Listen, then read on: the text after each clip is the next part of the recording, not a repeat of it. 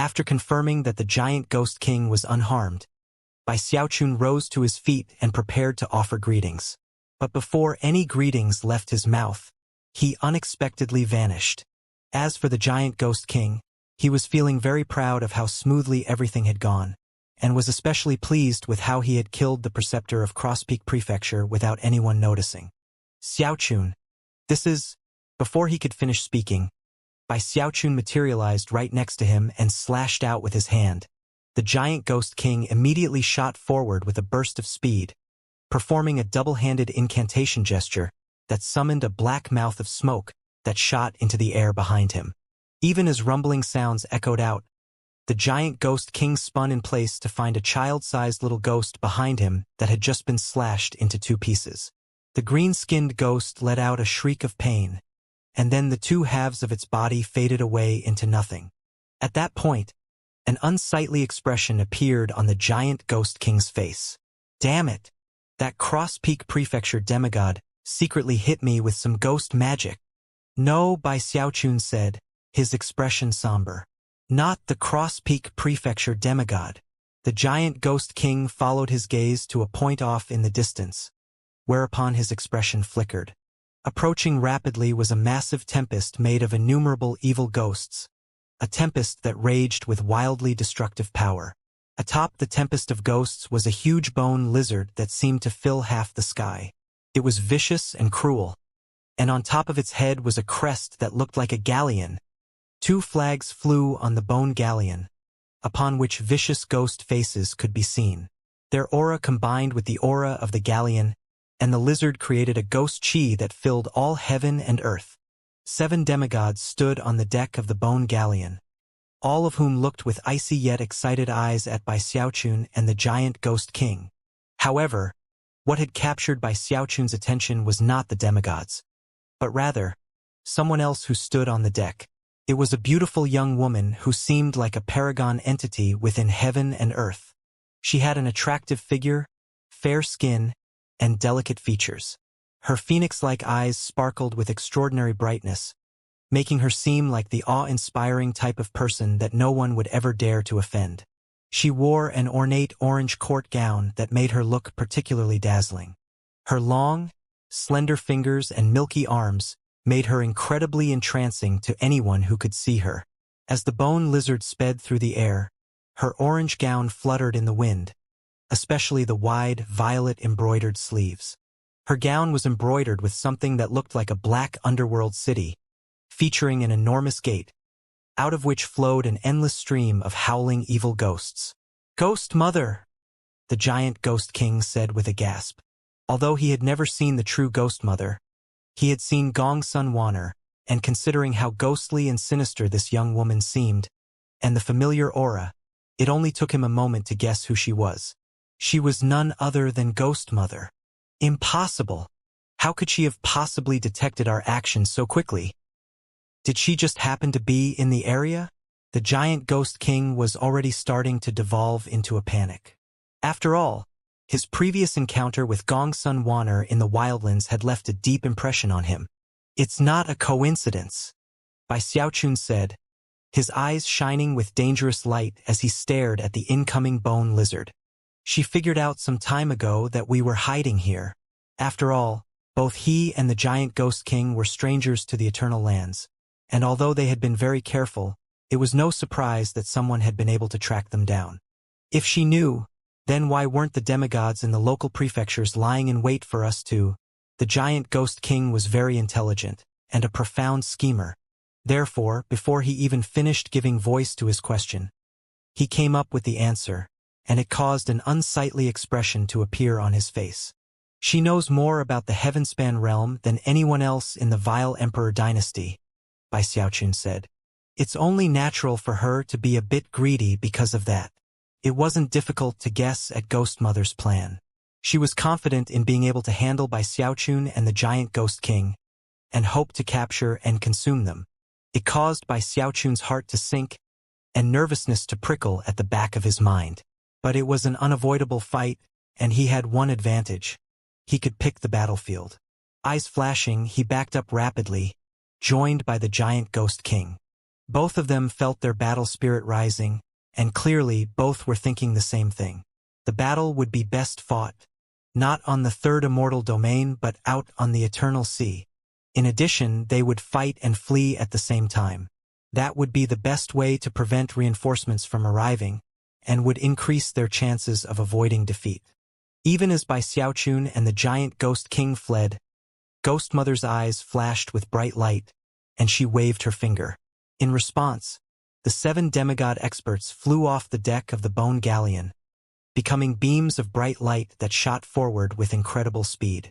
They were like sharp swords that could slice through any obstacles as they headed directly toward Bai Xiaochun and the giant Ghost King. Bai Xiaochun, Ghost Mother said, her eyes radiating determination. Despite having taken Ho Xiaomei as an apprentice, and also having had dealings with Bai Xiaochun, as soon as she was assigned to oversee the third immortal domain last month, she had made her decision. She was the only person from the Vile Emperor dynasty to have ever entered the Heavenspan realm, and then come back out alive. Because of that, and the fact that she was in the early celestial realm, the Vile Emperor valued her highly. In fact, that was why he had assigned her with the task of overseeing the manhunt for Heavenspan cultivators. Although she had only arrived in the third immortal domain recently, that was because, for the previous better part of a year, she had been in the first and second immortal domains. Because of her familiarity with the aura of Heavenspan cultivators, she had developed a technique to hunt them down that only she could employ. And the entire time, she had been trying to locate Bai Xiaochun. Her experiences in the Heavenspan realm, as well as her cooperation with the Gravekeeper, ensured that she knew just about everything about Bai Xiaochun. All of that led her to the conclusion that Bai Xiaochun was a rarity among rarities. In the end, not even the Vile Emperor could possibly know as much about Bai Xiaochun as Ghost Mother. Therefore, whether it was the secrets of spirit enhancement that she had extracted from the blood of Heavenspan cultivators, or the authority conferred upon her by the Vile Emperor, she had decided to focus the majority of her search efforts on locating Bai Xiaochun. When she finally confirmed his general whereabouts several days ago, she had refrained from mobilizing the prefectural forces that she had suddenly taken over from Celestial Verpka. Instead, she headed in his direction with her own personal subordinates, in the hopes of capturing him secretly. How could she have ever guessed that, in the few days it would take her to reach him, Bai Xiaochun would do something so daring? The death of a demigod was not some insignificant matter. As a celestial, Ghost Mother could theoretically sweep the matter under the rug, but it wouldn't be easy. But then there was the matter of the medicinal plant farms in Cloud Sea Prefecture's capital city. The dramatic theft of those resources was something that affected the prefecture as a whole. Therefore, the matter had instantly turned into a big headache. Most important of all was the fact that the tribute to the Vile Emperor had been stolen. Nothing like that had even happened before, and there was no way Ghost Mother could hide the news. She knew that, as of this point, consuming Bai Xiaochun wasn't an option. She had originally had the initiative, but had now lost it, and therefore, it filled her heart with extreme anger. Numerous thoughts raced through Ghost Mother's mind as the bone lizard sped through the sky toward Bai Xiaochun and the giant Ghost King. From a distance, it was possible to see the fearsome energy of the bone lizard distorting the air around it as it moved. In the Heavenspan realm, a mighty bone lizard like this could cause mountains to crumble and the land to shatter with its passing. But these were the eternal immortal domains, and therefore, the mighty energy fluctuations did little to the surrounding landscape, much less the roiling eternal sea. Compared to the huge lizard, Bai Xiaochun and the giant Ghost King were like tiny bugs. As the intense energy of the lizard got closer and closer, the giant Ghost King's heart began to race as he sensed his cultivation base beginning to grow unstable. "What kind of ship is that?" he said, his scalp tingling in shock. At that point, Bai Xiaochun waved his hand, causing a moon-shaped flash of light to emerge from his bag of holding. It was his moonflower, the same one which had appeared during his fight with Taoist Heavenspan. After spending the better part of the past year in recovery, the moonflower was mostly back to normal. Furthermore, the aura of its home, and the familiar spiritual energy of heaven and earth here, ensured that it was bursting with excitement. Directed by Xiaochun, The moonflower shot toward the giant ghost king and coiled protectively around him, defending him against the pressure from the bone galleon to some degree. When the giant ghost king saw the moonflower, his eyes went wide, especially considering that it emanated fluctuations equivalent to the great circle of the demigod realm. What the hell is that? Fudge, the great circle of the demigod realm. It's stronger than me. The added boost from the moonflower helped the giant ghost king speed up, and together with Bai Xiaochun, he flew deeper into the eternal sea. As the two of them sped along, black flames suddenly rose up in the eyes of the bone lizard that made it seem intelligent to a certain degree. At the same time, Ghost Mother performed an incantation gesture, causing the lizard's mouth to open and emit a howl in Bai Xiaochun's direction. Along with the howl came black flames that also bore down on Bai Xiaochun. It was a raging sea of fire, its heat so intense that it seemed it could melt anything that got in its way. Bai Xiaochun's expression flickered at the terrifying power he sensed in the sea of flames. Without any hesitation, he spun, clenched his hand into a fist, and unleashed a punch. The power of his fleshly body erupted, and numerous shockwaves rolled out as his fist made contact with the sea of flames. A deafening boom filled the air as the sea of flames suddenly lurched to a halt as surely as if it were a person who had been grabbed by the throat. Ghost Mother snorted coldly, sending another command to the bone lizard. Another howl erupted from its mouth, accompanied by a second sea of flames.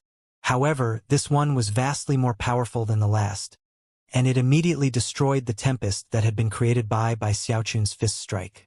Then, it coalesced into the shape of an enormous, fiery ghost face, which lunged forward ravenously.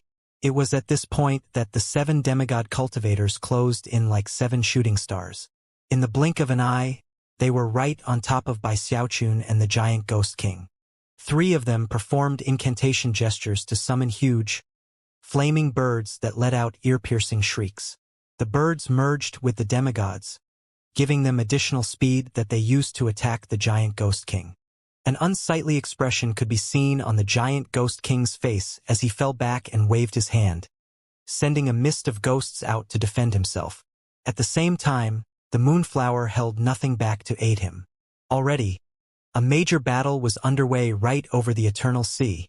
As the fiery ghost face closed in, Bai Xiaochun used the power of the Live Forever Codex to fuel his Cloud Lightning Forefather transformation. Roaring, he transformed to a height of more than 300 meters.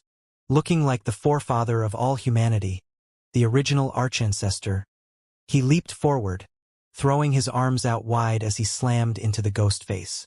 The ghost face howled in response, and yet was powerless to defend itself, and shattered into innumerable black sparks that fell down to the eternal sea below. No wonder the Gravekeeper picked him, Ghost Mother thought, looking down coldly at Bai Xiaochun. And he was able to defeat Taoist Heavenspan too. He must have plenty of trump cards at his disposal. Instead of impulsively rushing into the fighting herself, she waited on the deck of the bone galleon. During the months in which she had been hunting down Heavenspan cultivators, she had collected quite a few clues that gave her a fairly good understanding of the final, spectacular battle between Bai Xiaochun and Taoist Heavenspan. She was still completely and utterly confident that, since she was in the early celestial realm, she was superior to Bai Xiaochun. And yet, she still maintained caution. Her bone lizard was the envy of the other celestials in the Vile Emperor dynasty, and therefore, she relied on it to carry out the initial attack on Bai Xiaochun. Chuckling coldly, she performed another incantation gesture, causing yet another black sea of flames to erupt out. Within it was a 9-meter column of light that shot directly toward Bai Xiaochun. And yet, things weren't over yet. Ghost Mother now performed an incantation gesture with her left hand, causing a magical symbol to appear there. At that point, the 2 ghost flags on the deck of the battleship began to wave, and the ghost faces emerged, joining the sea of flames in the attack. Bai Xiaochun's expression was unsightly to the extreme. He had known all along that Ghost Mother would not be easy to deal with. Her bone lizard and its seas of flame contained terrifying destructive power, and only 3 bursts of it had already filled the area with a deadly miasma. Although Bai Xiaochun had shocking powers of regeneration, the way the miasma constantly ate away at him caused him to frown. Then there was the beam of light, which he could instantly tell was too powerful for him to face directly. And last were the two ghost faces. Although they didn't match up to the laughing crying ghost face, they still radiated the power of the quasi-celestial level, and were obviously very intelligent. Ghost Mother must already know about my fight with Taoist Heavenspan. That's why she's being so careful. She wants me to use my trump cards early on. However, I can't do that this close to the borders of the vile Emperor dynasty. Gritting his teeth, he faced the beam of light, the sea of flames, and the ghost face, and clenched his hand into a fist.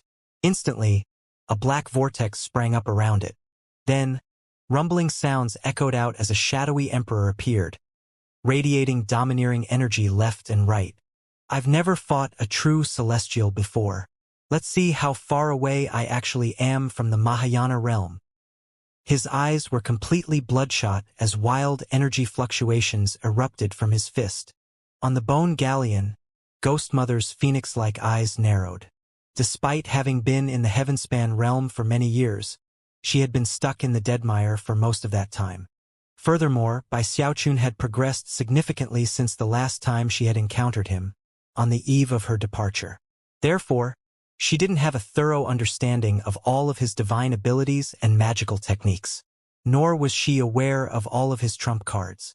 Because of that, she wouldn't make the mistake of underestimating him. Although she didn't quite view him as being on the same level as herself, she did think of him as being stronger than Taoist Heavenspan.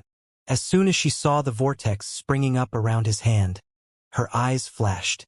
At the same time, a howl erupted from the mouth of Bai Xiaochun's forefather transformation form. Stepping forward, he gathered the power of the black vortex and punched out toward the incoming beam of light. It was a quintuple power undying emperor's fist. Massive rumbling sounds filled heaven and earth as the shadowy emperor also punched out. The two fists overlapped, and then mountain-toppling, sea-draining power smashed into the black beam of light. A huge boom rang out as the black beam of light struggled to fight back, but then shattered. Then, Bai Xiaochun's undying emperor's fist went on to hit the sea of flames. It was like a raging dragon had sliced through the middle of the fire, cutting the sea of flames into two halves. Then, the fist strike continued on toward the ghost faces. By that point, though, it was getting weaker, and given how extraordinary the ghost faces were, when they collided, the undying emperor's fist was vanquished. And yet, Bai Xiaochun's expression didn't even flicker in response, although he was panting for breath. If quintuple won't work, then I'll double it. Decuple power. An even more shocking pulse of fleshly body power erupted out, becoming a wildly destructive windstorm that slammed into the two ghost faces. It was at this point that Ghost Mother's expression flickered. The power of Bai Xiaochun's decuple power undying emperor's fist was something that could be considered rare even among the divine abilities of the Eternal Lands. The two ghost faces were completely shaken, and had no choice other than to twist to the side to try to avoid the blow. With the two ghost faces out of the way, Bai Xiaochun was now facing the huge bone lizard. Without any hesitation, he used his undying hex, becoming a series of afterimages that appeared right above the bone galleon a moment later. Making eye contact with Ghost Mother, Bai Xiaochun clenched his right hand into a fist, and then punched at her with another decuple power undying emperor's fist. As for Ghost Mother, although she was clearly shocked, there was a bit of a scornful look in her eyes.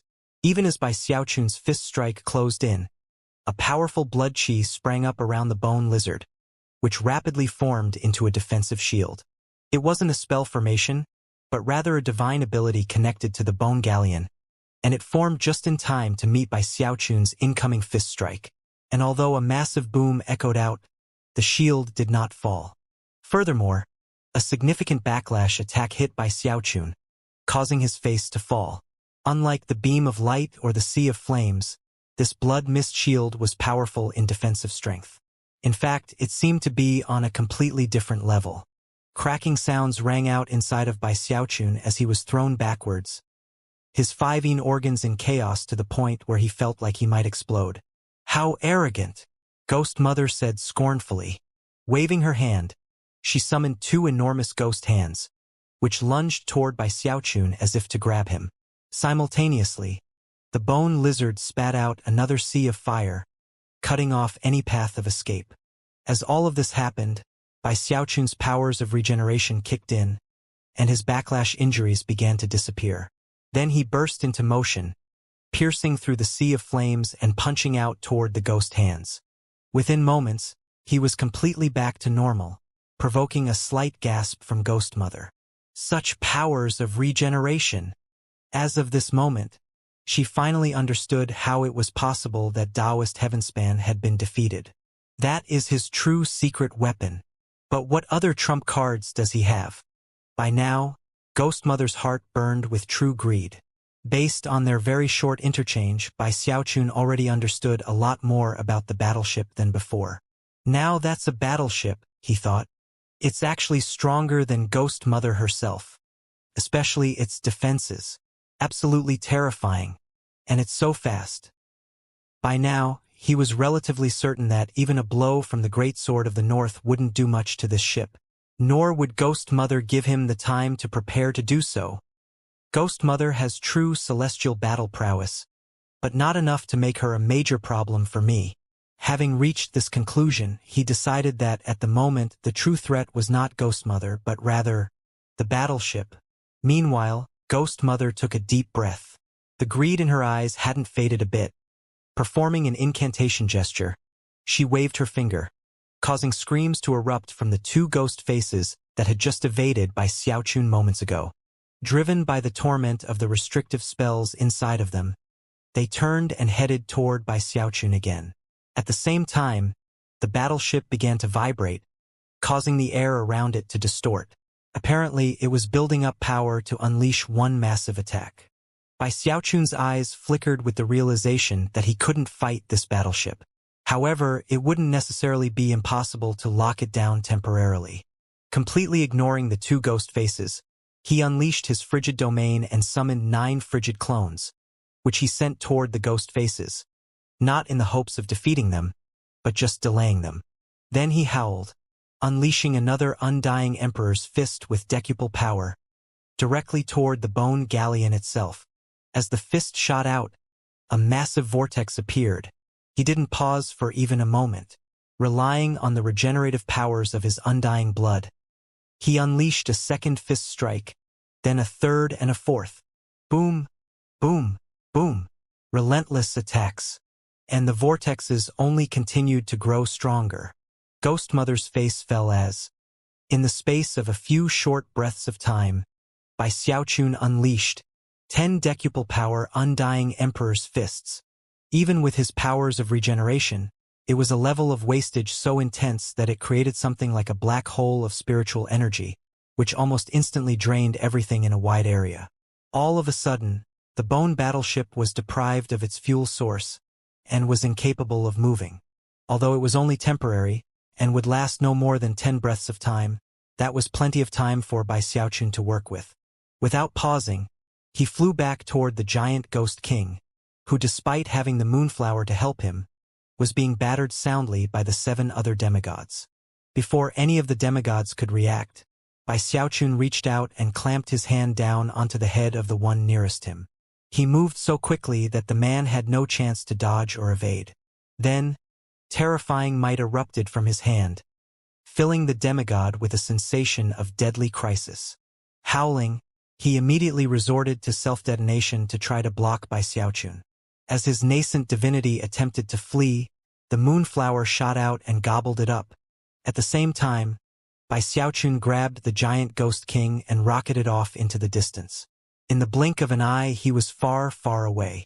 Only 6 demigods remained on the battlefield, their scalps tingling in fear at the way Bai Xiaochun had just attacked. For the moment, none of them seemed willing to chase after him.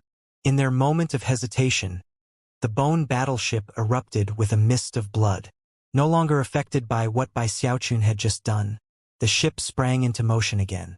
As the bone lizard broke free, Ghost Mother's expression flickered grimly, and yet at the same time with greed. Pointing off into the distance, she said, Catch him, or die trying. Bai Xiaochun was already 5,000 kilometers away, his heart pounding.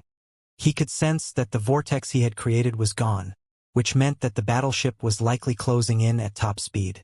Complete and utter bullying, the giant ghost king grumbled. His face was pale and he looked quite bedraggled. Without the help of the moonflower just now, he would have suffered a bitter defeat at the hands of the other demigods. If I had the Grand Heaven Master and the other heavenly kings to back me up, we 5 could definitely have stood up to them. The giant ghost king was actually feeling quite embarrassed by how the fight had played out. It's a good thing we hatched our plan and left that town, Bai Xiaochun said. If we had been caught by Ghost Mother there, we would have been like fish in a barrel. At the moment he was feeling very irritated. Considering the look of wild ambition he had seen in Ghost Mother's eyes, he was sure that she would chase him down to the bitter end. If he were in the Heavenspan realm, things would have been a bit easier, with plenty of options and places to go to remain safe. But in the Eternal Lands, and on the border of the Vile Emperor dynasty, it was too dangerous to allow any delays to occur. If only I could get Ghost Mother off of that battleship, he thought with a sigh. Unfortunately, Ghost Mother was being very careful, and hadn't made any slip-ups. Right now, he had no options. Sending his divine sense out, he scanned the eternal sea, and yet saw nothing but endless water, with no places to hole up. As Bai Xiaochun and the giant ghost king anxiously tried to come up with a plan, massive rumbling sounds could be heard coming from the bone lizard behind them. When the howls of the evil ghosts that made up the black cloud reached Bai Xiaochun and the giant ghost king, their pupils constricted. A moment ago, the bone lizard had used the blood mist to gain an additional burst of speed that sent it rocketing forward even faster than before. Bai Xiaochun only had the time to flick his sleeve to separate himself and the giant ghost king, then turned to face the bone lizard. Cracking sounds could be heard as rifts opened up everywhere. However, these were the Eternal Lands, and therefore the rifts healed almost immediately. Meanwhile, a sea of flames had erupted out of the mouth of the bone lizard, sending intense heat out in all directions. Yet again, the black beam of light shot out, filled with deadly power. The 2 ghost faces were also present, and were fanning out as if to block Bai Xiaochun and the giant ghost king's path. It was a moment of deadly crisis, and there was no time to contemplate the situation. Bai Xiaochun immediately threw his hands out. Water swamp, water vapor roiled out, turning the world hazy. Even as Ghost Mother's eyes narrowed up on the battleship, Bai Xiaochun threw his arms down. Kingdom! Roar! Heaven and earth trembled as a beastly howl filled the air that seemed to come from countless years in the past.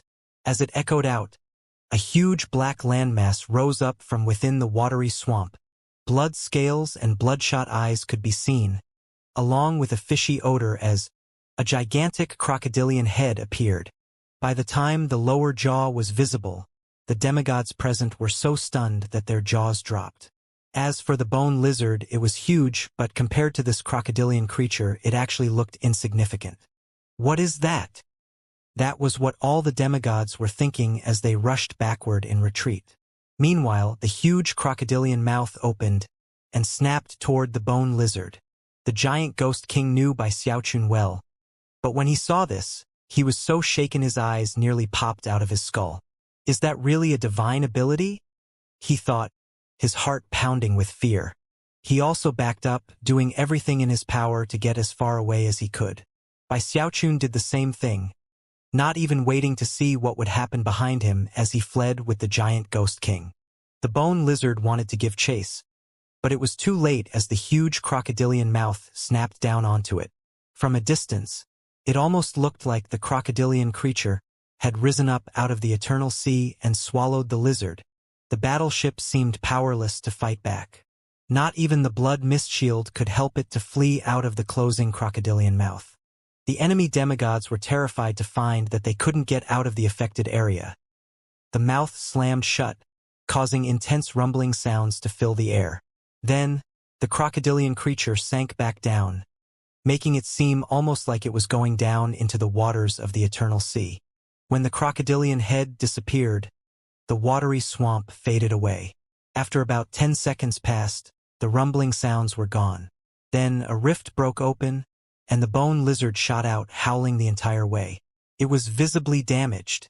Although the water swamp kingdom hadn't destroyed it, it had inflicted serious injuries. Apparently, the water swamp kingdom was even stronger when unleashed within the eternal lands. Although Ghost Mother looked slightly anxious, her eyes glowed with excitement. So, I finally got you to pull out a true trump card. And don't you dare think that using it on me a second time will have the same results. She chuckled, a sound filled with both avarice and anticipation. Bai Xiaochun was even stronger than she had hoped, and now that he had revealed his true trump card, she felt confident enough to attack him directly. Smiling a radiant smile, she turned the battleship in his direction and began to chase him down. She only had 3 demigods left, but was confident that if she could get her hands on Bai Xiaochun, it would all be worth it. You're mine, Bai Xiaochun, all mine. Ghost Mother licked her lips slowly, a sight that, if anyone could see it who didn't know the current circumstances, would have jumped to very different conclusions about what was going on. Several thousand kilometers away, Bai Xiaochun and the giant Ghost King were fleeing across the eternal sea. Grim expressions covered their faces, and neither was saying much. As for the giant Ghost King, bitterness and unease filled his heart. The terrifying strength of Ghost Mother had already sapped his hope of reaching the Saint Emperor dynasty. What do we do? He murmured inwardly. We have to think of something? Of course, he hadn't noticed that a strange light that had begun to glitter in Bai Xiaochun's eyes. Bai Xiaochun simply wasn't willing to give up.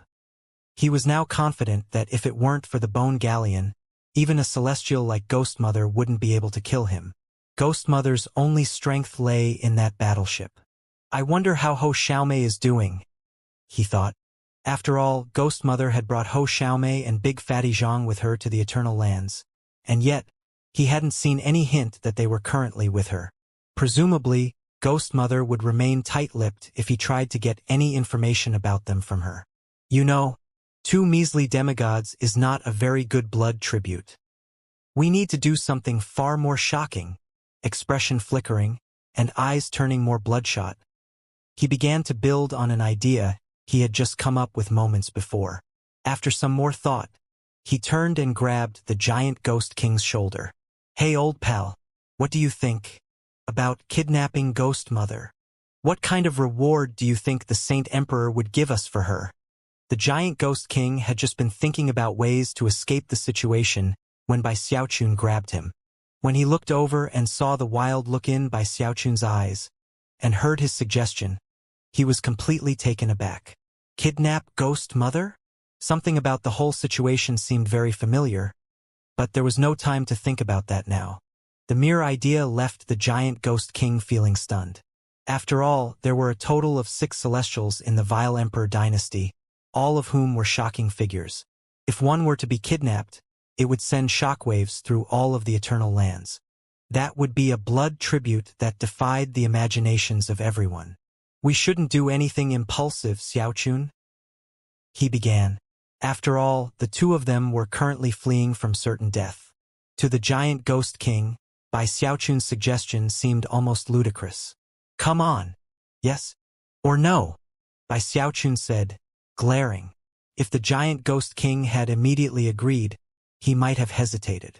After all, the idea really was a bit crazy.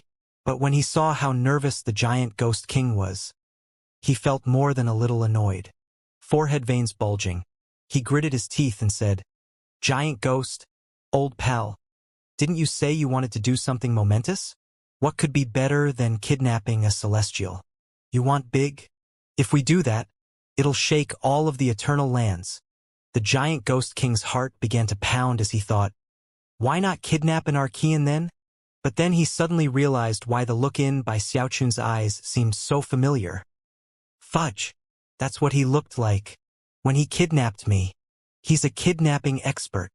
A wry smile broke out on the giant Ghost King face. Then he gritted his teeth and said, all right, let's do it. How do we pull it off? Bai Xiaochun's face was a bit flushed, and his heart was pounding. The realization that he was considering kidnapping a celestial confirmed that he had changed a lot from his old self. After all, this was a true celestial, not a quasi-celestial like Taoist heavenspan. This was Ghost Mother, a Mahayana realm expert with an astounding bone galleon at her command. Fudge! What's there to be scared of? I'm the Arch-Ancestor, a quasi-celestial with the Great Sword of the North. Besides, when I was in core formation, I kidnapped a demigod. When I was a Deva, I smacked Taoist heavenspan across the side of the face. This wimpy Ghost Mother should be easy to kidnap. It all seemed completely crazy, and yet that only served to get by Xiaochun's heart racing in excitement. It really was just like that time all those years ago in the Wildlands when he and the little turtle had kidnapped the giant Ghost King. It was the exact same feeling, except stronger. Taking a deep breath, he turned to look at the giant Ghost King, his eyes crimson. "Don't worry, giant ghost, old pal," he said through gritted teeth. "I have a lot of experience kidnapping people."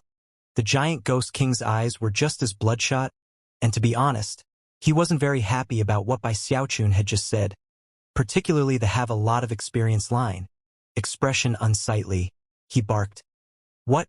You think I'm scared of some old shrew like Ghost Mother?" Ignoring him, Bai Xiaochun stroked his chin, eyes glittering as countless ideas raced through his mind, especially thoughts about what had worked so well when he had kidnapped the giant Ghost King all those years ago. Lowering his voice, he said, "Based on my kidnapping experience, I think the best thing to do is get it all done in one shot. Sort of like how I did with you. Strike like lightning."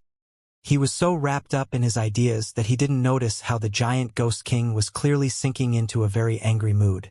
"Hit the battleship hard, get inside, grab Ghost Mother, and then get out of there. Either that, or get Ghost Mother to come out of the galleon. Just like when I dragged you out of the spell formation in that big stone turtle." The giant Ghost King snorted coldly as he thought back to what it had been like being kidnapped. Every time such memories floated up into his mind, he felt the impulse to beat the crap out of Bai Xiaochun. Right now was no exception. However, the differences in their cultivation bases ensured that all he did was sigh. "Once she's off of that bone galleon, I can distract her temporarily. And that's where you'll come in, giant ghost, old pal. You see, we're not just going to kidnap Ghost Mother, we're going to steal her bone galleon. And all her magical items too. If we're going to do something monumental, then monumental it's going to be." With that, he went on to explain the plan in detail, especially certain critical aspects that required particular attention. As the giant Ghost King listened, his eyes got wider and wider, and he suddenly realized how unlucky Ghost Mother was to have encountered Bai Xiaochun. At the same time, hearing the plan laid out eased a bit of his nervousness. Although it wasn't a perfect plan, it seemed highly likely that it would work. Before long, black mist filled the sky behind them, and the bone lizard appeared, racing toward them from off in the distance. Bai Xiaochun gritted his teeth as the moment of truth arrived. When it came to kidnapping Ghost Mother, he knew that his battle prowess was a problem. Therefore, as the bone lizard approached, he smacked his bag of holding to make contact with the Great Sword of the North. Then he sent his thoughts inside to try to contact the frigid matriarch. A moment later, his eyes lit up. Although the frigid matriarch wasn't responding, he sensed a reaction from the laughing, crying ghost face. Suddenly, blue light flashed inside of his bag of holding as the sealed laughing, crying ghost face was released. Bai Xiaochun had left the laughing, crying ghost face inside of the world of the sword, and had never given him much thought later. However, after the frigid matriarch became the spirit automaton, she simply couldn't do nothing about the old ghost that had competed with her to become the spirit automaton. She didn't torment him endlessly, but did enslave him. Once the ghost face was out in the open, it was clear that he had changed. There was no trace of a smile on his face, only a frown. However, as soon as he came into contact with the aura of the Eternal Lands, he began to recover from his previously weakened state. This, he stammered excitedly, then turned and noticed Bai Xiaochun. He immediately shivered as he recalled the dark memories of what Bai Xiaochun had done to him. Then he noticed the bone lizard closing in. Heavens! Everybody's here. Never could the ghost face have imagined that, right upon being released, he would run into so many familiar faces. His initial instinct was to run, but before he could, Bai Xiaochun glared at him. "Didn't you say that you're a quasi-Archean? With a cultivation base like that, what are you scared of?" He emphasized his words with a cold snort that resonated with the enslavement seal that had been placed onto the ghost face by the Great Sword of the North. Before the ghost face could even react, he spun in place and then shot toward the bone lizard. "New! I haven't fully recovered yet. And I was exaggerating back then. When the vile emperor captured me, I was a quasi-Archean. But then he refined my soul and Ghost Mother imprisoned me. And later, Taoist Heavenspan ripped a part of me away. I'm not a quasi-Archean anymore. I'm sorry for everything. I can't do this. Unfortunately for the ghost face, he couldn't control himself at all, and immediately closed in on the bone lizard. Meanwhile, the giant ghost king let out a shout as he became a bright beam of light that also charged toward the bone lizard. The moonflower joined him, radiating the fluctuations of the great circle of the demigod realm, as well as boundless ferocity. Then Bai Xiaochun gritted his teeth, drawing upon fleshly body power that surpassed the quasi-celestial level. When Ghost Mother saw the sudden, coordinated attack, she frowned. She had already seen the giant ghost king and the moonflower fighting earlier, but was very surprised to see the laughing crying ghost face. I can't believe Bai Xiaochun has that old ghost working for him. Eyes narrowing, she performed a double-handed incantation gesture, causing a sea of flames to erupt from the lizard's mouth. The laughing crying ghost face was the first to meet the sea of flames. He seemed to be on the verge of weeping as he howled, forced to go all out. Opening his mouth, he sent out an evil wind that slammed into the fire and cut it completely in half. This ghost had once existed as the primary flag on the bone lizard battleship, and therefore had a good understanding of it. After slashing the sea of flames in two, he found himself facing the black beam of light. Roaring, he slammed into it, consuming the light in one huge gulp.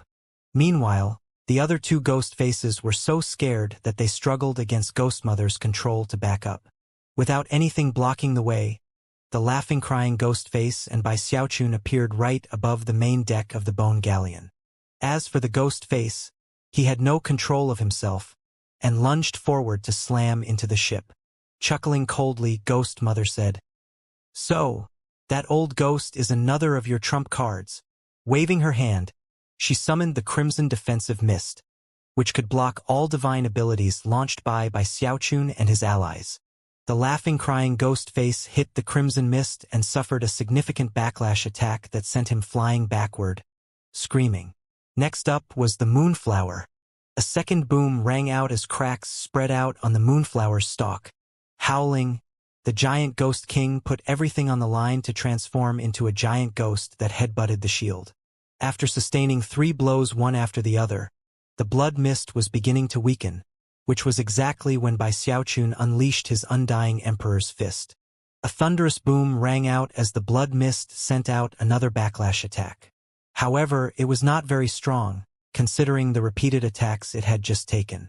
Blood oozing out of the corners of his mouth, Bai Xiaochun extended his right hand to once again summon the Great Sword of the North. The blue sword radiated the aura of a world treasure as he slashed it into the blood mist. Ghost Mother gasped, and a strange light appeared in her eyes. She had been waiting for some time for Bai Xiaochun to use the Great Sword of the North. In the last several months, she had heard many stories about it, and had come to a basic understanding of what it was. "So, you finally pulled out that sword." Chuckling, she performed a double-handed incantation gesture, and then shoved both hands down toward the bone galleon. All of this takes a bit of time to describe, but actually happened in only a split second. Howling, Bai Xiaochun slashed the enormous great sword of the North down toward the bone galleon. Blinding blue light shone out in shocking fashion as the aura of a world treasure shook everything. The sky went dim, and massive pressure weighed down. Within the massive eruption of blue light, it was possible to see a projection of the landmass that was the northern heavenspan region. Massive rumbling sounds could be heard as the sword made contact with the blood mist which, because of its weakened state, was incapable of holding firm. As the blood mist shield exploded with a huge bang, the great sword of the North continued on unhindered to slash into the battleship. However, it was also in that moment that Ghostmother's hands hit the surface of the ship. The galleon shuddered as all of the bones which made it up turned crimson. Blood-red mist then began to pour out of it, which then settled onto the bone lizard, in the form of flesh.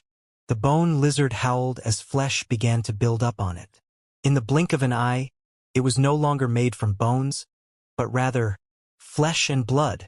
Even the battleship was covered with flesh, as well as a blood membrane that protected it like a physical shield.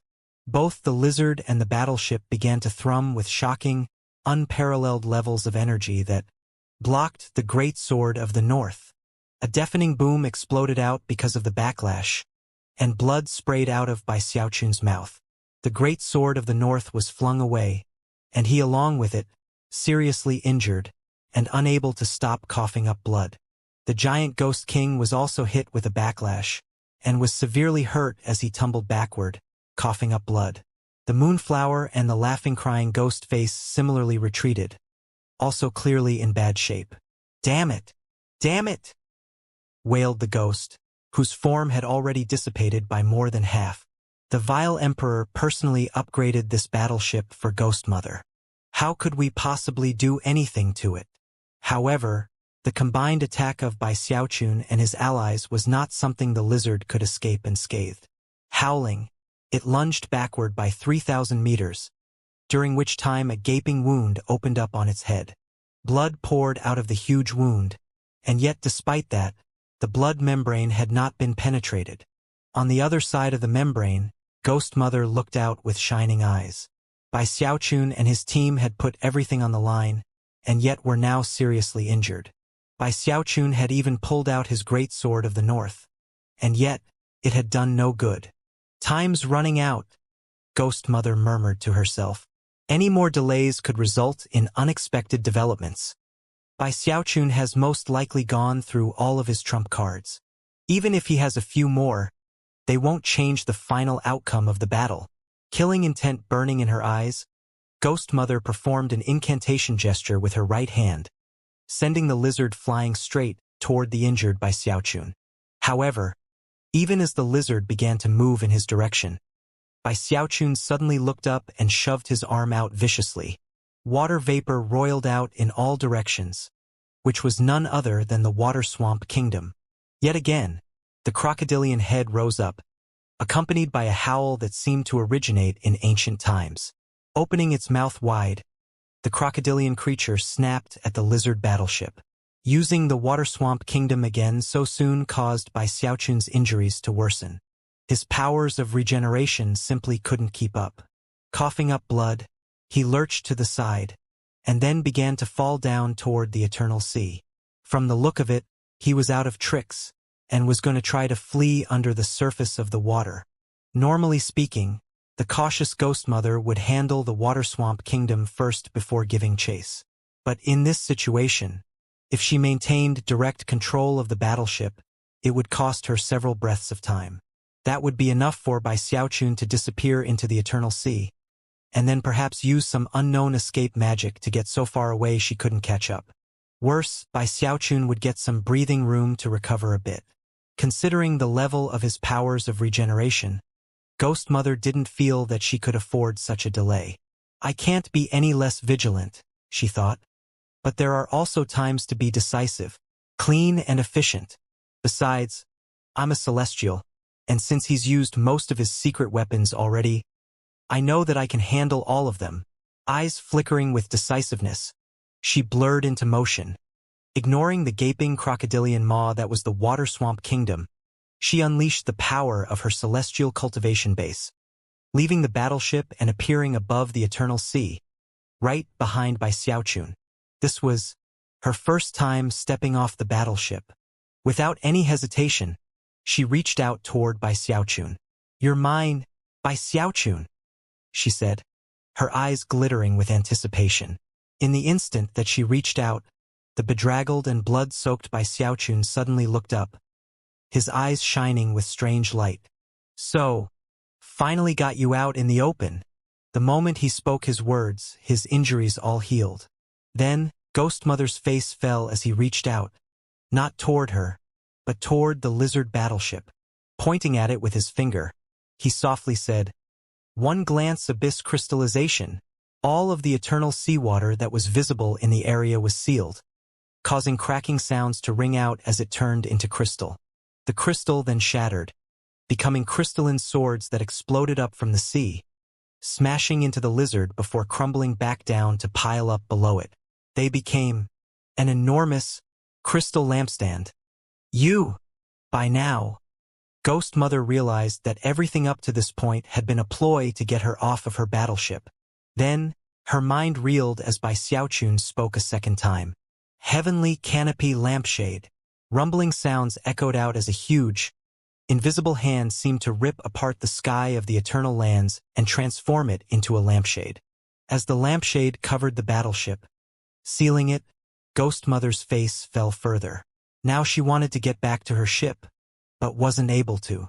Suddenly struck with unease, she unleashed the power of her cultivation base, summoning countless evil ghosts to try to break through to her ship. Boundless longevity, endless life. Countless longevity characters filled the world, settling into place on the lampshade, causing its sealing power to skyrocket in intensity. As of this moment, Ghost Mother was completely incapable of penetrating that seal. "Thou art the candle." The lizard battleship, which had been sealed in place on top of the crystalline lampstand, and covered with the heavenly canopy that was the lampshade, suddenly turned white, like wax. "Live forever lamp. Integrate." Rumbling sounds filled heaven and earth as the lizard battleship transformed into a huge live forever lamp. As the intense power of the Taoist magic erupted out, it created something that not even a celestial like Ghost Mother could defeat quickly. That was the main reason Bai Xiaochun had used it on the ship instead of Ghost Mother herself. After all, Ghost Mother wasn't Taoist heavenspan, and Bai Xiaochun didn't want to bet on how much time it would take her to break out from it. If she escaped too quickly, and then returned to her battleship, he would be doomed to be defeated. Therefore, instead of sealing her, he sealed the lizard battleship. After all, he was quite confident that, without Ghost Mother to control it, the battleship would not be able to escape easily from the Live Forever lamp. And of course, he would not give Ghost Mother the chance to go to its aid. "Bai Xiaochun!" Ghost Mother shrieked, her expression unsightly to the extreme. Furious at the realization that she had been plotted against, she suddenly began to chuckle. "Maybe I don't have my battleship, but I'm still a celestial, and I can crush you with ease." Throwing her arms wide, she sent mist roiling out in all directions, creating something that looked like an enormous ghost city. Bai Xiaochun took a deep breath as his eyes shone with the desire to do battle. With each second that ticked by, his conviction in being able to kidnap Ghost Mother grew stronger. Step A is accomplished. Now, it's time for Step B. He clenched his right hand into a fist, causing his fleshly body power to surge. At the same time, the aura of both the Live Forever Codex and the Undying Codex rose up, merging together into something that surpassed an ordinary quasi-celestial. He now thrummed with energy that was very close to the level of a true celestial. The sky went dim, and the area was further darkened by the cloud of ghosts. But nothing could conceal how dangerous Bai Xiaochun looked at this moment. Like an unsheathed sword filled with endless fury, he took a step forward, and then blurred into a streak of light that headed directly toward Ghost Mother. "Ghost Gate, open." Ghost Mother's slender fingers blurred in an incantation gesture, and then she pointed at Bai Xiaochun, causing the boundless cloud of ghosts to suddenly form together into a huge vortex. As soon as the vortex opened, endless evil ghosts poured out of it toward Bai Xiaochun. There seemed to be no end to them. "Ghost Tao, arise!"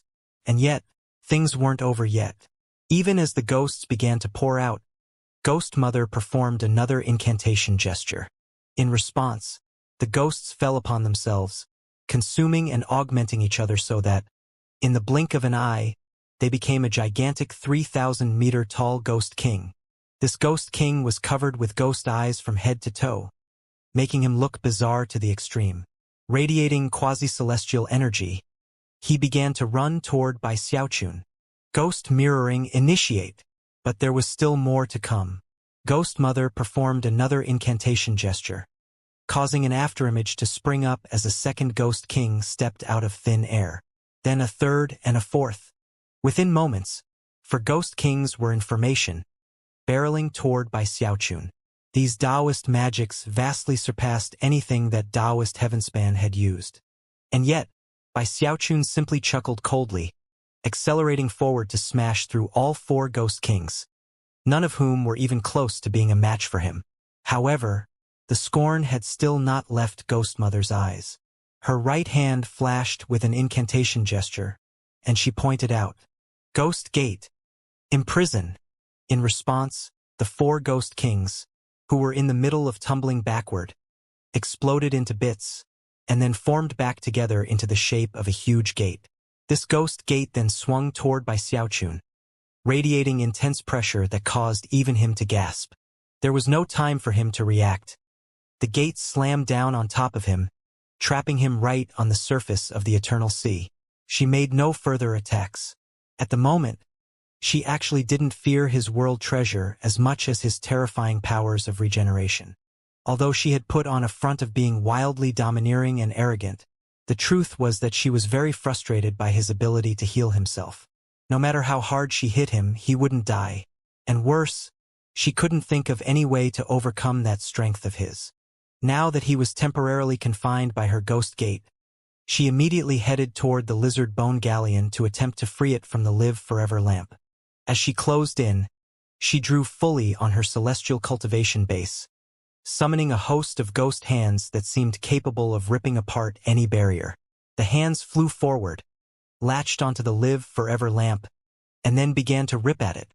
Intense rumbling sounds echoed out as the Live Forever lamp was torn to shreds. And yet, even as Ghost Mother's face lit up with joy, a multitude of smaller Live Forever lamps could be seen, each of which contained a projection of the lizard bone galleon. "Damn it!" she growled angrily. Never could she have guessed that the Live Forever lamp would have a second form. Just as she was preparing to unleash another attack, her Ghost Gate suddenly exploded, and Bai Xiaochun shot up from the surface of the Eternal Sea. He seemed a bit ruffled, but not injured in any way. Gritting her teeth in anger, Ghost Mother slapped her bag of holding to summon a small bell. As the crisp chime of the bell echoed out, countless dead sea beasts that had been buried on the seafloor for endless years suddenly shot up in response to the call. From a distance, it was possible to see countless bones suddenly erupting from the surface of the sea. "Bone miasma," Ghost Mother said in a grating voice. In response, the bones exploded, transforming into a toxic powder that filled the area. "Strong, fleshly body? I'll just corrode it." Snorting coldly, she performed an incantation gesture with her right hand and then waved her finger. As a result, the bell began to toll faster and faster, causing more bones to rise up from the Eternal Sea. Far off in the distance, where the third immortal domain met the Eternal Sea, cracks appeared in the ground, and then bones flew up into the air, where they would shatter and turn into a bone miasma. Miasma burial. Eyes flashing with killing intent, Ghost Mother performed a sealing gesture, causing the bone miasma to turn corporeal, becoming like soil that rushed forth to bury Bai Xiaochun. Rumbling sounds echoed out as he was buried by the bone miasma. At the same time, Ghost Mother looked on, panting a bit as her trump cards played out. Having sealed Bai Xiaochun again, she turned and shot up into the sky, throwing her hands wide and letting out a piercing scream, a sound wave that battered the heavens, causing one Live Forever lamp after another to shatter. In the blink of an eye, they were all destroyed. However, before a smile could even appear on her face, her expression flickered with shock. After the Live Forever lamps vanished, their aura appeared again, surrounding the lizard bone galleon. This time, the entire world was the lampshade. The lands beneath all served as the lampstand. This Live Forever lamp could not be destroyed. How is this even possible? Ghost Mother gasped. As far as she was concerned, not even true Celestials should be able to utilize a Taoist magic this powerful. let alone a quasi-celestial like Bai Xiaochun. Even as she reeled in shock, the soil of bone miasma exploded, and Bai Xiaochun appeared in the open again. He looked a bit roughed up, but was uninjured. "How very disappointing, Ghost Mother," he said coolly. Ghost Mother glared at him, her chest heaving. By now, she had given up on her idea of destroying the Live Forever lamp. It might have been one thing if she were in control of the battleship, but since she wasn't, it didn't seem possible to free it anytime soon. In her fury, her killing intent grew stronger. "Do you really think I can't handle you? I just didn't want to cause a big scene and attract other Celestials." Eyes flashing with determination, she suddenly extended her right hand. As she did, her eyes began to flicker with mysterious light that, on close inspection, looked like the images of ghosts. In the celestial realm, you can form a Tao seed, which contains the will of the world. Feel free to take a look at true celestial-level Taoist magic. As she finished speaking, her left hand shot out and grabbed at Bai Xiaochun. Everything began to tremble, including all three of the immortal domains controlled by the Vile Emperor dynasty. All prefectures, all counties, all cities, all cultivators, all mortals.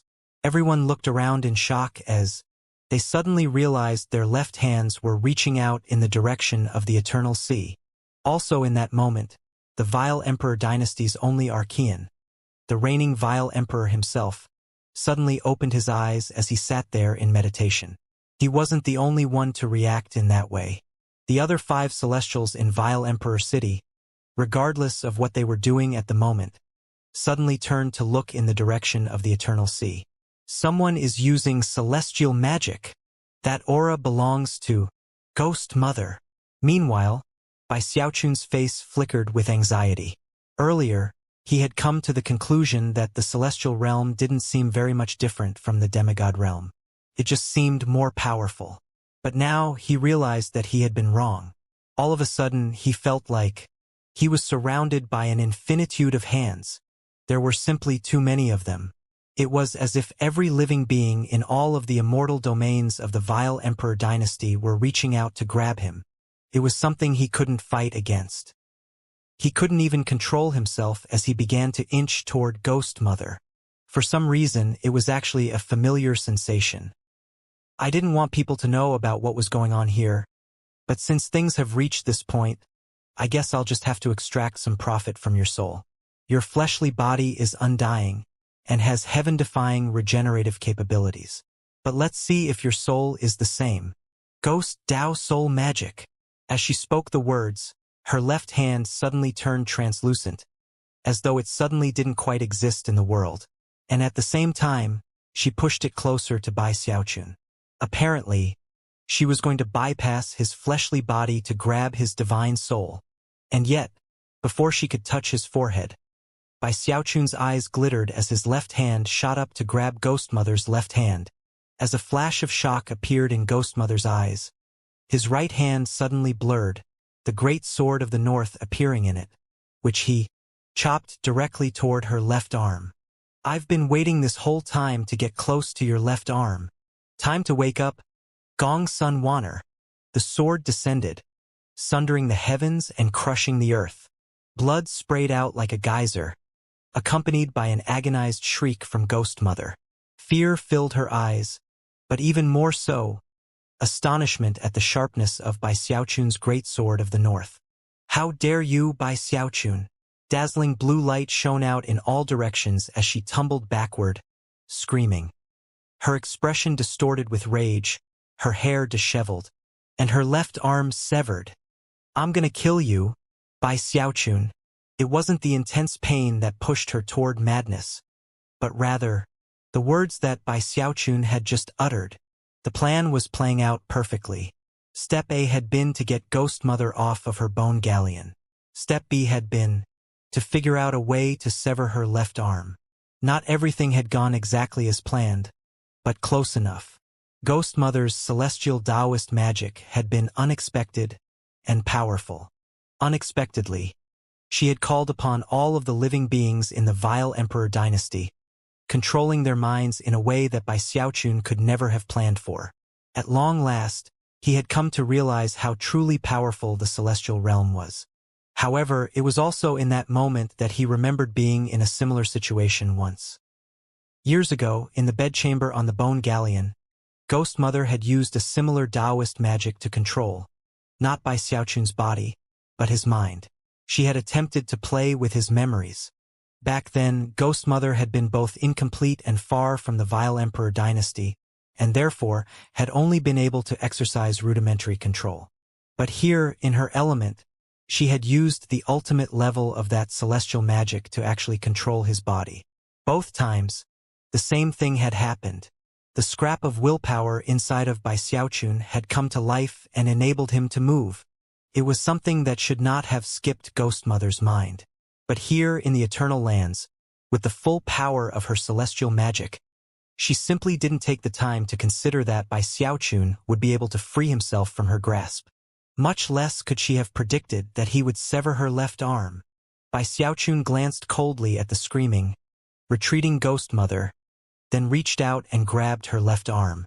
Not pausing for a moment, he sent some divine sense into it, hoping to stimulate the discarnate soul that existed inside of it. A moment later, the arm collapsed into a blood mist that then resolved into a person. It was the very same little girl whom Ghost Mother had consumed back in the wildlands. She opened her eyes and looked around blankly, seemingly confused. But then she heard Bai Xiaochun speaking to her, his voice bolstered by his cultivation base so that it slammed into her like floodwaters. Gong Sun Wanner. Who is Gong Sun Wanner? Sounds so familiar. I think I used that name before. She looked at Bai Xiaochun blankly, and then looked around again.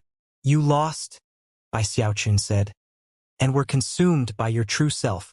Now, I've called you back. I'm giving you another chance to become the dominant soul.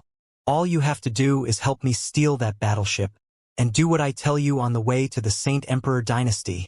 The girl shivered as memories began to slide into place in her mind. And yet, she just wasn't able to fit them all together properly. Bai Xiaochun could see how torn she seemed, as if she were in pain and confused. Frowning, he reached out and put his hand on the top of her head. Then, he poured more divine sense into her, hitting the discarnate soul's memories like a lightning bolt. Boom! The rumbling in the girl's mind caused the fragments of her memory to converge rapidly. She shivered, and then began to pant as the blank look in her eye faded away. At the same time, a hair-raisingly terrifying and cold aura erupted out of her. Hi, sweetie, she said, smiling. Gong Sun Wanner was back. It all happened within a few short moments. Despite being stronger than a quasi-celestial, the sight of Gong Sun Wanner's smile caused Bai Xiaochun's hair to stand on end. It looked exactly like the smile he had seen so many times back in the Heavenspan realm of the past. As the girl hovered there directly in front of Bai Xiaochun, she slowly turned her head to look at Ghost Mother, bereft of her left arm, gasping for breath and clearly in bad shape. And hello to you, Ghost Mother. Gong Sun Wanner chuckled, a cold, piercing chuckle of utmost bizarreness. Although her aura was still weak, from the nature of her laughter it was very clear that she really had returned. There wasn't even a hint of confusion or blankness in her eyes. It took her only a moment to assess the situation and ascertain the basics of Bai Xiaochun's plan. Back when she had agreed to merge back into Ghost Mother, she had been filled with intense regret, but had had no choice in the matter.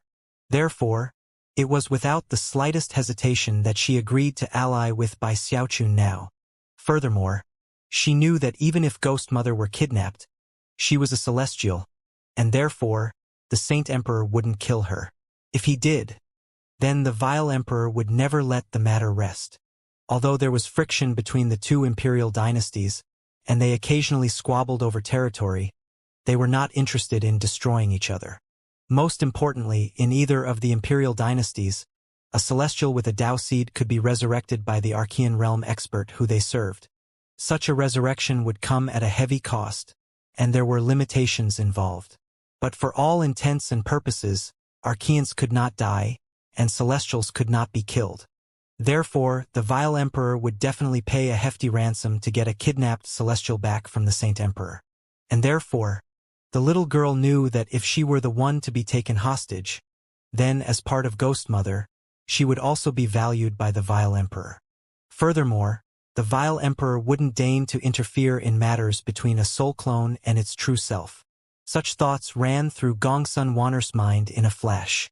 Smiling radiantly, she burst into motion, heading directly toward the battleship. The giant Ghost King followed, eyes shining brightly, Moonflower in tow. The ghost face, still under the control of Bai Xiaochun, also came along. This was all part of the plan that Bai Xiaochun had described. They were all to board the battleship together with Gongsun Wanner, to forestall any unforeseen circumstances. In response to all of this, Ghost Mother was devolving into madness. Yet again, she felt weak like she had been in the past. Hatred burning in her heart, she realized she couldn't keep this fight up, and as she fled, she called out to the other Celestials for assistance. Unfortunately for her, the Eternal Lands were huge, and not even Celestials could simply show up within moments. And there was no way Bai Xiaochun would give her the chance to flee. Without hesitation, he began to chase after her. As he thought about the chase which had just played out, and the events of the past, he began to feel very irritated. "You old ghost biddy. You scared me half to death in the Deadmire, and bullied me to no end. And just now you had to go and be all arrogant. Well, let me tell you, I've changed a lot since the last time we met. Watch!" Snorting coldly, he began to unleash attacks, until Ghost Mother was coughing up blood and clearly in very bad shape. None of her Taoist magics or divine abilities did any good against him. As of this moment, he was chasing her in much the same way that she had chased him. The only thing she could do was use special soul magics to try to get away as fast as possible. Until the Bone Lizard battleship suddenly began to speed in their direction, with Gongsun Wanner at the helm, smiling. At that point, Ghost Mother began to laugh in bitter despair. Her hopes were completely crushed. Almost effortlessly, Gongsun Wanner sent a sea of flames, a black beam of light, and 3 vicious ghost faces after Ghost Mother. Within moments, she was defeated and captured. Gongsun Wanner delightedly transformed into a black mist that poured into Ghost Mother's eyes, ears, nose, and mouth. With Bai Xiaochun assisting her, she quickly took control. Then, the Bone Lizard battleship blasted away at top speed over the Eternal Sea, toward the Saint Emperor dynasty. "This is my blood tribute." With the flick of a sleeve, Bai Xiaochun, reduced a measly celestial to ashes. Bai Xiaochun no longer felt even a little bit depressed. The mere thought of what he had just accomplished caused his spirits to soar. He had kidnapped a celestial and an entire group of demigods. From the moment the Saint Emperor dynasty had been founded until now, no one had ever provided tribute like that. It was unprecedented. It was a huge matter that Bai Xiaochun didn't even need to go to the trouble of trying to announce publicly. Because of the celestial-level Taoist magic that Ghost Mother had used, all of the Celestials in the Vile Emperor dynasty had been paying attention, as well as the Vile Emperor himself.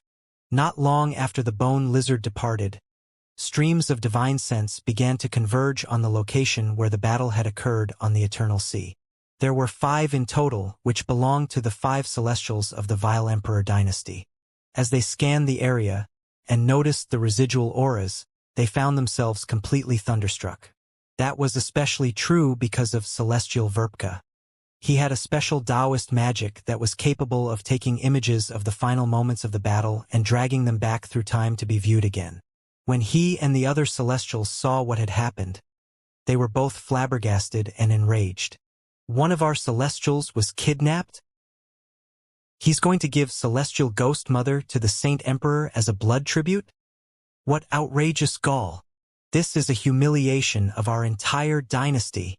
The rage of the 5 Celestials caused the sky to distort and a huge wind to kick up. As a result, massive waves began to roll out across the surface of the Eternal Sea. "Catch him!" 5 streams of divine sense began to give chase. Although they were not present as their true selves, Bai Xiaochun was only a quasi-celestial, and could not possibly stand up to the divine sense of 5 true celestials. Rumbling sounds echoed out over the screaming eternal sea. The matter of a celestial being kidnapped was simply too monumental.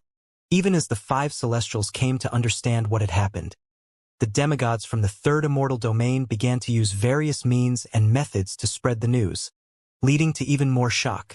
The news spread like wildfire, passing from the 3rd immortal domain to the rest of the Vile Emperor dynasty, and soon to the Saint Emperor dynasty. Of course, the Vile Emperor himself had been aware of the situation from the moment that Bai Xiaochun actually kidnapped Ghost Mother. Anger had burned in his eyes, and he immediately rose to his feet as if to take action. However, as he did, he stopped and looked in the direction of Saint Emperor City. There, he could sense an aura that was no weaker than his own suddenly explode with full ferocity. He could tell that if he left Vile Emperor City and entered the Eternal Sea, then the Saint Emperor would interfere. The consequences of that could bring massive changes to the 2 imperial dynasties. What was currently minor friction between the 2 could escalate into all-out war. Neither the Vile Emperor nor the Saint Emperor wanted that right now.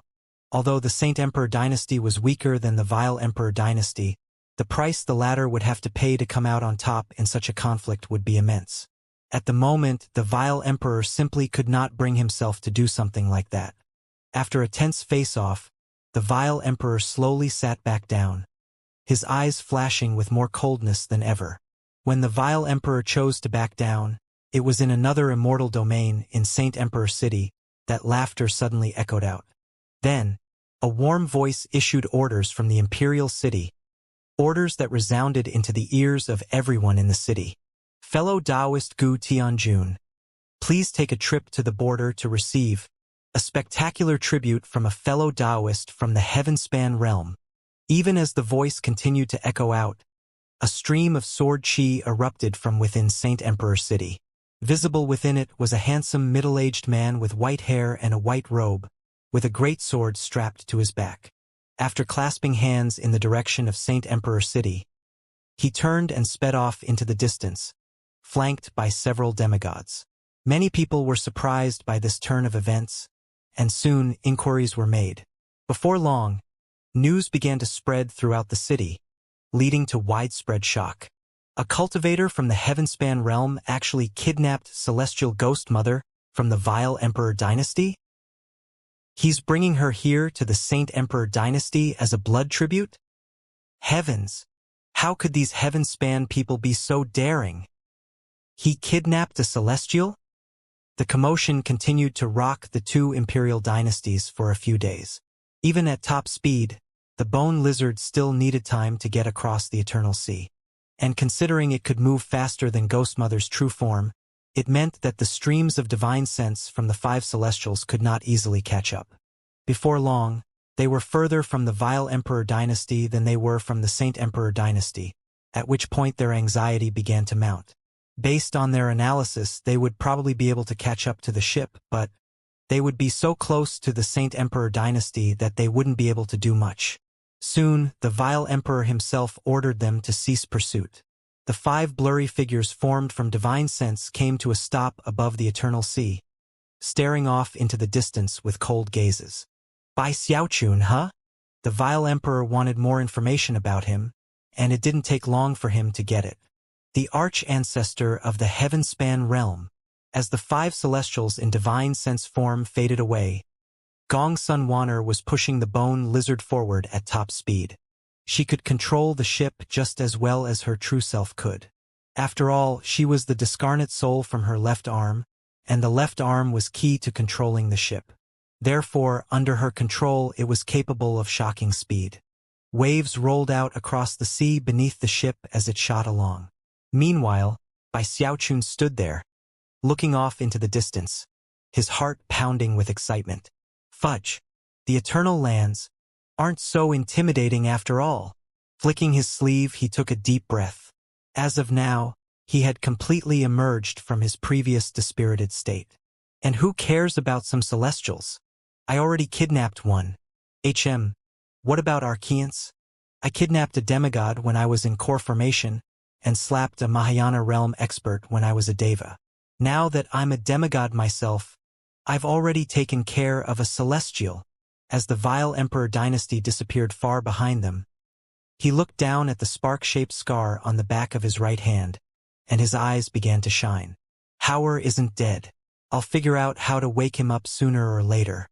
What I need to do now is establish a rock-solid foundation here in the Eternal Lands. My Tao has not changed. I want to live forever. I want the same things I've always wanted. I want all of my friends and family to live forever with me. And there's something else I need to do. I need to find a permanent home for the people of the Heavenspan realm." Bai Xiaochun had always thought of himself as somewhat of a nobody, and definitely not a hero. But as he proceeded through life, he had slowly come to acquire a sense of duty and responsibility. His world had been doomed to be destroyed, regardless of whether he got his revenge on Taoist Heavenspan or not. After awakening in the Eternal Lands, he had found corpse after corpse, and had slowly descended into bitter depression. With the exception of Taoist Heavenspan, he now felt a deep connection to anyone who had survived the destruction of the Heavenspan realm. All previous grudges were a thing of the past. It's too bad I can't see the looks on their faces when they hear about what I just did. Well, I'll see them all eventually. As the wind buffeted his face, his eyes glittered with determination. He had his memories and he had his hope for the future. His choice had been made. At around this time, the giant ghost king walked out from the cabin and saw Bai Xiaochun standing at the prow of the ship. At long last, the giant ghost king sighed in relief. "The Bai Xiaochun I know is finally back." The news continued to spread. It was such a shocking event that in both the Vile Emperor dynasty and the Saint Emperor dynasty, it reached the point where everyone had heard about it. It only took a few days for the entire world to be affected. Among those who heard of it were the scattered refugees from the Heavenspan realm. In response, eyes went wide, and gasps could be heard. And for the first time, hope blazed within their hearts. Bai Xiaochun. In one huge city in a prefecture in the Saint Emperor dynasty was an old man in an ordinary-looking robe. He was eating in a restaurant, listening to people talking about a vile Emperor dynasty celestial being kidnapped. Although he didn't react visibly, inside he was bursting with excitement. He looked down to prevent his eyes from shining too brightly, and raised a jug of alcohol to his lips to keep himself from laughing out loud. It was the right thing to pay special attention to him all those years ago. "I'm waiting for you here in the Saint Emperor dynasty, Bai Xiaochun." That old man was none other than the Grand Heaven Master from Arch-Emperor City. Both because of his demigod cultivation base and his profound ability to scheme and plot, he had managed to keep his identity secret and was completely safe. From the Saint Emperor dynasty, he had been keeping his eye on both of the imperial dynasties that ruled the world. There were others throughout the Saint Emperor dynasty who, much like the Grand Heaven Master, heard about what had occurred. For example, in another of the immortal domains in a small county was Zhou Yixing. Nowadays, he spent much of his time bowing and scraping. By relying on his skills in spirit enhancement, he had managed to build up a small accumulation of spirit stones in his bag of holding. After all, he wasn't the Grand Heaven Master, and couldn't keep his identity a secret. Therefore, he had chosen to simply take advantage of the so-called benevolence of the people of the Saint Emperor dynasty to somehow earn a living. But now, the news he was hearing had him far more excited than the spirit stones he had saved up. Milord really knows how to live.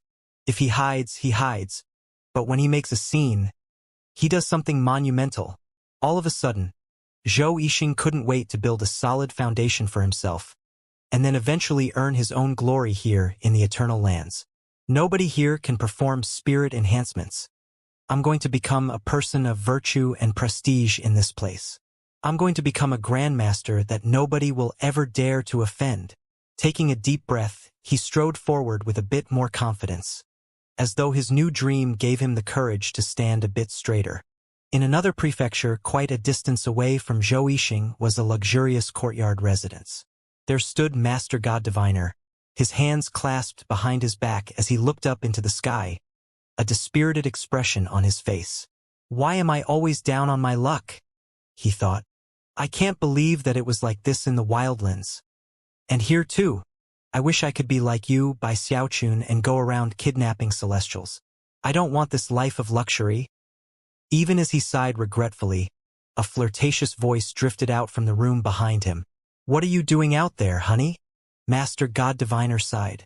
Although he looked frustrated, he was actually feeling quite pleased with himself as he turned and entered the room.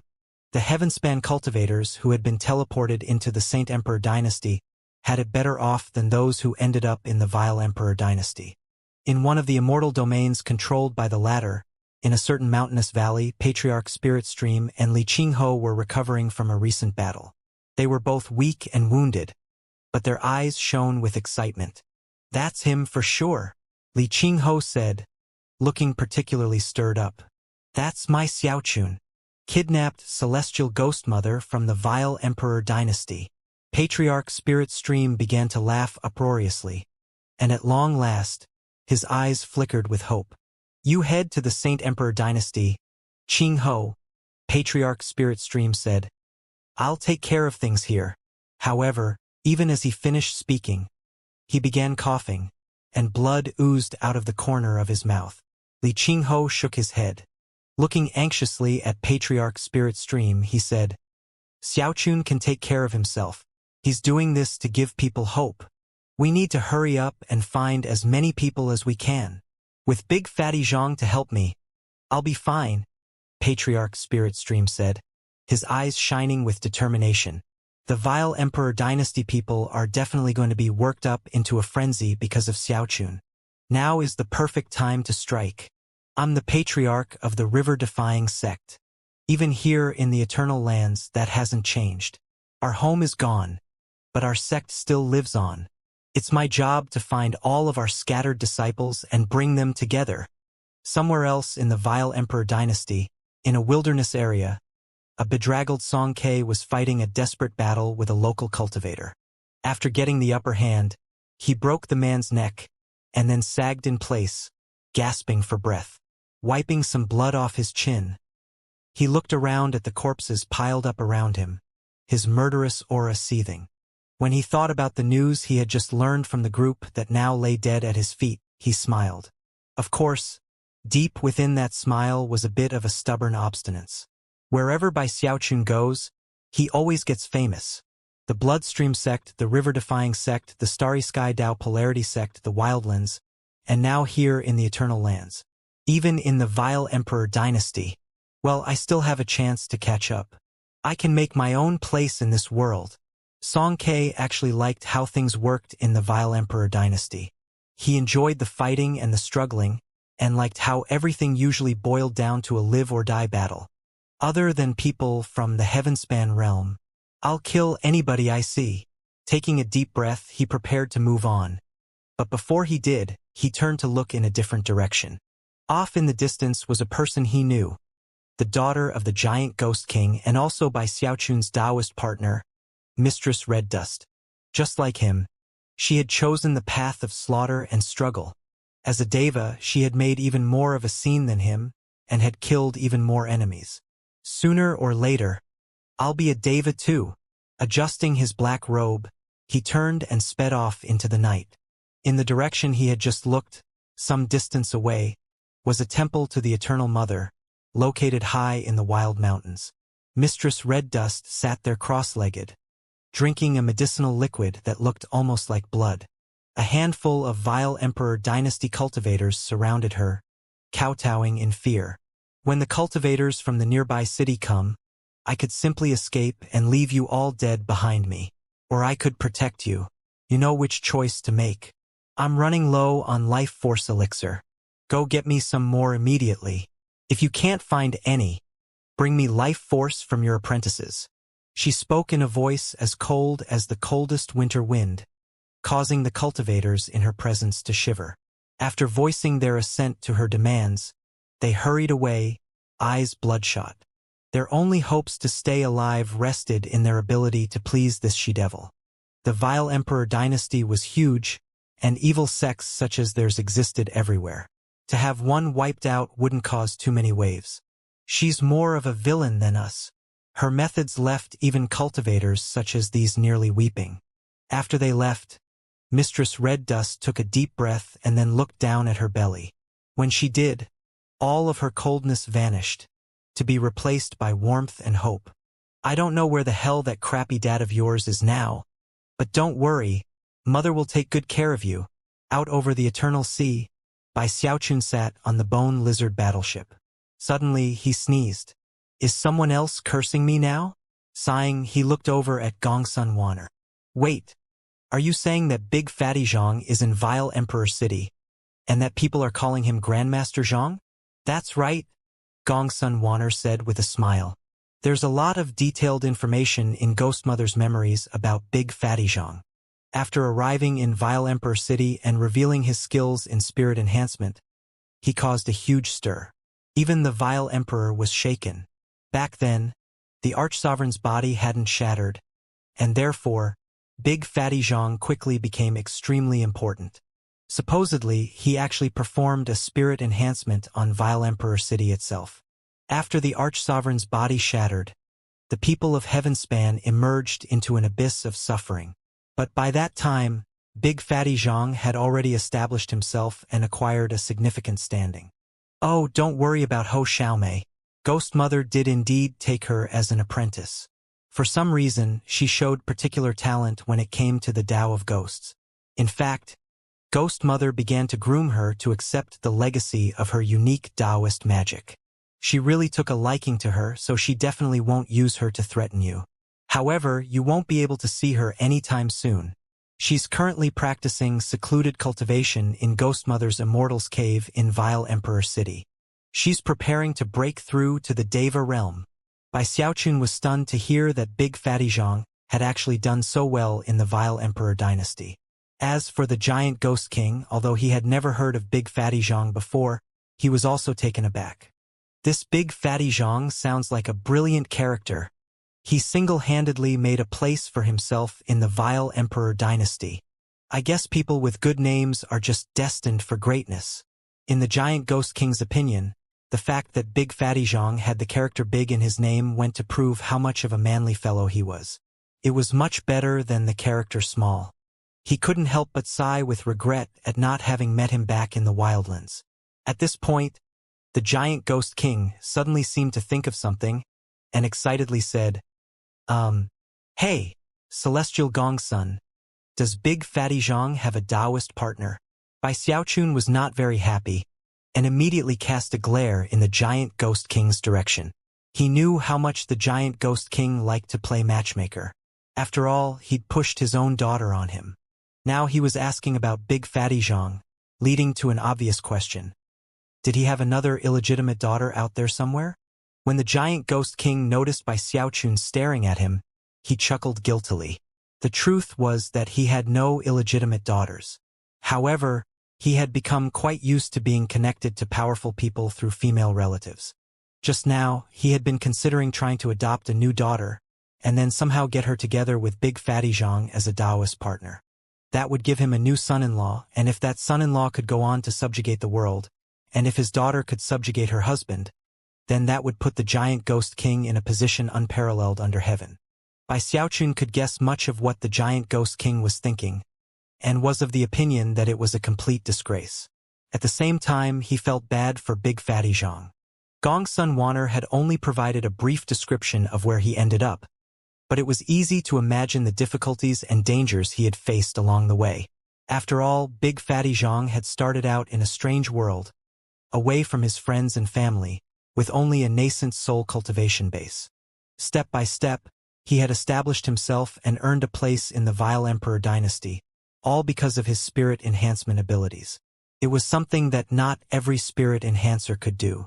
As for Ho Xiaomei, Xiaochun could finally rest at ease. Although he didn't quite consider himself friends with Gongsun Wanner, they were at least allies, and it didn't seem like she was hiding anything from him. Therefore, he actually felt happy with how things had turned out for Ho Xiaomei.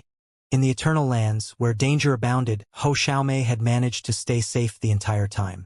And considering her talents, whether it was Ghost Mother or Gongsun Wanner, both would have good reason to take care of her in the future.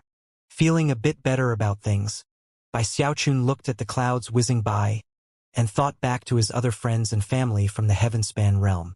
Wanner, you're a celestial, so can you tell me what's involved in becoming like you? Although Bai Xiaochun was currently a quasi-celestial, his situation was not ideal. He had reached the great circle of the Undying Codex but not the Live Forever Codex, and his cultivation base was still in the demigod realm. Even he wasn't quite sure of where he stood in terms of cultivation ranking. He did know that when he reached the great circle of the full Undying Live Forever technique, he could rise to the level of a celestial. But in terms of the exact process, he wasn't very clear. Being in the early celestial realm, Gongsun Wanner obviously knew a lot more about the situation than Bai Xiaochun. The giant ghost king's ears also perked up. Considering how long he had been a demigod, he knew a bit more about the subject than Bai Xiaochun, but was still very interested in learning more. Gongsun Wanner laughed softly and began to toy with a stray lock of her hair. That simple action made her seem even more beautiful than ever, perhaps even flirtatious. Her captivating eyes and long black hair would make anyone who looked at her itch with desire. The licentious giant ghost king's eyes were already shining brightly. Even Bai Xiaochun's heart was beating a bit faster. But then he thought about Gongsun Wanner's past, and he reminded himself that he had to be vigilant. She was a demoness, and he was in a much different position than he had been in the past. Then again, he couldn't let himself be intimidated just because she was a beautiful woman. Opening his eyes wide, he looked at her solemnly. Then, after a moment of thought, he quickly sized up her body. When Gongsun Wanner realized that two sets of eyes were checking her out, she smiled charmingly. Looking a bit flushed, she then said, "Don't look at me like that, sweetie. If you want to see more, why don't we go into the cabin, and I'll let you have a closer look." "What do you say?" The giant ghost king shivered and swallowed hard, whereas Bai Xiaochun's eyes widened, and he subconsciously inched backward a bit. "It's a good thing I've got a lot of self-control," he thought. "This Gongsun Wanner is more of a vixen than Song Junwan or Mistress Red Dust, but thankfully, I'm immune to this type of stuff. And I have a big sword," casting a contemptuous glance at the giant ghost king. He cleared his throat, smacked his bag of holding, and produced the great sword of the north in a blue flash of light.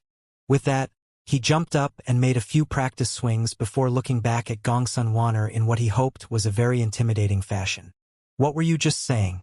You wanted me to have a closer look at something?" The giant ghost king wasn't quite sure whether to laugh or cry, but at the same time, couldn't help but admire Bai Xiaochun. To pull out the great sword of the north in such an intimate moment could not have been an easy thing to do. A mix of fear and bitterness could be seen in Gongsun Wanner's eyes as she looked at the sword. "The cultivation system in the Eternal Lands is the same as in the Heavenspan realm," she said quietly. "After nascent soul is the Deva realm, then demigod, and finally celestial. What's different is the source of power. In the Eternal Lands, the source of all power is will. Devas overtake the will of the heavens, and use the power of heaven and earth. That process is what awakens willpower within them. As for demigods, their will surpasses that of the heavens. They don't borrow it, they take it. That further awakens their willpower, and allows a will root to form.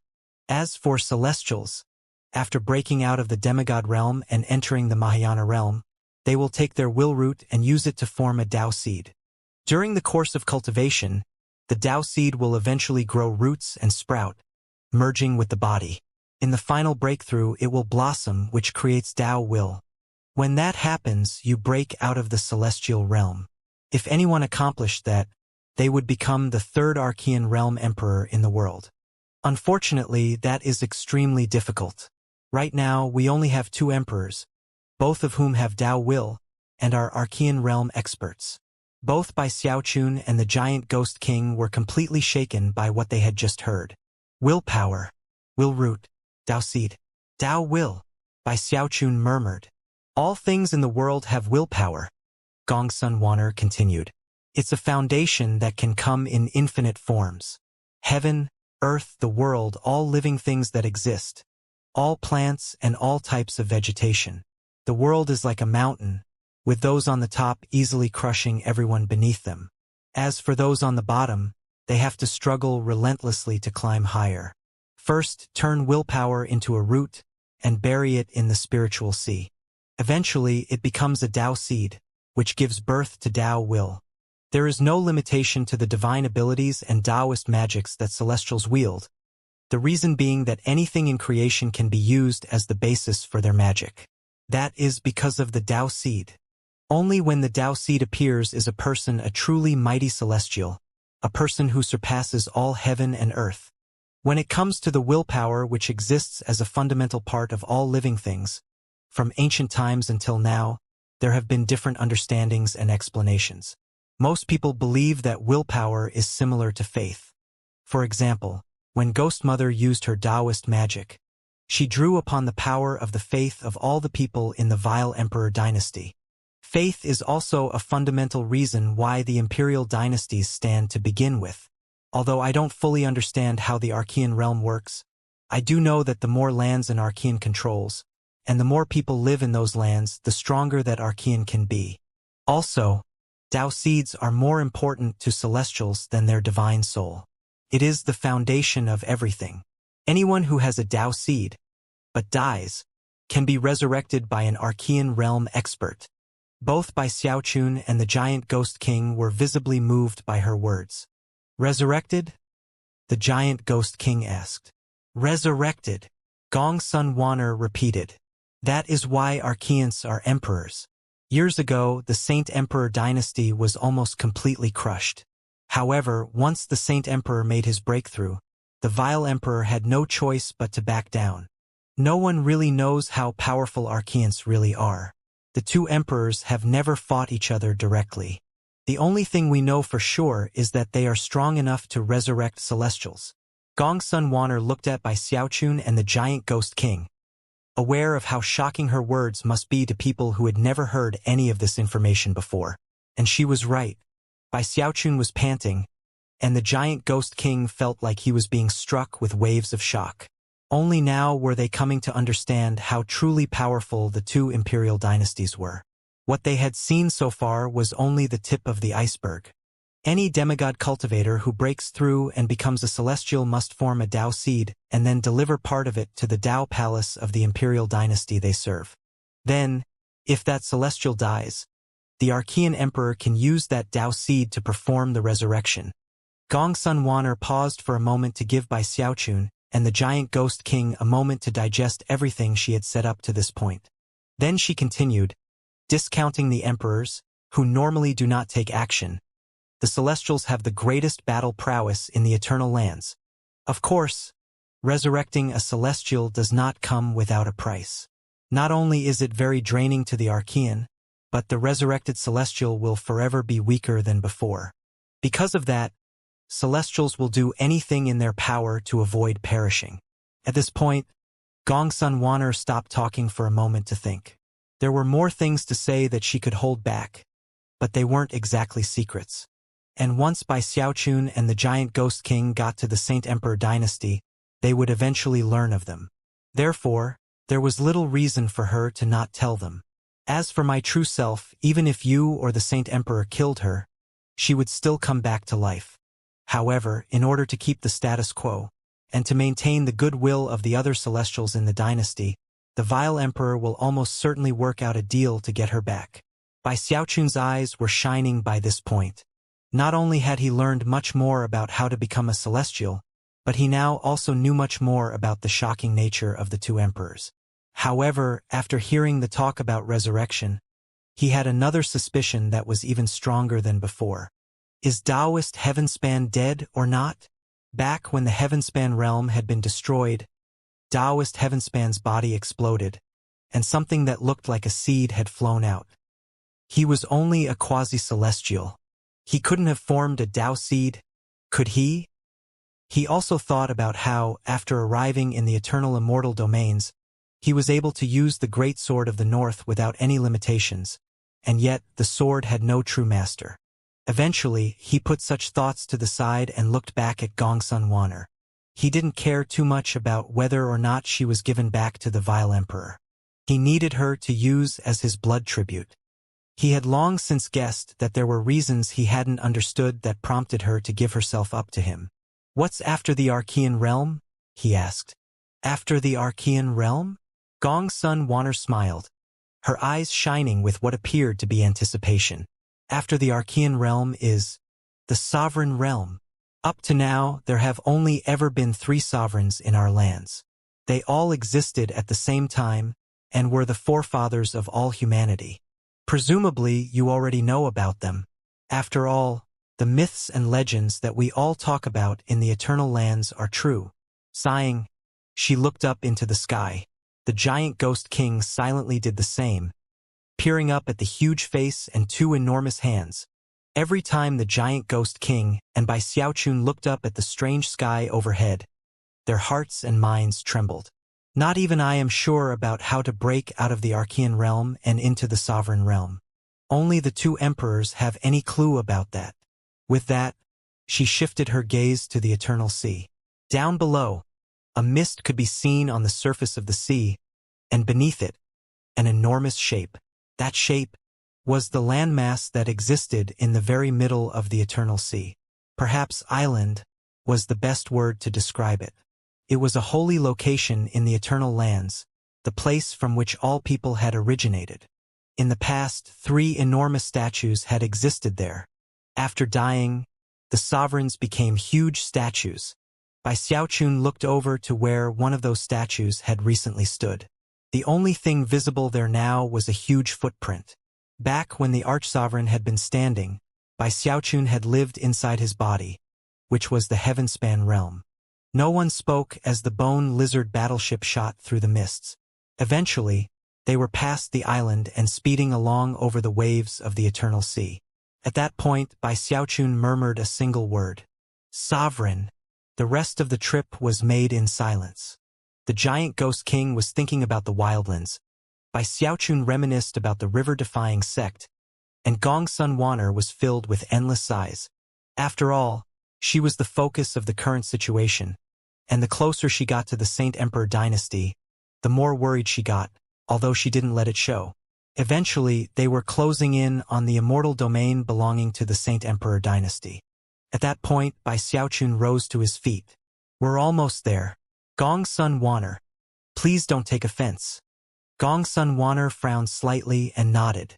She had known all along that she would be sealed eventually, not to harm her, but to send the right message, and also to make sure that she was eventually traded back to the vile emperor. Smiling at Bai Xiaochun flirtatiously, she said, Be gentle, sweetie. Don't make it hurt. Bai Xiaochun's heart trembled in response, and the giant ghost king began to pant. Looking at her, Bai Xiaochun muttered a few words under his breath, then quickly performed an incantation gesture to send an invisible sealing mark into Gong Sun Wanner. After being restricted, her energy faded slightly, and she sat down, ashen-faced and gasping for breath. And yet, her pitiful state only made her look more attractive. Not daring to lay eyes on her, Bai Xiaochun kept his eyes focused on the distant immortal domain. As the land mass grew larger and larger, he shivered inwardly, and then narrowed his eyes. He had just sensed a powerful aura up ahead, something explosive and dangerous, like an unsheathed sword. In response to it, the sky vibrated, and a screaming wind kicked up, causing the waves on the eternal sea to rise to incredible heights. At the same time, a beam of sword chi shot out from the immortal domain. It was fully 30,000 meters across, and powerful enough to crush anything in its path. As it closed in, the bone lizard shivered, and its eyes began to shine brightly. The air around the battleship was instantly sealed, causing intense pressure to weigh down that seemed capable of reducing anything and everything beneath it to a bloody paste. A serious expression appeared on the giant ghost king's face, and blood began to ooze out of his mouth. Gong Sun Wanner's expression flickered, and Bai Xiaochun looked out, his heart pounding. A moment later, the sword chi resolved into the shape of a handsome, middle-aged man in a white robe with long white hair. It was with ice-cold eyes that he studied the battleship in front of him. That gaze was as explosive as heavenly lightning. In response to his presence, the sky shuddered, and the eternal sea went still. As for the bone lizard, it didn't dare to keep flying, and immediately came to a halt. Gu Tianjun, Gong Sun Wanner said. She no longer looked cute and charming. Instead, Her eyes shone with mysterious light, but at the same time, terror. The white-robed, white-haired Gu Tianjun looked at Gongsun Wanner, and then at Bai Xiaochun. Voice utterly calm, he said, "Delivery accepted. Now, please leave." Rage immediately rose up in the giant ghost king's heart, and Bai Xiaochun's eyes flickered with cold light. The pressure weighing down on them, and the words which had just been spoken, crossed the bottom line for the both of them. Gu Tianjun had come with ill intentions. Gu Tianjun had always looked down on people from the Heavenspan realm. Back before the body of the Archsovereign collapsed, he had somewhat looked forward to the arrival of the Archemperor dynasty. But after the collapse, as more people from the Heavenspan realm became part of the Saint Emperor dynasty, things changed. As time progressed, he learned more and more about what had gone on in the Heavenspan realm. Endless chaos and disorder. And they never even raised someone to the Mahayana realm. Considering how late they are, they're doomed to be little more than servants. Completely useless. Gu Tianjun was the type of person who looked up to those who were more powerful than him, but at the same time wanted to defeat them and take their place. That was something about him that not even the Saint Emperor could find fault with. After all, when it came to bloodlines, Gu Tianjun was also a direct descendant of the original Saint Emperor. As for people who were weaker than him, he viewed them like bugs. And there were plenty of bugs in the Saint Emperor dynasty. As for people from the Heavenspan realm, he placed them beneath the bugs. A lot of people talked about their abilities with spirit enhancement, and although that was of slight interest to Gu Tianjun, he still viewed it as a mere skill like pill concocting or equipment forging. With such skills, the people of Heavenspan still only qualified to serve the other two great powers in the lands. They were doomed to be slaves. As far as the people he was dealing with right now, they were just two Heavenspan people who didn't even count as bugs. Due to some lucky break, they had managed to kidnap a celestial. But that did nothing to reduce the disdain that Gu Tianjun felt for them. They just want help from the Saint Emperor dynasty. After a few breaths worth of time, Gu Tianjun began to get impatient at the fact that his words were still hanging in the air. Taking a step forward, he completely ignored Bai Xiaochun and the giant ghost king, used his shocking sword chi to rip apart the defensive shield protecting the bone lizard battleship, and then landed on the deck in front of Gongsun Wanner. One reason for the ease with which he passed through the defenses was the fact that Gongsun Wanner had already been sealed. "Hello, Ghost Mother," he said, smiling. In contrast to the two Heavenspan cultivators, he was very interested in Ghost Mother. Years ago, he had severed her arm, and this was his first time seeing her again since then. Although she was currently in a very weak state since she was a celestial, he viewed her as being slightly above the other bugs in the world. Bai Xiaochun stood there staring coldly and quietly at Gu Tianjun. As for the giant ghost king, considering how long he had lived, he could easily discern from the coldness being shown how this person looked down upon them. Furthermore, it was obvious that he had no intention of letting them into Saint Emperor City to hand Ghost Mother over. From the look of things, the supposed blood tribute was turning out to be nothing more than a joke. Struggling to control himself, he stepped forward, clasped hands, and bowed. "Greetings, exalted celestial. We plan to personally escort Ghost Mother into—" "Shut up," Gu Tianjun said, waving his hand dismissively. "You want a reward, right? Well, go back to where you came from and wait. Your reward will come eventually." With that, he reached out to grab Gongsun Wanner.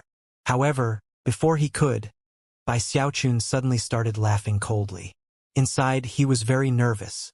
After all, he could sense that Gu Tianjun was on a different level than Ghost Mother. He was actually much stronger. But even if he were stronger, Bai Xiaochun would not tolerate him intruding and condescending in this way.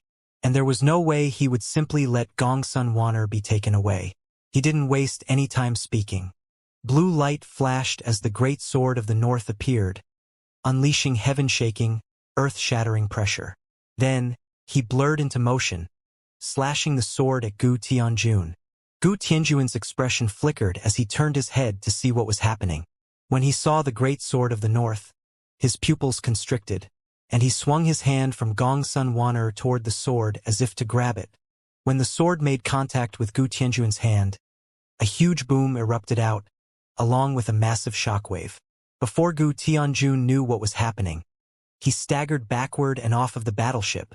Bai Xiaochun felt all of his qi and blood vibrating inside of him from the power of the sword. Any other demigod, and even an ordinary quasi-celestial, would have been seriously injured by it. But Bai Xiaochun had his undying live forever technique, and could essentially recover from any injury in the blink of an eye. Therefore, he stood there on the battleship, staring up with a cold, grim expression at Gu Tianjun. "What incredible gall!" Gu Tianjun said, eyes narrowing. Although he was shocked by Xiaochun's powers of regeneration, he also couldn't help but look greedily at the huge sword he held. As of this moment, the giant ghost king's heart was in his throat. Off to the side, mixed emotions could be seen in Gongsun Wanner's eyes. Although Bai Xiaochun seemed to be standing there bravely, she knew that he was secretly nervous. But at the same time, she also realized that he had changed. After all, she knew him better than the giant ghost king. In the past, whenever he faced an enemy more powerful than himself, he would try to resolve any tensions. But now, he simply drew his sword and attacked. Is he really going to take a stand? She thought. As of this moment, Bai Xiaochun seemed as lofty as a mountain as he stood there in front of her. Bai Xiaochun held his tongue for a brief moment. He knew that this was a very critical moment, and that he only had one chance to succeed. Therefore, he drew on everything he had learned in the wildlands to quell his nervousness. "Gall," he said loudly. "Your name is Gu Tianjun, right? Well, let me tell you, you're right. I do have gall. If I had no gall, how could I have left a swath of blood and death behind me as I left the vile emperor dynasty? If I had no gall, how could I possibly have kidnapped a celestial and several demigods? If I had no gall, I would have just let you steal what is mine. So, yes, I have gall. However, you also have quite a bit of gall yourself." As he spoke, his voice grew louder and louder until his words echoed like heavenly thunder. Gu Tianjun's expression flickered from the incisiveness of Bai Xiaochun's words. The truth was, there was nothing he could say to refute what had just been said. Eyes glittering with coldness, he prepared to say something, but before he could, Bai Xiaochun spoke in an even louder voice than before. "I brought this vile emperor dynasty celestial here, and you blocked my path. Why? Because you lack integrity, Gu Tianjun. Let me ask you a question. Do you serve the Saint Emperor? Or the vile emperor?" Gu Tianjun's eyes grew even colder, and yet before he could say anything, Bai Xiaochun continued in thunderous fashion. "I favor the Saint Emperor dynasty, and came here to offer formal greetings. Not empty-handed, but with a gift. But you blocked my path at the front door, Gu Tianjun, and there is one word for that. Rude. Let me ask you another question. What logical basis do you have for your actions?" With that, Bai Xiaochun took a step forward. "I fought and killed my way here from the vile emperor dynasty, and now you want to steal my spoils of war? There is one word for that. Immoral. So now I'll ask you a third question, Gu Tianjun. What right do you have to steal my gift?" Bai Xiaochun took another step forward, taking him off of the battleship and up into the air, where he pointed out with the great sword of the north. "I am the arch-ancestor of the Heavenspan realm. Therefore, in the Eternal Lands, there are only two people who rank as high as me, the vile emperor and the Saint Emperor. How dare you try to boss me around, Gu Tianjun? There is one word for that. Disrespectful. Therefore, I will now ask you a fourth question. Considering that you are a rude, immoral, and disrespectful creature, and also lack integrity, where the hell did you get that gall of yours?" As his words echoed out, blue light from the great sword of the north shone out to fill the area. All of the demigods who had accompanied Gu Tianjun from the immortal domain were shaken, and even Gu Tianjun himself felt as if he had been stabbed to the heart by the words which had just been spoken. "You!" Never could Gu Tianjun have possibly imagined that this heavenspan cultivator would have such a sharp tongue. There was literally nothing he could possibly say by way of retort. At this point, anything he said would come across as sounding like a flimsy excuse. If he were in some remote location where no one was watching, he could simply shrug off what had just been said. But he was here with many celestials paying attention. Furthermore, he had to consider the reputation of the Saint Emperor dynasty as a whole. Therefore, Bai Xiaochun's tirade forced him into a passive position and caused his face to flush red with embarrassment and anger, and the killing intent in his eyes grew even stronger. As for the giant ghost king and Gongsun Wanner, they were both staring at Bai Xiaochun, astonished at how domineering he was. Ignoring Gu Tianjun, Bai Xiaochun swished his sleeve and looked in the direction of Saint Emperor City. Sweeping his sword in grand fashion, he called out in a voice that boomed like the loudest thunder. Saint Emperor, is this how you treat visitors who come to see you in good faith? The truth was that he was more nervous than could possibly be expressed in words. In fact, he had already decided that, if necessary, he would unseal Gongsun Wanner and try to flee on the battleship. However, years of practice at this sort of thing ensured that not even a scrap of such feelings showed on his face. Instead, he looked confident and arrogant to the extreme. A moment passed, and his anxiety mounted. His heart was pounding, and his scalp was tingling. Even as he prepared to turn and run, a warm, somber voice echoed out into heaven and earth. Forgive my negligence, fellow Taoist Bai. Please, come in. The voice echoed about in a way that made it impossible to determine where exactly it came from. It almost seemed to surpass the flow of time itself. Those who heard it felt a connection to the voice, as though it contained a strange power that instantly calmed them down.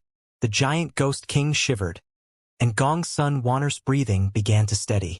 As for the demigods who had come from the nearby immortal domain, their eyes shone with reverence as they turned in the direction of Saint Emperor City, clasped hands and bowed. Gu Tianjuan's expression flickered, and he closed his eyes momentarily.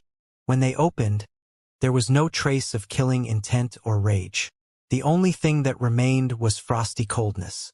Come with me, fellow Taoist Bai, he said coolly. Bai Xiaochun shivered inwardly at the strange qualities of the Saint Emperor's voice. At the same time, the sliver of willpower which had awoken when facing Ghost Mother's celestial Taoist magic stirred yet again. The Saint Emperor is so powerful, he thought. However, he didn't let any emotions show on his face. Smiling broadly, he clasped hands and gave a slight bow in the direction of Saint Emperor City. Then he returned to the battleship and stood silently on the prow. Gu Tianjun cast a cold glance at Bai Xiaochun, but didn't say anything. A moment later, he turned into a beam of sword light that shot back towards Saint Emperor City. As for the demigods who had come with him, they also looked over at Bai Xiaochun, but this time their expressions looked very different from before. This guy seems different from the other people of Heavenspan that I've seen. That was what most of the demigods were thinking. Eventually, they looked away and followed Gu Tianjun to formally escort the newcomers into the Saint Emperor dynasty. The battleship followed along, leaving the eternal sea and heading through the buffeting winds towards Saint Emperor City. Everyone felt a lot of pressure, and no one spoke. 2 hours later, the effects of the Saint Emperor's voice began to fade from the giant ghost king, whereupon a look of astonishment appeared deep in his eyes. From distant Saint Emperor City, he said a single sentence that put me in a daze for that long? The giant ghost king was shaken, and his fear of the Archean emperors suddenly grew far deeper. It's because this is your first time dealing with an Archean, Gongsun Wanner said, smiling faintly. And you actually benefited from being a Heavenspan cultivator. Someone from the Saint Emperor dynasty would find their willpower affected for days, during which time they would feel fanatical devotion. Gongsun Wanner currently had her cultivation base sealed, but that didn't affect her overall level. She had her Dao seed and was also from the Vile Emperor dynasty, and therefore recovered much more quickly, although not as quickly as Bai Xiaochun. If it ever happens to you again, you won't be as severely affected, at least not unless the Archean intentionally makes it worse. After finishing with her explanation, Gongsun Wanner looked over at Bai Xiaochun, who still stood there at the prow of the ship. Curiosity flickered in her eyes. She was truly interested in Bai Xiaochun's uniqueness. I wonder if what he said is true, she thought. Does he really rank as high as the two emperors? Or does he cultivate some technique that gives him the power to stand up to them? As Gongsun Wan'er pondered the matter, the giant ghost king regained more of his senses and also looked over at Bai Xiaochun. All of a sudden, he realized that maybe Bai Xiaochun really could become the hope of the heaven-span realm. Bai Xiaochun could sense that the two of them were looking at him. Although his expression remained placid, inwardly he was feeling very pleased with himself. That calmness and the way he remained steady under pressure earlier was becoming something of a habit. But then he considered that the emperors of the two dynasties were both experts in the Archean realm, and his nervousness mounted. This won't do, he thought. If I start getting nervous every time I think about them, how am I supposed to stay in a good mood? All of a sudden, his eyes lit up. Hold on. These two dynasties have funny names if you think about it. Vile Emperor Dynasty? Instead of Vile, how about Smile? Yeah, the Smile Emperor. And instead of Saint Emperor Dynasty, how about Paint? The Paint Emperor. All of a sudden, he felt much more at ease. He also couldn't help but turn to Gongsun Wan'er and ask, Wan'er, does everyone from the Smile Emperor Dynasty like to smile? What? Gongsun Wan'er replied, stunned. Then her eyes hardened into a glare, and any feeling of wonderment from before vanished. After all, never in her life had she ever heard anyone say Smile Emperor before. Gongsun Wan'er's glare caused Bai Xiaochun to feel slightly awkward, so he quickly looked away and went back to trying to seem grand and proud. Down below, mountains and rivers stretched out in all directions. The immortal domain they had come to also contained the capital city of the Saint Emperor Dynasty. Therefore, after a few days of travel, they crossed a wide plain and, as evening fell, caught sight of an enormous mountain off in the distance. It rose up dramatically into the sky and had a very distinct outline. It was definitely the largest mountain Bai Xiaochun had ever seen before in his life, and took up more than half of the prefecture. In fact, it was roughly half the size of the entire Heavenspan realm.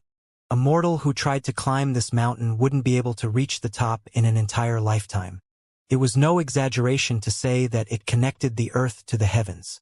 At the very top of the mountain, there was no peak, only a massive heavenly pond. Although the pond looked small when compared to the mountain as a whole, it was still huge. Dense mist roiled out from the pond, connecting it to the surrounding clouds and making the entire place seem like a paradise for immortals. Lotus leaves floated on the surface of the water, each one seemingly as large as an island. In fact, upon closer inspection, all of the lotus leaves actually had spectacularly luxurious buildings on them. There were thousands of such lotus leaves, all of them floating around something even more shocking, which lay at the very middle of the pond. It was a gargantuan lotus flower. It was beautiful to the extreme and emanated a shockingly pleasing aroma. Built onto the petals of the flower were buildings of the most flawless white jade imaginable. This was the Imperial Palace. The lotus flower was the palace, the lotus leaves were the city. This was none other than the capital of the Saint Emperor Dynasty, a place known as Saint Emperor City. This mountain, this pond, and this city surpassed anything Bai Xiaochun could ever have imagined. Bai Xiaochun wasn't the only one to be shaken. When the giant ghost king caught sight of the heavenly pond, his jaw dropped. It was unlike anything that had ever existed in the Heavenspan realm. Gongsun Wan'er was the only one to have little reaction. She had heard of the wonders of Saint Emperor City before, although in her heart, the capital city of the Vile Emperor Dynasty was far grander. Gu Tianjun didn't react to Bai Xiaochun's shock, but the demigods were clearly very proud of their capital city, which was the most holy location in the land.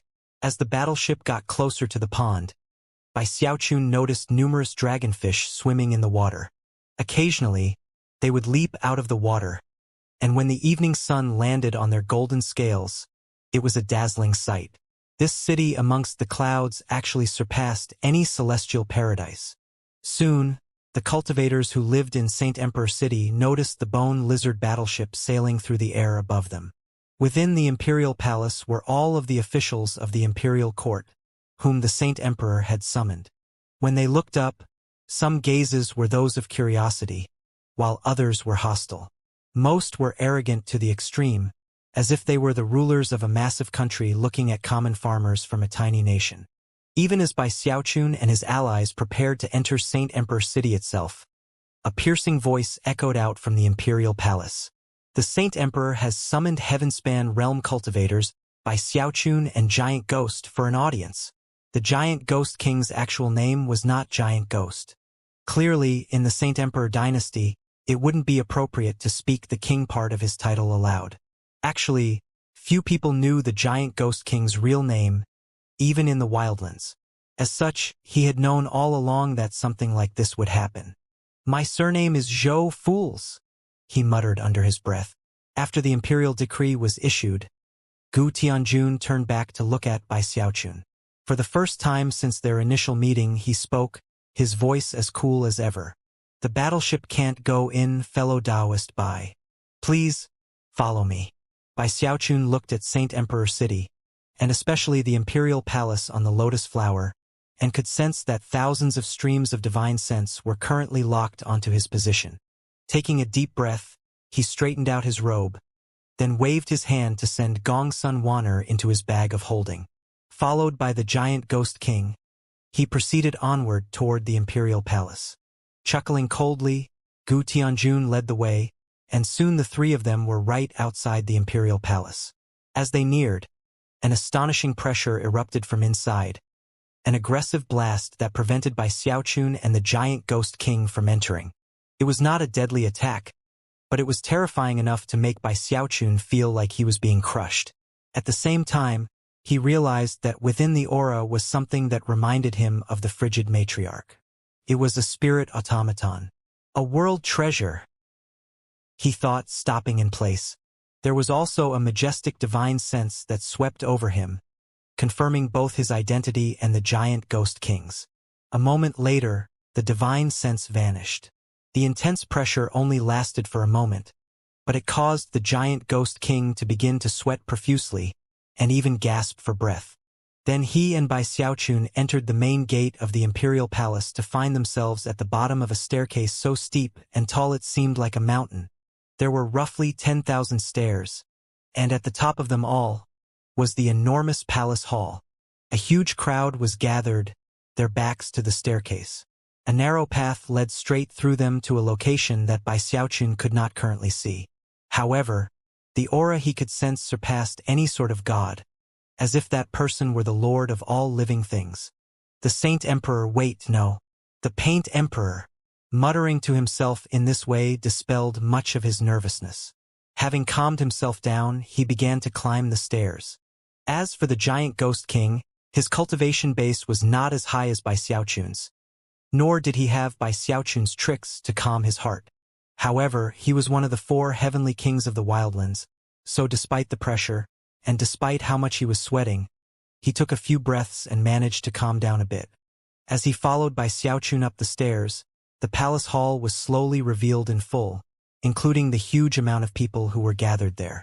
When the two of them stepped off of the last step and into the hall, they found themselves in what was essentially a huge square.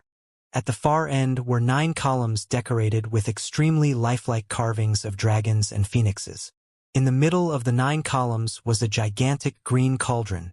Green smoke curled up from the cauldron, rising into the sky to join the clouds. There were thousands of people making up the group that filled either side of the hall, all of whom stood motionless, looking respectfully toward the front of the hall. In front of the crowd were 2 stooped old men, their hands tucked into opposite sleeves, their heads bowed respectfully as they looked at the person at the very front of the entire hall. He did not wear imperial robes, but instead what seemed to be an ordinary green garment. He sat on a throne, reading an ancient scroll. He was middle-aged and handsome, seemingly genial, as though his smile could cause the spring wind to blow gently through the air. In fact, he seemed so friendly that anyone who looked at him would willingly sacrifice their life for him. Complete silence reigned. Apparently, until this man spoke, no one else in the hall would dare to do so. Not even Gu Tianjun said anything. He simply clasped hands in formal greeting, then stood off to the side, his head bowed. No one spoke or even moved, and no one looked at Bai Xiaochun and the Giant Ghost King. Everyone was waiting for the green-robed man to look up. Well, he certainly knows how to show off, Bai Xiaochun thought, his heart pounding. However, he reminded himself that he couldn't give in to fear. In fact, this Saint Emperor seemed to be going too far in his attempt to be dazzling.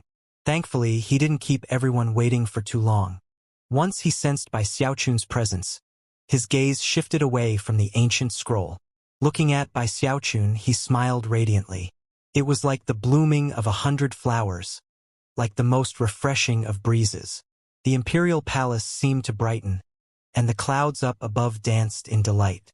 The lotus flower that made up the palace seemed to stretch upward, causing an even more wonderful aroma to spread out.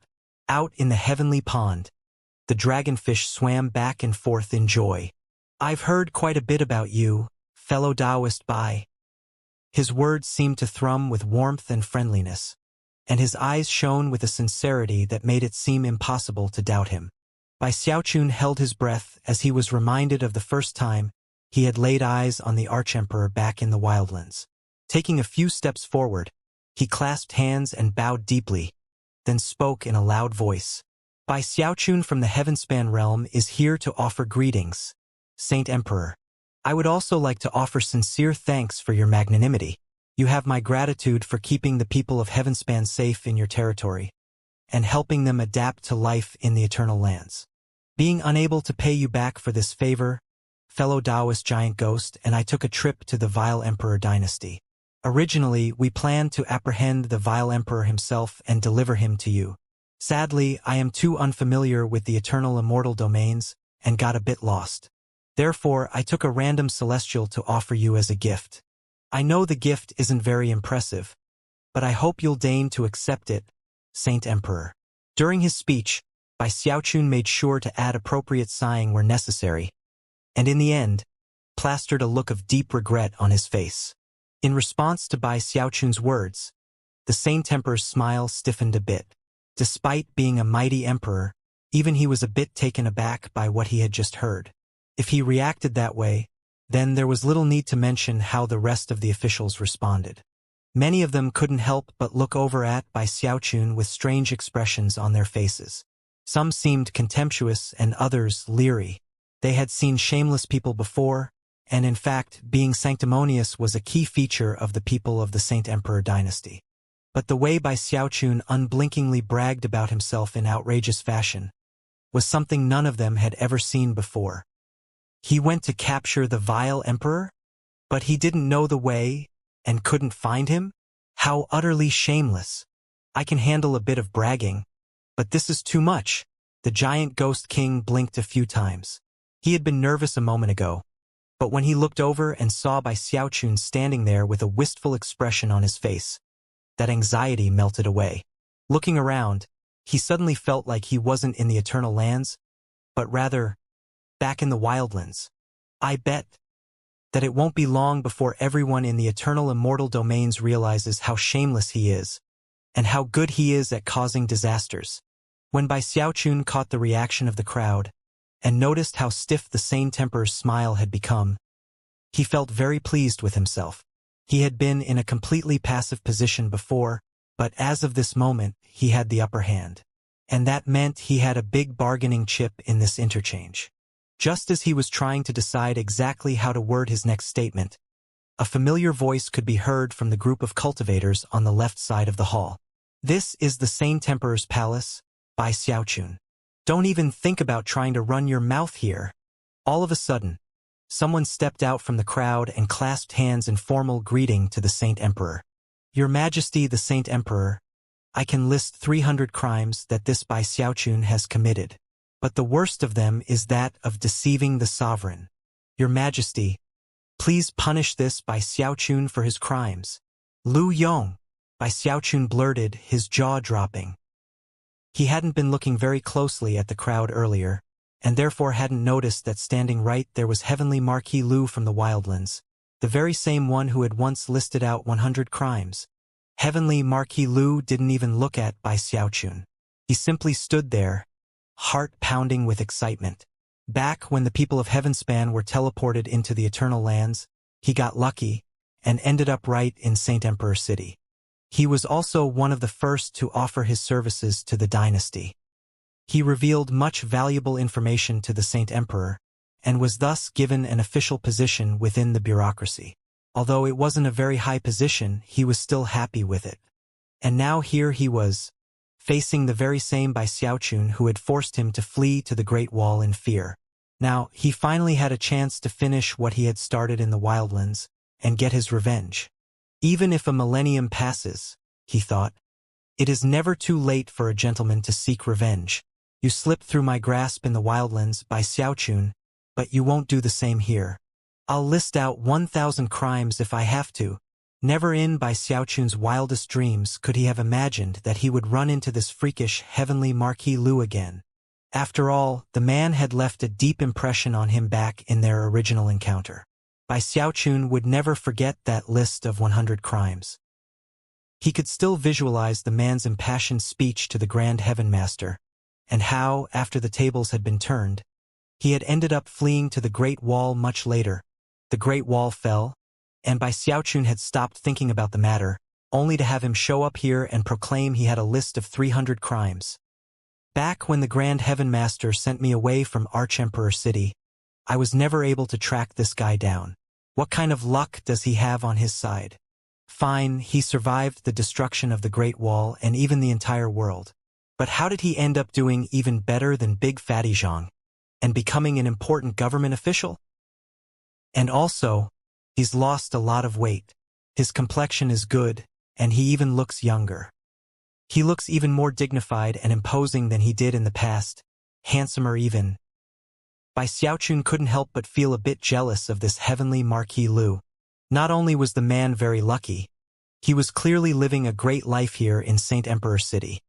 When heavenly Marquis Lu noticed the expression on Bai Xiaochun's face, and saw all of the other important people in the palace hall looking at him with expressions of praise, his heart swelled with pride. Just as he was preparing to launch into all 300 of the crimes, Bai Xiaochun swished his sleeve, causing Gongsun Wan'er and the other demigods he had captured to suddenly appear in front of him. Saint Emperor, this is the gift I prepared for you. Aware that he couldn't outtalk the glib heavenly Marquis Lu, he decided to simply jump straight ahead to the main point. As soon as Gongsun Wan'er appeared, thousands of eyes came to focus on her, especially those in the front of the crowd, who were the other celestials of similar rank to Gu Tianjun. Even the Saint Emperor was so interested in Gongsun Wan'er that he forgot all about heavenly Marquis Lu. Seeing what had happened, heavenly Marquis Lu rubbed his nose awkwardly, and then melted back into the crowd. Fine, you've slipped through my fingers again, Bai Xiaochun. Well done. But sooner or later I'll list out all 1,000 of the crimes I have prepared. Gongsun Wan'er looked around calmly at the crowd, and then gave a curtsying bow to the Saint Emperor. However, she didn't say anything. As a celestial from the Vile Emperor dynasty, she would show respect for other powerful and important people, but that was it. She was confident that she would not be harmed in the Saint Emperor dynasty. In contrast, looks of despair could be seen on the faces of the trembling demigods. The pressure from the celestials and the Saint Emperor left them feeling like they might collapse. A moment passed, and then the Saint Emperor began to laugh loudly. He rose from his throne, a look of excitement on his face. After all, this was the most impressive gift anyone had offered to him in the history of the Saint Emperor dynasty. He wouldn't kill Gongsun Wan'er, but considering that she was a celestial, he would be able to trade her for significant land concessions. Considering that there were certain prefectures which were the source of much friction between the two dynasties, this was a great opportunity. Best of all, it wouldn't violate any of his agreements with the Vile Emperor. After all, this gift had been sent to him, not sought out. Even if the Vile Emperor wanted to seek revenge, he couldn't blame the Saint Emperor for any of it. Good. Great. Excellent. Laughing heartily, the Saint Emperor looked over at Bai Xiaochun and the giant ghost king at the other end of the square. Giant ghost, step forward to hear my decree. Eyes sparkling, the giant ghost king stepped forward, and then clasped hands to the Saint Emperor. Henceforth, giant ghost shall be the preceptor of Godsifter Prefecture, and shall be given control of the Joss flame of all the living beings there. In the eternal immortal domains, A prefecture was roughly the same size as the entire Heavenspan realm. As the preceptor of a Godsifter prefecture, the giant Ghost King's words would be law. Such a reward was very fitting for someone of the giant Ghost King's status, and he was very pleased with it. In fact, the main thing he had hoped to acquire in this venture was a proper location to begin harboring people from the Heavenspan realm. Clasping hands, the giant Ghost King bowed excitedly. "Thank you, Saint Emperor." When he rose from his bow, he somehow seemed different from before. As of this moment, he now had a foundation in the eternal lands. He was no longer a roving rogue cultivator, and would no longer be in a constant state of deadly crisis. It was exactly as he had discussed at the outset with Bai Xiaochun. Bai Xiaochun was also very excited. When he saw that the giant Ghost King had been given an entire prefecture, he couldn't help but wonder what his own reward would be, considering the greater nature of his role in the events. With that, the Saint Emperor looked at Bai Xiaochun, eyes flickering slightly as he said, "Bai Xiaochun, hear my decree." Bai Xiaochun put an extremely respectful expression onto his face. He knew when to bow his head at the proper time, and this was one of them. It was no loss of face to do so when reaching one's goal. Bai Xiaochun has performed a great service. He is someone of extremely high standing from the Heavenspan realm, a person of such renown and prestige that none can compare to him. Henceforth, Bai Xiaochun shall be conferred with the title Duke Heavenspan. In the Saint Emperor dynasty, only celestials may claim the title of king. Under the kings are the dukes. Therefore, Duke Heavenspan shall be the leader of many people, second only to a king. Bequeath him with a blessed land within Saint Emperor City, a single dragonfish from the celestial pond, a ducal robe, and a 7-colored, jeweled belt.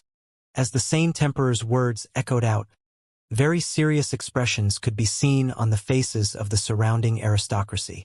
It was a very impressive reward. Not only was Bai Xiaochun being named Duke Heavenspan, he was also being given a blessed land, as well as a dragonfish. The ducal robe was a magical item, and the 7-colored belt would ensure that he didn't feel any pressure from the spirit automaton that controlled the imperial palace. All of it seemed very impressive, and yet, in the end, it was an empty reward. The truth was that Bai Xiaochun really was in a very unique position. The Saint Emperor had seen fit to give the giant Ghost King an entire prefecture, but that wasn't a possibility with Bai Xiaochun. The Saint Emperor didn't want to give the people of Heavenspan an actual location to build a power base. His goal was to absorb the Heavenspan cultivators into the Saint Emperor dynasty. Obviously, it wouldn't make sense to give Bai Xiaochun, the archancestor, any substantial level of power. He wanted Bai Xiaochun to stay in Saint Emperor City and not cause any trouble. At best, he could be a figurehead. Later on, after all of the people of Heavenspan had been successfully absorbed into the Saint Emperor dynasty, Bai Xiaochun's usefulness would end, and he could be disposed of if necessary. The truth was that, even if Bai Xiaochun hadn't brought his blood tribute, his reward would have been the same. Although the Saint Emperor was pleased that Ghost Mother had been brought to him, inside he was really just sighing in regret. After all, everyone would be paying close attention to what happened as a result, including the officials in his own dynasty, as well as people from the Vile Emperor dynasty. Considering the enormous value of the gift, the Saint Emperor had to offer some sort of reward. And that was why he had given a prefecture and preceptorship to the giant Ghost King. Normally speaking, he would never have given the people of Heavenspan even the slightest chance to do things on their own. I'll just wait until the time is right and come up with an excuse to strip this giant ghost of his title. Although the Saint Emperor was chuckling coldly in his heart, his gaze when he looked at Bai Xiaochun was one of deep warmth. "This is your first time in Saint Emperor City, Duke Heavenspan? I'm sure it will take you a bit of time to settle in. You don't need to worry for a moment about the Heavenspan realm or your people. I'll take care of everything. Surely you're tired from all the travel, Duke Heavenspan, so please feel free to go take a rest. From now on, you can focus peacefully on your cultivation. I'm sure you'll achieve a breakthrough soon. Once you're a celestial, I'll be more than happy to give you the title of king." As the Saint Emperor spoke, cold gleams could be seen in the somber faces of the crowd. By this point, even Bai Xiaochun could tell that the reward he was being given was mostly a sham. Of course, he and the giant Ghost King had conferred with each other along the way, and had guessed that something like this might happen. And in the end, despite their faint hope, it turned out that the Saint Emperor's plans for them weren't too different than the Vile Emperor's. He just went about things differently. I bet that without the blood tribute, though, the giant Ghost King would not have been given a prefecture. As of now, Bai Xiaochun was absolutely convinced these two emperors were weasels from the same nest. One is vicious, the other is a hypocrite, he thought, smiling faintly. Although he was a bit disappointed, he wasn't too surprised. After all, there was one thing the Saint Emperor had said that was absolutely correct. I'm definitely going to achieve a cultivation breakthrough soon. He clasped hands and bowed to the Saint Emperor, and was just about to say his farewells to the giant Ghost King, when all of a sudden, Heavenly Marquis Lu shouted, "Your Majesty the Saint Emperor, you absolutely must not allow Bai Xiaochun to remain within Saint Emperor City. It will put us all in grave danger." From the tightness of Heavenly Marquis Lu's voice, he seemed extremely nervous. His words almost came out as a scream. In response, the thousands of court officials looked over at him with frowns on their faces. Bai Xiaochun stopped in place and blinked a few times. As for the giant Ghost King, his eyes shone with anticipation. So, the fellow finally speaks some truth. Actually, the giant Ghost King hoped that Heavenly Marquis Lu would convince the Saint Emperor to change his mind. If Bai Xiaochun were able to avoid being confined in Saint Emperor City, it would be much more beneficial to their cause. For the first time, Bai Xiaochun wasn't very annoyed by Heavenly Marquis Lu, and actually looked forward to what he was about to say. He was even secretly cheering him on. Although the Saint Emperor wasn't very pleased, he masked such feelings and turned his warm gaze onto Heavenly Marquis Lu. "My dear Minister Lu, what exactly do you mean?" Having received the nod of approval from the Saint Emperor, Heavenly Marquis Lu bowed excitedly, and then spoke out in a much louder voice. "Your Majesty, you have no idea the kinds of things this Bai Xiaochun did in the Heavenspan realm. Sir, it didn't matter where he went. He would always cause a massive disaster, and wreak the cruelest of torments upon the people there. He toyed with the Spirit Stream sect, toyed with the Bloodstream sect, and toyed with the River-defying sect to no end. Later, he ended up in the Wildlands, where he shook down clans, stole wives, and accumulated a list of 100 major crimes. Afterward, he nearly destroyed the entire Nine Heavens Cloud Lightning sect. Voices of discontent could be heard everywhere. Men and gods alike were outraged. Heavenly Marquis Lu was clearly very worked up, and actually had a lot more to say. But by this point, the gathered officials had begun to laugh openly. Although they didn't believe Heavenly Marquis Lu to be lying, they most certainly assumed that he was exaggerating. Besides, although Bai Xiaochun had a quasi-celestial cultivation base, he came from a very small world. In sharp contrast, Saint Emperor City was the capital city of an entire dynasty. There were multiple celestials here, as well as the Saint Emperor himself. Even if Bai Xiaochun were more powerful than he actually was, they didn't see how anything he could do would possibly cause any major problems. The Saint Emperor gave a hollow chuckle. He felt the same as everyone else. If you threw a monkey into a little garden with no other animals in it, then the monkey would definitely seem tough. But throw that same monkey into a lion's den, and the monkey would have a very different fate. Waving his hand to interrupt Heavenly Marquis Lu, he rose to his feet, indicating that court was adjourned. Both the giant Ghost King and Bai Xiaochun were very disappointed. To some extent, Bai Xiaochun was also nervous. He knew that he had the strange ability to cause major disasters, even when he didn't want to. Therefore, he decided that the best thing to do would be to make sure he had some insurance. Rushing forward, he called out, "Your Majesty, wait a moment." The Saint Emperor stopped in place and turned to look at him, as did all of the other court officials. "Your Majesty," he said cautiously, "what Lu Yong just said is actually true. To be honest, I'm a bit worried that I might break some rules in the Saint Emperor dynasty. In fact, if I, Duke Heavenspan, accidentally violate some rules, what would the punishment be?" The Saint Emperor's eyes narrowed as he looked back and forth between Bai Xiaochun and Heavenly Marquis Lu, trying to decide if they were working together. From the look of things, both of them were trying to come up with an excuse to get Bai Xiaochun out of Saint Emperor City. As a duke who has performed meritorious service, as long as you don't betray the nation, you will not be punished for any action.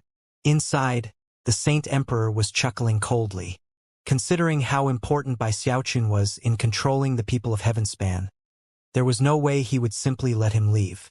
Bai Xiaochun was very pleased with the answer he had just been given, but didn't let it show on his face. Frowning and sighing, he left with the giant ghost king. As everyone departed, Heavenly Marquis Lu stood there, crestfallen. As far as he was concerned, the Saint Emperor had just led the wolf right into the henhouse. In the coming days, Saint Emperor City would likely descend into tragedy, at least until the drums and gongs were broken out, and the plague god Bai Xiaochun was driven away. "Don't say I didn't warn you," he sighed, bemoaning the state of the universe, and pitying the fate of mankind. Court was adjourned, and the Saint Emperor had bestowed the rewards. Before Bai Xiaochun left, the two old men who had been standing at the front of the hall approached him. One of them gave him a jade slip which was essentially a key to the blessed land he had been given. The other was a colorful belt which would ensure that he didn't feel any pressure from the spirit automaton of the world treasure that was the imperial palace. He was also given a ducal robe of the finest quality, a magical item with an impressive aura. Lastly, he was given a dragonfish. The dragonfish was fully 3 meters long and was still alive. It had been bound up so that it couldn't move, and yet its sharp teeth and glaring eyes seemed particularly ferocious. Bai Xiaochun looked over the rewards and sighed. This Saint Emperor is so stingy. I guess the robe, Immortal's Cave, and belt are okay, but what did he give me a fish for? Shaking his head, he used the jade slip to go find his blessed land, taking the giant ghost king with him. It was located on a lotus leaf that had plenty of buildings on it. His blessed land was right in the middle, in a relatively tranquil and quiet locale. Although it was called a blessed land, it was actually just a mansion residence. On the upside, the spiritual power of heaven and earth was strong in the area. There were beautiful ornamental rocks, and lovely buildings built in a very impressive and imposing style. Bai Xiaochun was happy with the residence.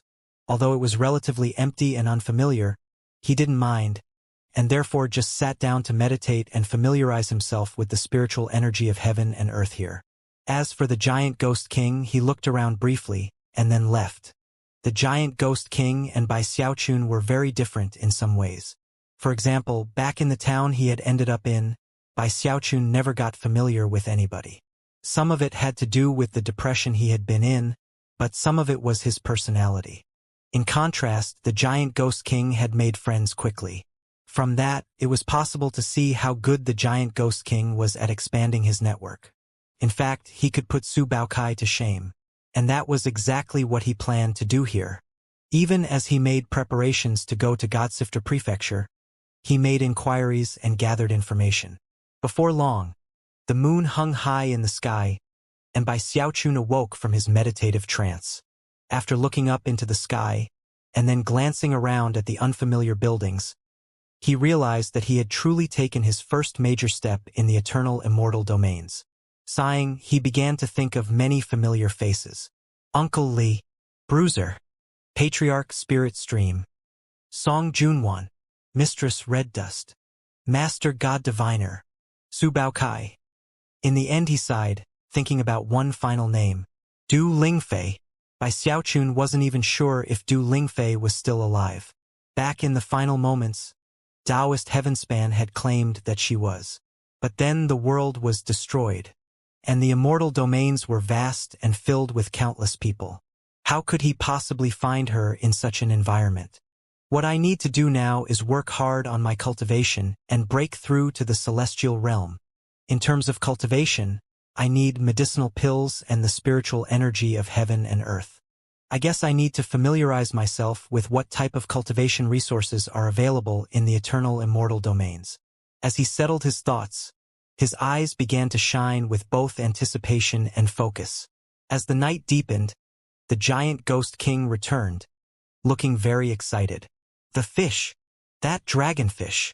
Surprised, Bai Xiaochun looked over at the dragonfish, which was off to the side, still flipping and flopping a bit. From the look in the giant ghost king's eyes, it was like some sort of precious treasure. Xiaochun, that's no ordinary fish. The Saint Emperor really wasn't holding back at all. Heavenly dragonfish are native only to this heavenly pond. They drink heavenly pond water, and thus naturally absorb the spiritual energy of heaven and earth. They are also fed with all sorts of precious materials. They're considered the personal property of the Saint Emperor. Any cultivator of the celestial level or lower who eats a heavenly dragonfish will experience a major cultivation base boost, as much as from an immortal pill. Immortal pill? Bai Xiaochun said, his eyes shining. He had just been wondering about where to get the spiritual energy he needed to work on his cultivation. And thus, he and the giant ghost king went about roasting the fish.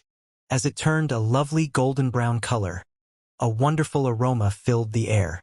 Bai Xiaochun and the giant ghost king salivated as they waited for it to finish cooking. And then, they began to eat. When he was finished, Bai Xiaochun licked his lips in complete satisfaction and said, "Delicious! Tastes just like spirit tail chicken." Bai Xiaochun suddenly realized that he missed spirit tail chickens. And yet, the fact that he had found something similar to them in the Eternal Lands was a wonderful thing. The giant ghost king smacked his lips, and then eyed a fish bone for a moment before tossing it into his mouth and crunching it to bits. He then prepared to speak, but before he could, he shivered, and a searing heat rose up inside of him that caused white mist to build up in the area. "An immortal fish!" he exclaimed. He quickly settled down cross-legged to begin doing breathing exercises. After the giant ghost king experienced such success, Bai Xiaochun waited for a long moment to see if something similar would happen with himself. However, no heat appeared inside of him. What's going on? It worked for the giant ghost king. Why not me? Then he looked around and realized that there were a lot of bones around that they hadn't eaten. After randomly picking up a few, he crunched them up in his mouth and swallowed them, which was exactly when the warm current began to flow through him. Delighted, he closed his eyes. Soon, the warmth turned into something like a huge wave that pushed his Live Forever Codex further toward completion. Suppressing his excitement, he focused on the energy in his body. Time passed. Soon, roughly 6 hours had gone by since Bai Xiaochun and the giant ghost king began meditating. At that point, the giant ghost king opened his eyes, threw his head back and laughed uproariously. In that short 6 hours, the giant ghost king had made significant progress toward the late demigod realm. "It's too bad we only had one," he said. "If I could eat fish like that more often, I could reach the Great Circle in no time." At that point, Bai Xiaochun also opened his eyes, and they glittered with bright light. Although he hadn't made as much progress as the giant ghost king, that was because he was already further past him in general. Even still, the little bit of progress he had experienced was very exciting. If he wanted to break through to become a celestial, then he needed to reach the Great Circle of the Live Forever Codex. Unfortunately, he was still some distance away from that level. And unfortunately, the Live Forever Codex differed from the Undying Codex in that he had not actually personally cultivated it. It had been consecrated upon him. Although he had developed the divine abilities of the technique all the way to creating his Live Forever lamp, the truth was that he still didn't really understand how to actually cultivate the technique. After the Gravekeeper consecrated him, he came to the eternal immortal domains and achieved a bit of progress. But it was slow to the point of being almost nothing. At the moment, his Live Forever Codex had reached the point where it was holding him back. He was basically at a major bottleneck. Based on what he could tell, if he practiced ordinary cultivation with the spiritual energy in Saint Emperor City, then he couldn't achieve in 10 years or more what he had just achieved by eating half of a heavenly dragonfish. Considering that, it was almost impossible to calculate how long it would take him to break out of the demigod realm by ordinary cultivation alone. His original plan had been to acquire some special medicinal pills or something similar. But now, looking around at the handful of fish bones that were left over, he realized that a new path had just been opened up. One fish is worth at least 15 years of cultivation. All of a sudden, Bai Xiaochun's eyes began to shine as brightly as a mouse that hadn't eaten for several years. If I could get enough of those fish, breaking through this bottleneck would be super easy. I could become a celestial very soon. He was already getting very excited. For one thing, he would have much more longevity and life force after becoming a celestial, and for another, he would have his Tao seed, which meant he could be resurrected if he died. All of a sudden, he had the desire to reach the absolute pinnacle of this strange new world he was in. And it all came down to the heavenly dragonfish. I need fish. He immediately began to look around and grab up all fish bones he could see. However, the giant ghost king seemed to have come to the same conclusion as him, and lunged to interfere. Hey, giant ghost king, the Saint Emperor gave me this fish as a reward. Don't you dare fight me over it. Bai Xiaochun's eyes widened into a glare. Like hell. I'm your father-in-law, fool. Haven't you heard of filial piety? At this point, Bai Xiaochun furiously resorted to a trump card. This is one of my leftovers. I actually licked it already. Oh yeah? Well, I licked all the other ones you already ate. We're related anyway, so it doesn't matter. Not willing to be outdone. The giant ghost king leaned forward and spat toward the fish bones on the ground. Perhaps it was because of some divine ability that he cultivated. But that one bit of spittle somehow managed to spread out and cover all of the bones. Bai Xiaochun stood there, stunned at the giant ghost king's despicable and yet devastating tactics. Although he had to admit that the man was definitely thicker-skinned and a much better schemer than himself, that didn't explain how he was able to spit out so much saliva in one shot. As he stood there hesitating, the giant ghost king waved his sleeve, collecting all of the fish bones up and depositing them into his bag of holding. With that, he smiled complacently. You're too inexperienced to fight with me, kid. With that, he laughed heartily. Dumbfounded, Bai Xiaochun sighed and was about to say something when both he and the giant ghost king realized that someone was approaching the blessed land. A moment later, they heard someone speaking outside. Duke Heavenspan, it's Chun Su, here for a visit. This was the first official visit Bai Xiaochun had received in Saint Emperor City, and shockingly, the visitor was a celestial. Not only was Bai Xiaochun curious to see who it was, he also didn't want to cause any offenses. So he hurried over, waving his hand to open the main gate. Revealed outside was an old man with gray hair. He wore a long blue robe and bore the demeanor of a transcendent being. Smiling faintly, he clasped hands in formal greeting. I was wondering why the birds were singing so happily earlier, Bai Xiaochun said. It was because an honored guest was on his way. I never imagined it would be you, fellow Taoist Chun. Please, come in. Bai Xiaochun's broad smile and clearly spoken words made him seem completely different than he had moments ago. Struggling with the giant ghost king over fish bones. Chun Su laughed heartily at Bai Xiaochun's pleasing words. Nodding, he stepped into the blessed land. The giant ghost king was also curious about this visitor.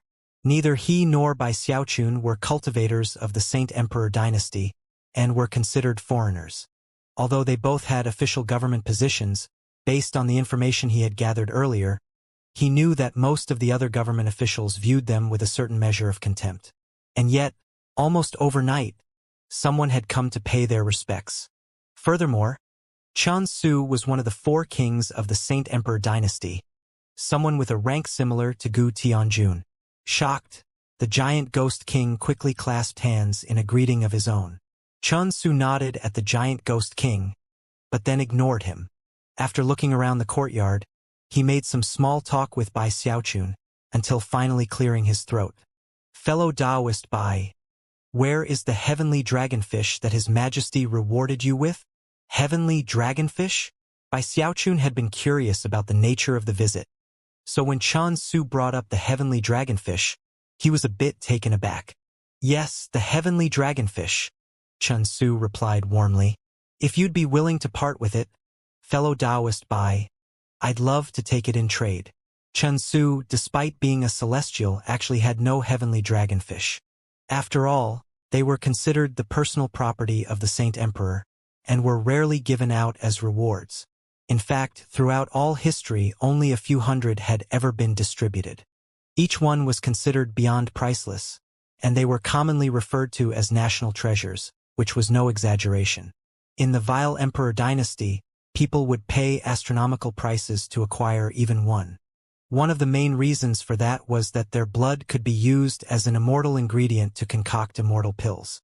Chun Su was convinced that his proposal would not be rejected. Bai Xiaochun was a newcomer to the Saint Emperor dynasty and wouldn't want to offend a celestial over a fish. Bai Xiaochun hesitated for a moment, then said, sorry, fellow Taoist Chun, you're a bit late. I ate it already. When Chun Su heard Bai Xiaochun's response, his eyes nearly popped out of his skull. Did you just say, you ate it? Bai Xiaochun blinked a few times and then nodded. Yep, ate it. As far as Chun Su was concerned, Bai Xiaochun was obviously making up excuses. Voice cold, he said, come on, fellow Taoist Bai, don't treat me like I'm 3 years old or something. If you don't wish to part with it, just say so directly. Heavenly dragonfish are national treasures, and precious beyond imagination. Nobody who acquired one would ever possibly eat it. The best thing to do is keep it in a pond and extract its blood occasionally. With that, he flicked his sleeve as if to leave. At this point, Bai Xiaochun sighed and gave the giant ghost king a look. The giant ghost king, despite not really wanting to, produced some fish bones from his bag of holding. See these fish bones? Fellow Taoist Chun. When Chun Su looked back and saw the bones, his eyes went wide. When he opened his mouth to speak, the fish bones, and the aura of a heavenly dragonfish coming from them, caused Chun Su's heart to seize, and his mind to spin. As a celestial in the Saint Emperor dynasty, he had seen heavenly dragonfish given out as rewards before. Whenever it happened, the recipients would keep them in ponds and take good care of them. This was his first time hearing of someone doing something so shocking as eating a national treasure. In fact, he almost couldn't process it mentally. After staring blankly at the fish bones for a moment, he shook his head and sighed. What a reckless waste! Unsure of exactly how he felt, he slowly left the blessed land. After he was gone, Bai Xiaochun and the giant ghost king looked at each other in shock. It's just a fish, right? The giant ghost king said. These Saint Emperor dynasty people are real weirdos. The truth was that he was actually feeling a bit guilty at having gathered incomplete information the night before. Clearing his throat, he looked up into the evening sky. Well, Xiaochun, it's actually a long way to Godsifter Prefecture. I really need to get going. Who knows when we'll meet again? He sighed. The two of them had accomplished a lot since their initial reunion in the Vile Emperor dynasty, and as he thought back, he realized that there had been many twists and turns in their journey. The upside was that he now had a firm foundation and his own path to tread. Bai Xiaochun was feeling a bit emotional as well as he escorted the giant ghost king all the way to the teleportation portal.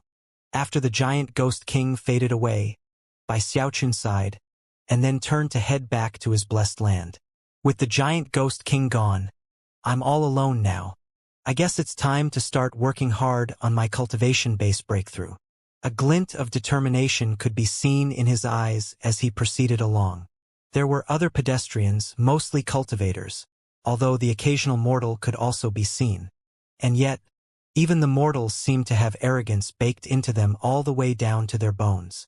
Everyone in the capital city seemed to have a very high impression of themselves, and the truth was that Bai Xiaochun didn't mind that. As he walked along, he looked around at the buildings and thought about how Saint Emperor City rested on enormous lotus leaves. It all made him sigh. And to think that it's all built on top of a huge mountain and a heavenly pond. At one point, his path took him toward the very edge of the lotus leaf, where he took the opportunity to look over at the water below.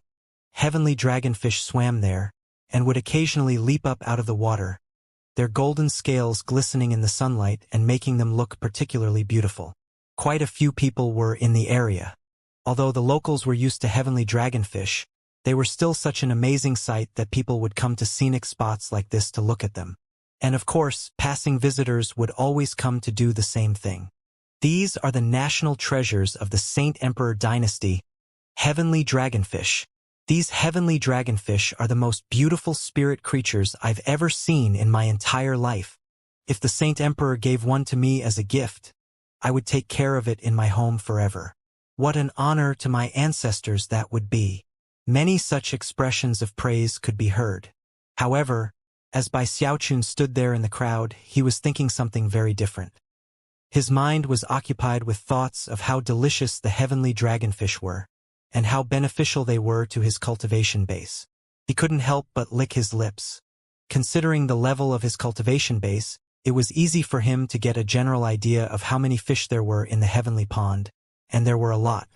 Even as he pondered if it might be possible to catch one, a visiting cultivator in the crowd turned to a friend and asked, "Considering that the heavenly dragonfish are precious national treasures, what would happen if one of them went missing?" When Bai Xiaochun heard that, his eyes glittered. Missing?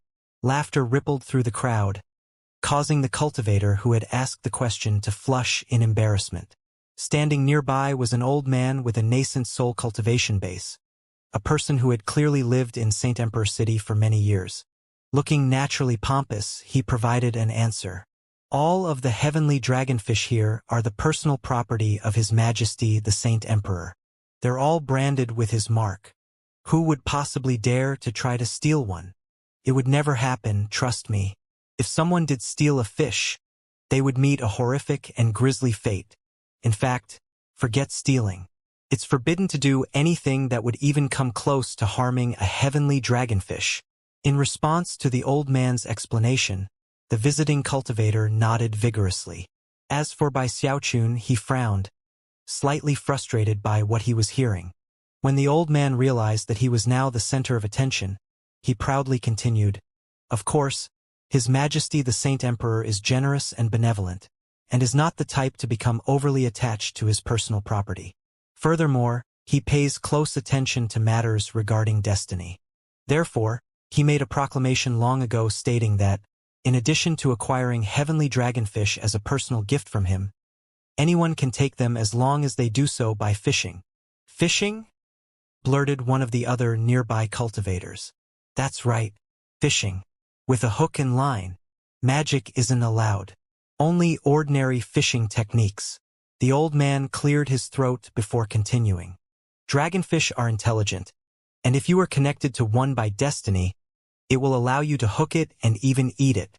Stroking his beard, the old man pointed to another location at the edge of the lotus leaf, where it was just possible to see someone seated in meditation, but with a fishing pole in his hand. "Look over there. That's Preceptor C. Deep. He's been fishing in that exact same spot for over 100 years. He hasn't changed fishing spots by even an inch. I guess it just goes to show that he isn't connected by destiny to any of the dragonfish." Most of the people in the crowd actually knew all of these things already, and were clearly very proud of them. Eventually, the visiting cultivator offered profound thanks, and the crowd dispersed. Bai Xiaochun remained behind, peering down at the heavenly dragonfish, and occasionally looking at the demigod, who had been sitting there fishing for over 100 years. "This Saint Emperor really is stuck up," he thought, rubbing his chin. Although the Saint Emperor's decree seemed like an expression of benevolence, the truth was that it was close to impossible to hook a dragonfish. One would probably be lucky to catch one after fishing for a few decades. After all, they were intelligent, and were used to eating precious materials of heaven and earth, making them almost like immortal creatures. According to the Saint Emperor's decree, anyone who was connected by destiny to a fish could eat it, except that was not something that would happen for most ordinary cultivators. The more Bai Xiaochun thought about it, the more obvious it was. And likely, there were other powerful experts in the Saint Emperor dynasty who would realize that such matters of destiny made the prospect of catching a dragonfish basically impossible. Few people could have the raw determination of Preceptor C. Deep. Bai Xiaochun was already starting to feel a bit let down. He really wanted to eat some heavenly dragonfish, but it seemed like getting his hands on one would be too difficult. After thinking about the matter for a while, he decided that it was possible he was thinking too deeply into the subject. Therefore, he went and bought some fishing gear and found a good place to try his hand at it. After several failures, he sighed and gave up. "There's no way you can hook one of those fish," The fish in the water would simply pass by his line. Sometimes they would look up at him, and although he couldn't be sure, he was fairly convinced that they were mocking him. "How dare some fish make fun of me?" he thought angrily, glaring down into the water as fiercely as he could. However, he soon shivered in defeat. He usually won staring contests, but now, the mocking gazes of the heavenly dragonfish had him scowling on the verge of tears. Eventually, he stomped away from the water's edge. Complete and utter bullying, he thought bitterly. However, he was out of options. Throwing his fishing pole down, he returned to his immortal's cave. A few days later, an emissary came from the Vile Emperor dynasty to discuss the matter of Ghost Mother with the Saint Emperor. In the end, 3 prefectures were ceded to the Saint Emperor dynasty to get her back. By the time Bai Xiaochun heard about it, the bone lizard battleship was flying off into the distance. He just barely made out Gong Sun Wan'er on deck, toward whom he clasped hands and bowed, wishing her well after she got back to the Vile Emperor dynasty. After all, the person returning to the Vile Emperor was both Ghost Mother and not Ghost Mother. Everyone in the Saint Emperor dynasty was both proud and elated with how Ghost Mother was traded away. After all, the Vile Emperor had given up 3 prefectures to seal the deal, prefectures which had belonged to the Saint Emperor dynasty to begin with, but had been lost over the years of minor conflict between the 2 dynasties. To cultivators who were not in the know, it might seem like a major victory in the overarching conflict between the dynasties. But the powerful and influential individuals in the Saint Emperor dynasty, and of course the Saint Emperor himself, knew that the 3 prefectures in question had been reduced to virtual wastelands over the course of the occupation. To the Vile Emperor dynasty, they were now of little value or interest. But to the Saint Emperor dynasty, anything was better than nothing. Furthermore, the Saint Emperor knew that if he pushed things too far, the Vile Emperor could very well just abandon Ghost Mother and refuse to offer any concessions at all. If that happened, then the onus would be cast on the Saint Emperor dynasty for being greedy, and would ensure that not even the Vile Emperor would take blame from his subordinates. After all factors were considered, an agreement was reached that appeased both sides, and prevented greater issues from arising. None of it had much to do with Bai Xiaochun. In fact, neither side mentioned him at all during the negotiations. Although he had played a critical role within the entire affair, it was in the interests of both parties to just pretend as if he hadn't. Bai Xiaochun didn't care about that. At the moment, he was sitting in his blessed land, scowling on the verge of tears, 1,000 thoughts running through his head as he contemplated the issue of the heavenly dragonfish. In an attempt to stop thinking about them, he took some time to make inquiries regarding pill concocting in St. Emperor City. What he came to find was that the techniques used here were in the same vein as those in the Heavenspan realm. However, there were also some major differences that made the concocting process very difficult. They were also very expensive to produce. In terms of medicinal pills that were appropriate for demigods, not only were they rare, they were ridiculously overpriced. Another problem was that Bai Xiaochun didn't exactly have a huge savings built up. Worse, although he had some medicinal plants, he had no pill formulas, and creating new formulas from scratch was a very grueling and expensive process. Unless he could think of some ways to earn a lot of spirit stones, he would definitely go broke trying to rely on medicinal pills. The best way to save money would be to use heavenly dragonfish. It was with bloodshot eyes that he stared in the direction of the heavenly pond, which seemed the only viable path to further his cultivation. Gritting his teeth, he said, "I'm not gonna just give in. Considering those fish dared to despise me, I'm definitely going to teach them a lesson." Grabbing his fishing pole, he hurried over to the edge of the lotus leaf. Picking a different area than last time, he spent a few days fishing, but in the end, sighed and gave up again. The fish really were like immortal beings. No matter which fishing spot he picked, they would just swim right past his line, and would often gaze at him with contemptuous looks in their eyes. Several days passed in which Bai Xiaochun was eyed disdainfully by thousands of individual fish. Eventually, his world began to grow dark. At the same time, people noticed what he was doing, and gossip began to spread. Duke Heavenspan is fishing? Well, he is a barbarian foreigner after all.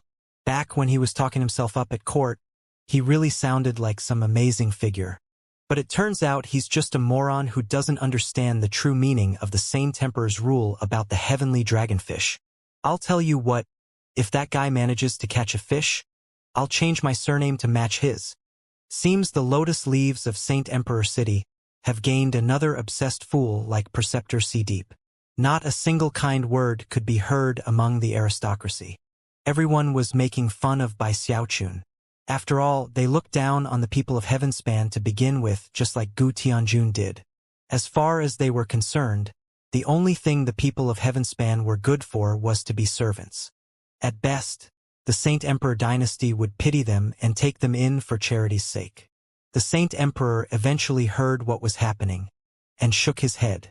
"It doesn't matter," he said with a smile. "If Duke Heavenspan just spends his time fishing, that will save me a lot of effort down the road." The only person who reacted differently was Lu Yong. When he heard about the matter, he was initially shocked, but then he penned a formal request to the Saint Emperor, in which he begged him to prohibit Bai Xiaochun from fishing. Sadly for him, the fact that he was from the Heavenspan realm ensured that everybody ignored him. The Saint Emperor merely looked at the written request and then tossed it to the side. Whether it was the fish in the pond or the officials in the city, they all looked at Bai Xiaochun with contempt. Eventually, it reached the point where he couldn't take it anymore. "Fudge! Fine. Screw this fishing business." As he glared at the scornful fish, a vicious smile suddenly played out on his face. After sending some divine sense out to make sure that no one was watching him, he produced a fantasy pill from his bag of holding and threw it into the heavenly pond. No one noticed, and the pill melted as soon as it hit the water. Within moments, it was absorbed by the nearby fish. Giving them a final look, Bai Xiaochun snorted coldly and left. Over the course of the following days, he would frequently go to the edge of the lotus leaf and surreptitiously toss some fantasy pills into the water. In order to avoid attracting notice, he was careful to only throw 2 or 3 pills in each time, and occasionally just one. He knew that some things could only be accomplished over time and required patience. And thus, more than half a month slipped by. Gradually, more and more of the heavenly dragonfish began to react to the fantasy pill. Eventually, it reached the point where all Bai Xiaochun had to do was walk up to the water, and a large group of them would swim over in the hopes of getting some of the water affected by the fantasy pills. 2 things worked to his advantage. The first was that it was common for heavenly dragonfish to congregate near someone who was fishing, and cast contemptuous glances at them. The second was that Bai Xiaochun made sure to find remote locations where he was less likely to attract any attention. To play things extra safe, he also pretended to be fishing as he went about his work. As the days went by and he watched the heavenly dragonfish gobble up his pills, his heart swelled with more pride than ever. "Measly heavenly dragonfish. I'll show you how awesome Lord Bai is. Everybody who gets a taste of my fantasy pills gets addicted. I refuse to believe that you will be any exception." Bai Xiaochun was feeling very proud and confident in his pills. He was absolutely sure that the fish in the pond were developing a dependency on fantasy pills.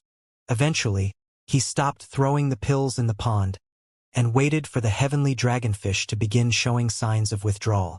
One day, as he was strolling near the edge of the lotus leaf, he saw a crowd forming, and people crying out in alarm. "Heavens! The heavenly dragonfish are so smart. Look guys, that one knows how to go fishing." Bai Xiaochun hurried over and saw one particular heavenly dragonfish with a long string of seaweed in its mouth, acting just like a cultivator holding a fishing pole. Excited, he realized that the crucial moment had arrived. Excitement surging, he pulled out his fishing rod, which he had already prepared for this very moment by coating the hook with the aura of a fantasy pill. Looking around, he realized that he was very close to Preceptor C-Deep, who was sitting there as motionless as usual. Hefting his fishing pole, he hurried over and sat down next to him, then prepared to cast his line. The first thing Preceptor C-Deep did was frown. He knew that Bai Xiaochun was Duke Heavenspan, and yet was as contemptuous of the people of Heavenspan as everyone else in the city. Clearly, he wasn't happy that Duke Heavenspan had come to his fishing spot to fish without first asking permission. Even worse was that Bai Xiaochun's fishing rod looked completely ordinary in nature. Perceptor Seedeep's was made from soft jade, making it incredibly flexible. It was also filled with spiritual energy. To top everything off, the look of anticipation on Bai Xiaochun's face was very annoying. As a demigod expert of the same age as Gu Tianjun, and someone who had even deigned to give advice to the younger Chun Su, Perceptor Seedeep was profoundly qualified in all respects. "Well met, Duke Heavenspan," he said, his eyelid twitching a bit. "Fishing requires patience, you know. As the ancient saying goes, luck brings achievements, fate brings failure. Understand that, and it will help you remain tranquil and even-tempered. Fix heaven and earth within your heart and mind. There are countless living beings within creation, all of which are intelligent in their own way. Remember, everything is connected. If a heavenly dragonfish has sown destiny with you, it will come to you. That's how life works. Many people think that I sit here to fish, but the truth is that I am contemplating life. With a temperament like yours, you probably shouldn't waste your time here." As he spoke, he seemed to thrum with an otherworldly aura. Bai Xiaochun was taken aback by how mysterious the old man sounded, although he didn't understand anything that had just been said. However, the man looked pretty cool as a fisherman, and therefore, Bai Xiaochun nodded a few times, and then cast his line out into the heavenly pond. Upon seeing that Bai Xiaochun really was going to make an attempt at fishing, Perceptor Seedeep got even more annoyed, and the contempt in his eyes grew more intense. "You!" In the very instant in which Perceptor Seedeep's eyes flickered with derision, Bai Xiaochun's fishing hook hit the water, before it could even sink down, and even as the sound of the splashing water was still echoing out, a 3-meter-long heavenly dragonfish appeared and bit down on the hook. It clamped its jaws down very vicious fashion. Apparently worried that the hook might get away, it actually swallowed it down into its belly. Delighted, Bai Xiaochun yanked back on his fishing pole, pulling the entire 3-meter-long fish out of the water. Water droplets sprayed around in all directions, and the fish's golden scales glistened dazzlingly. The entire scene was quite eye-catching. As the heavenly dragonfish flew through the air, Bai Xiaochun reached out and grabbed it with ease. Eyebrows dancing up and down with joy, he quickly put the heavenly dragonfish into his bag of holding. It happened so quickly that some people who were watching wondered if they had been seeing things. Perceptor Seedeep's mind began to spin, and he almost didn't want to believe that what he had just seen was true. Rubbing his eyes, he looked at the spot where the fish had flown out of the water, and then back at the excited Bai Xiaochun. Bai Xiaochun couldn't help but marvel at how much of a genius he was. The heavenly dragonfish had dared to glare at him with contempt, and with almost no effort, he had put them in their place. Even as he contemplated such things, he remembered that Perceptor Seedeep had been about to say something further. What were you just saying?" Perceptor Seedeep's heart was already racing, and his mind was spinning so hard he could barely speak. After taking a few breaths to recover, Bai Xiaochun's question registered. Rubbing his nose, he said, I guess you got pretty lucky, Duke Heavenspan." With that, he tossed his own line back out, hitting almost exactly the same spot Bai Xiaochun had just hit. Considering how many heavenly dragonfish had gathered in the area, he couldn't help but look at the spot nervously, wondering if he would get any bites. Bai Xiaochun was very pleased with Perceptor Seedeep's response. Clearing his throat, he cast his own line out again, but in a different direction. This time, his hook landed right in front of Perceptor Seedeep. The instant his hook hit the water, Perceptor Seedeep looked over at that spot, whereupon his eyes went wide. It was with seeming madness that the heavenly dragonfish rushed toward the hook. Waves began to roll out over the water as they struggled with all their might to get to the hook. It only took the blink of an eye for one of them to bite down on it. The excitement in its eyes was completely evident. Perceptor Seedeep felt like he was being struck by lightning. Nearly dropping his fishing pole, he jumped up and shouted, "Impossible!" Never before had he witnessed events as shocking as this. It was so unimaginable that he felt like he was about to collapse mentally. He had been fishing in this same spot for more than 100 years, and although he had seen people successfully hook a dragonfish before, It was usually a situation in which a particularly picky fish took the bait on purpose. It was more like the fish intentionally wanted to switch homes and owners. But what he was witnessing now had him feeling completely bowled over. This wasn't fishing. This was the fish fawning over by Xiaochun, seemingly worried they might not have the chance to bite down on the hook he cast. Completely dazed, Perceptor Sea-Deep looked at the water, and then at Bai Xiaochun, and opened his mouth as if to speak. However, no words came out. Meanwhile, the people off in the distance who had been watching were all clearly shaken. Initially, they were too stunned to say anything, but before long, cries of shock could be heard. I can't believe he actually caught a heavenly dragonfish. Heavens! He didn't just catch one. He actually caught two in a row. How lucky can this guy be? It's heaven-defying. It's not luck. He's connected by destiny to those dragonfish. Normally speaking, such a commotion would have scared all the dragonfish away. But right now, the exact opposite was happening, leading to even more shocked cries. Hey! Look over there, everyone. Heavens! Look at how many dragonfish there are. Why are they all coming over? Everyone looked over at what was a completely shocking scene. Waves rolled across the surface of the heavenly pond as one heavenly dragonfish after another rushed over from all directions. At a single glance, it appeared as if there were several thousand of them, creating a spectacle that left everyone gasping. Perceptor Sea-Deep looked on, gobsmacked at the sight of Bai Xiaochun tossing the second heavenly dragonfish into his bag of holding. Bai Xiaochun was also feeling a bit taken aback. Considering how crazy the heavenly dragonfish were acting, it seemed like his fantasy pills were actually working much better than he had imagined they would.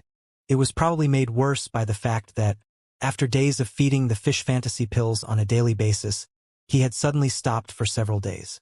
When the withdrawal symptoms hit, the fish felt like they were completely starving. Therefore, even the scrap of the fantasy pill aura on the hook was enough to drive them crazy. This is big, he thought nervously. Thankfully, his fantasy pills were colorless and odorless, and would not leave traces behind that could be detected. Besides, medicinal pills from the Heavenspan realm were different than those in the eternal immortal domains. Their structure was different on a fundamental level. Most importantly, he couldn't ignore all of these fishes that were clearly connected to him by destiny. Considering that they apparently wanted to leap right into the fire and be devoured by him, he gritted his teeth and cast his line a third time. Everyone looked on nervously. Perceptor Sea-Deep even stopped breathing. This time, the result was even more dramatic than the first two times. In fact, it was so climactic that it instantly led to a huge commotion among the crowd, and caused Perceptor Sea-Deep to stagger backward as if he had been struck by lightning from the heavens. This time, the fishhook never even reached the water. Dozens of dragonfish leaped up into the air to try to get it. Water splashed out everywhere as the fish writhed and fought to try to be the first to reach the hook. More and more dragonfish began to erupt from the water, causing the crowd to cry out in shock. Eventually, one of them succeeded. It was with great excitement and pride that the fish bit the hook, and allowed Bai Xiaochun to reel it in. It was only with great effort that Bai Xiaochun managed to get the hook out of its mouth before putting it into his bag of holding. In fact, the only reason he succeeded in getting the hook at all was because in the struggle the aura of the fantasy pill had been rubbed off it. The crowd, of course, couldn't keep quiet. Is this even fishing? I've never seen anyone connected by destiny to so many heavenly dragonfish. Something strange is going on here. Something very strange. After hearing what people were saying, Bai Xiaochun started to feel a bit guilty. He also felt bad by how profoundly shocked Perceptor Sea-Deep seemed. After putting away his third heavenly dragonfish, he decided that now was a good time to stop fishing. They were actually fighting over the hook? Perceptor Sea-Deep muttered to himself, staring at Bai Xiaochun in dumbfounded shock. Then he thought back to his own hook, which not a single fish had ever even nibbled at. All of a sudden, he realized that his over 100 years of fishing experience seemed like nothing compared to Bai Xiaochun's skills. Seeing that Bai Xiaochun was about to leave, he suddenly lunged to block his path. As Bai Xiaochun looked at him warily, The man's gaze slowly came to rest on Bai Xiaochun's fishing pole. Fellow Taoist Bai, is that fishing pole for sale? Huh. Bai Xiaochun was initially confused. However, after seeing the crazed preceptor Sideep's bloodshot eyes shift to look at his fishing pole, he realized the truth. The man had clearly come to the conclusion that there was something special about his gear that enabled him to hook so many heavenly dragonfish. Well, I guess it makes sense, he thought. This awesome demigod fisherman has been fishing here for more than 100 years, and obviously has really sharp eyes. From the way Preceptor Sideep was breathing, it seemed he was having a hard time keeping himself under control. Name your price, fellow Taoist Bai, he said. I want that gear of yours. If he had been dealing with anyone else, he would probably have just tried to forcefully take the fishing rod. But Bai Xiaochun was Duke Heavenspan. He had both a high position in the government and also a high cultivation base. Even more potentially threatening was the fact that he was the leader of the Heavenspan realm. Therefore, using force on him wasn't an option. He could only try to work out a deal. When the crowd heard what was being said, they suddenly looked at the fishing pole and started to wonder if there was something suspicious about it. Soon, many eyes began to burn with passion over the thought of what it might be able to do. Preceptor Sideep was the type of person most people would avoid offending, and yet there were still a few cultivators in the crowd who pulled out jade slips to send messages to important people. Fellow Taoist Bai, since you're new to Saint Emperor City, I wouldn't be surprised if you're a bit short on funds. How about this? I'll pay you 1 million spirit stones for that fishing pole. What do you say? With that, he stood there nervously, worried that others might try to jump in and outbid him. Bai Xiaochun said, hesitating. It wasn't that he didn't want to sell the fishing pole, but rather, he knew that it wouldn't work at this point. Whoever he sold it to would be completely screwed over. As a good person, he wasn't comfortable with the idea of conning people in such a way. Preceptor Sideep, he said. Even if I sold you the fishing pole, it wouldn't work. Preceptor Sideep was really starting to get anxious, and prepared to say something else. But Bai Xiaochun cut him off with the wave of a hand. Slinging the fishing pole over his shoulder and tucking his other hand behind his back, he sighed loftily and said, Preceptor Sideep, fishing requires patience. You know, as the ancient saying goes, luck brings achievements, fate brings failure. Understand that, and it will help you remain tranquil and even-tempered. Fix heaven and earth within your heart and mind. There are countless living beings within creation, all of which are intelligent in their own way. Remember, everything is connected. If a heavenly dragonfish has sown destiny with you, it will come to you. That's how life works. You saw me fishing just now, but the truth is that I was contemplating life. With a temperament like yours, you probably shouldn't waste your time here. Preceptor Sideep's expression darkened as he heard the very words he had spoken to Bai Xiaochun parroted back to him. Although the detestation he felt toward Bai Xiaochun only continued to grow, he simply wasn't willing to be refused. I'll add in 3 God Barrier pills, he said through gritted teeth. He was absolutely determined to get the fishing pole. Even if he could only use it to catch 1 or 2 heavenly dragonfish, it would be worth it. Starting to feel frustrated, Bai Xiaochun said, Preceptor Sideep, I really can't sell it. It won't work for you. Why are you making things hard for me?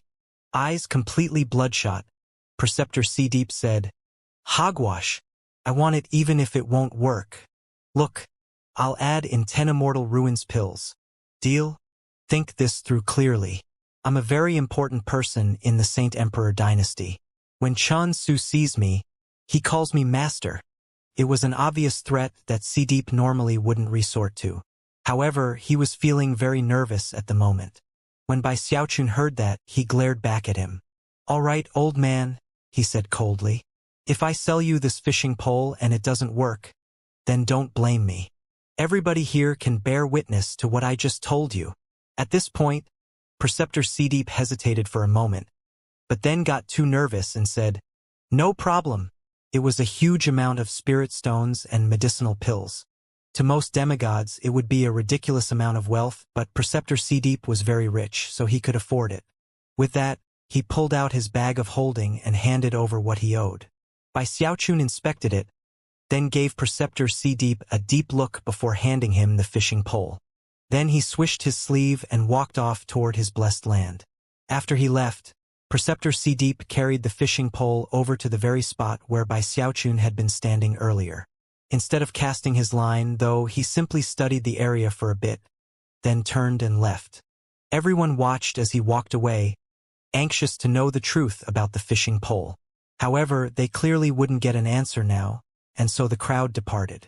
Preceptor C-Deep took a long walk through the city until he found a spot where he had a bit of privacy. There, he performed a few tests.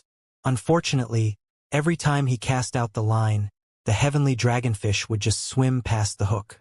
Eventually, he pulled in the line, his face completely expressionless, but his eyes flickering. Does he think I'm an idiot or something? That money was nothing. Maybe the fishing pole doesn't work anymore, but there's definitely something suspicious about it. It might not be obvious right away, but I'll figure out what it is eventually. With that, he studied the fishing pole a bit more closely.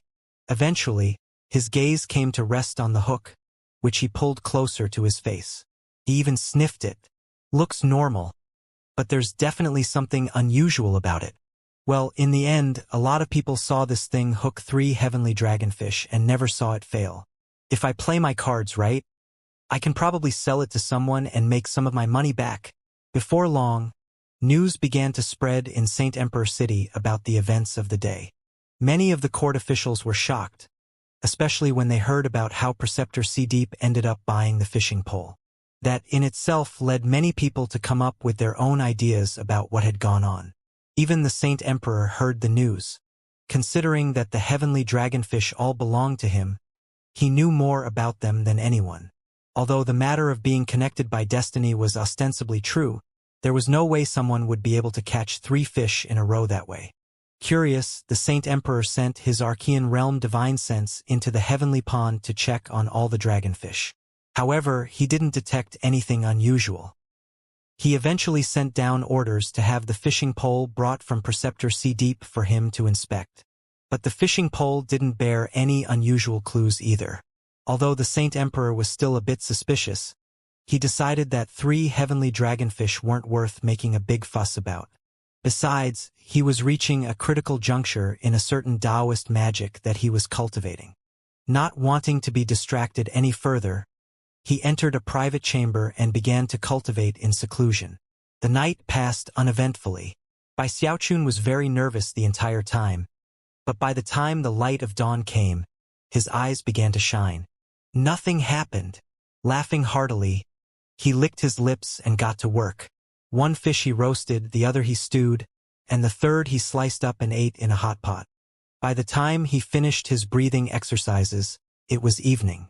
Opening his eyes, he excitedly grabbed another random fishing pole and found a good place to do some more fishing. In one fell swoop, he hooked more than 20. The people in the area were as stunned as wooden chickens. On the 3rd day, after confirming that no one had come to cause problems for him, he gritted his teeth and hooked more than 100 fish in one shot. The court officials were stunned, but as for the Saint Emperor, he was still in secluded meditation and had no idea what was happening. On the 4th and 5th days, Bai Xiaochun's courage grew. Soon, he was catching hundreds of fish every day. Heavens! Something big is happening. Bai Xiaochun has already caught thousands of fish. There are only 20,000 or so left in the heavenly pond. He's undermining the foundation of Saint Emperor City. The pond is going to run out of fish soon. By this point, news of Bai Xiaochun's fishing was sweeping through the whole Saint Emperor dynasty. All of the important officials were in a huge uproar. Even the Celestials were shaken. And yet, Bai Xiaochun's status was sensitive, and none of them could come up with any clues about what was happening. All they could do was brace themselves for the moment that the Saint Emperor came out of secluded meditation. Meanwhile, the crestfallen heavenly Marquis Lu could only sigh and murmur, "Don't say I didn't warn you." The matter of the heavenly dragonfish was the talk of Saint Emperor City. Not only were a lot of people grinning maliciously in their hearts, many even began to denounce Bai Xiaochun publicly. Deep in the imperial palace was a cistern surrounded by a forest of ornamental rocks, where the spiritual energy was stronger than anywhere else in the Saint Emperor dynasty. There were many restrictive spells in the area, as well as precious treasures. Close examination would reveal that the cistern was actually connected to the entire mountain upon which Saint Emperor City and the Heavenly Pond was built. Anyone who even got close to this place would be physically and mentally shaken. It was one of the most well-protected places in all of the Eternal Lands. Even if the vile Emperor came, he would be unable to get close without being affected by the restrictive spells. Of course, there was little need to mention celestials such as Gu Tianjun. Unless the circumstances were absolutely dire, they would never even think of disturbing the Saint Emperor's secluded meditation. After all, cultivators would only seal their divine sense and go into absolute seclusion when a very critical cultivation step had been reached. Although someone with a cultivation base as high as the Saint Emperor's would not likely experience a dangerous energy deviation if he were to be interrupted, distractions could lead to mistakes or failures. But at this point, they felt that they had no choice. Gu Tianjun, Chen Su, and a middle-aged man wearing a scholar's robe were all present, and currently in the middle of exchanging awkward glances. These were all of the Celestials in the Saint Emperor dynasty, with the exception of the fourth, who was currently stationed in the second immortal domain. Gritting his teeth, Chen Su spoke in a loud voice laced with lamentation. If things keep going this way, by the time the Saint Emperor comes out of seclusion, his heavenly dragonfish will be extinct. The scholar was inwardly despising Chen Su for his showy display of grief. However, his eyes shone with cold light as he loudly said, "That damned by Xiaochun. Maybe we should just arrest him and come up with some random crimes to charge him with." Gu Tianjun snorted coldly. Eyes flashing with killing intent, he said, "In my opinion, there's no need to disturb the Saint Emperor. I'll just go cut down that traitor by Xiaochun myself." He hadn't liked Bai Xiaochun from the beginning, and was just itching to do something to him. It was only Chen Su and this other middle-aged cultivator who had prevented him from doing so. In the opinions of Chen Su and the scholar, they were the Saint Emperor dynasty, not the vile Emperor dynasty. In the Saint Emperor dynasty, it was important to follow the rules, and so far, Bai Xiaochun had not violated any. Plus, he had a special status. Despite being celestials, they couldn't simply make a move against him. Most importantly, they knew that Bai Xiaochun had a world treasure. Although all three felt confident in being able to handle him, the result of such a battle would not be determined quickly. If they joined forces, the consequences could be severe, and if the heavenly dragonfish were affected as a result, that would be even worse. Gu Tianjun had been listening to such lines of reasoning for days now, much to his annoyance. For one thing, he knew that the other two had other reasons for preventing him from taking action, and all of it made him even more anxious to do something about Bai Xiaochun. Another factor was that all three of the Celestials knew that if these heavenly dragonfish belonged to them, and Bai Xiaochun did something like this, they absolutely would not let the matter slide. They would already have done something. Unfortunately, the heavenly dragonfish belonged to the Saint Emperor, not them.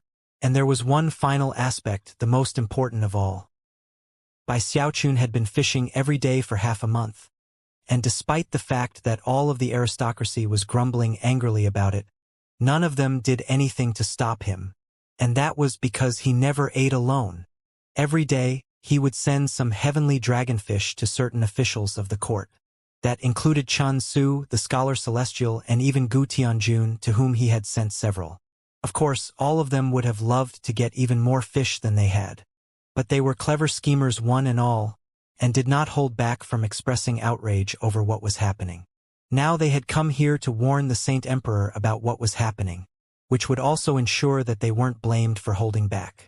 Moments ago, they had made sure to speak especially loudly about their complaints, bolstering their voices with their cultivation bases in the hopes that they would be heard by the Saint Emperor within his secluded meditation facilities.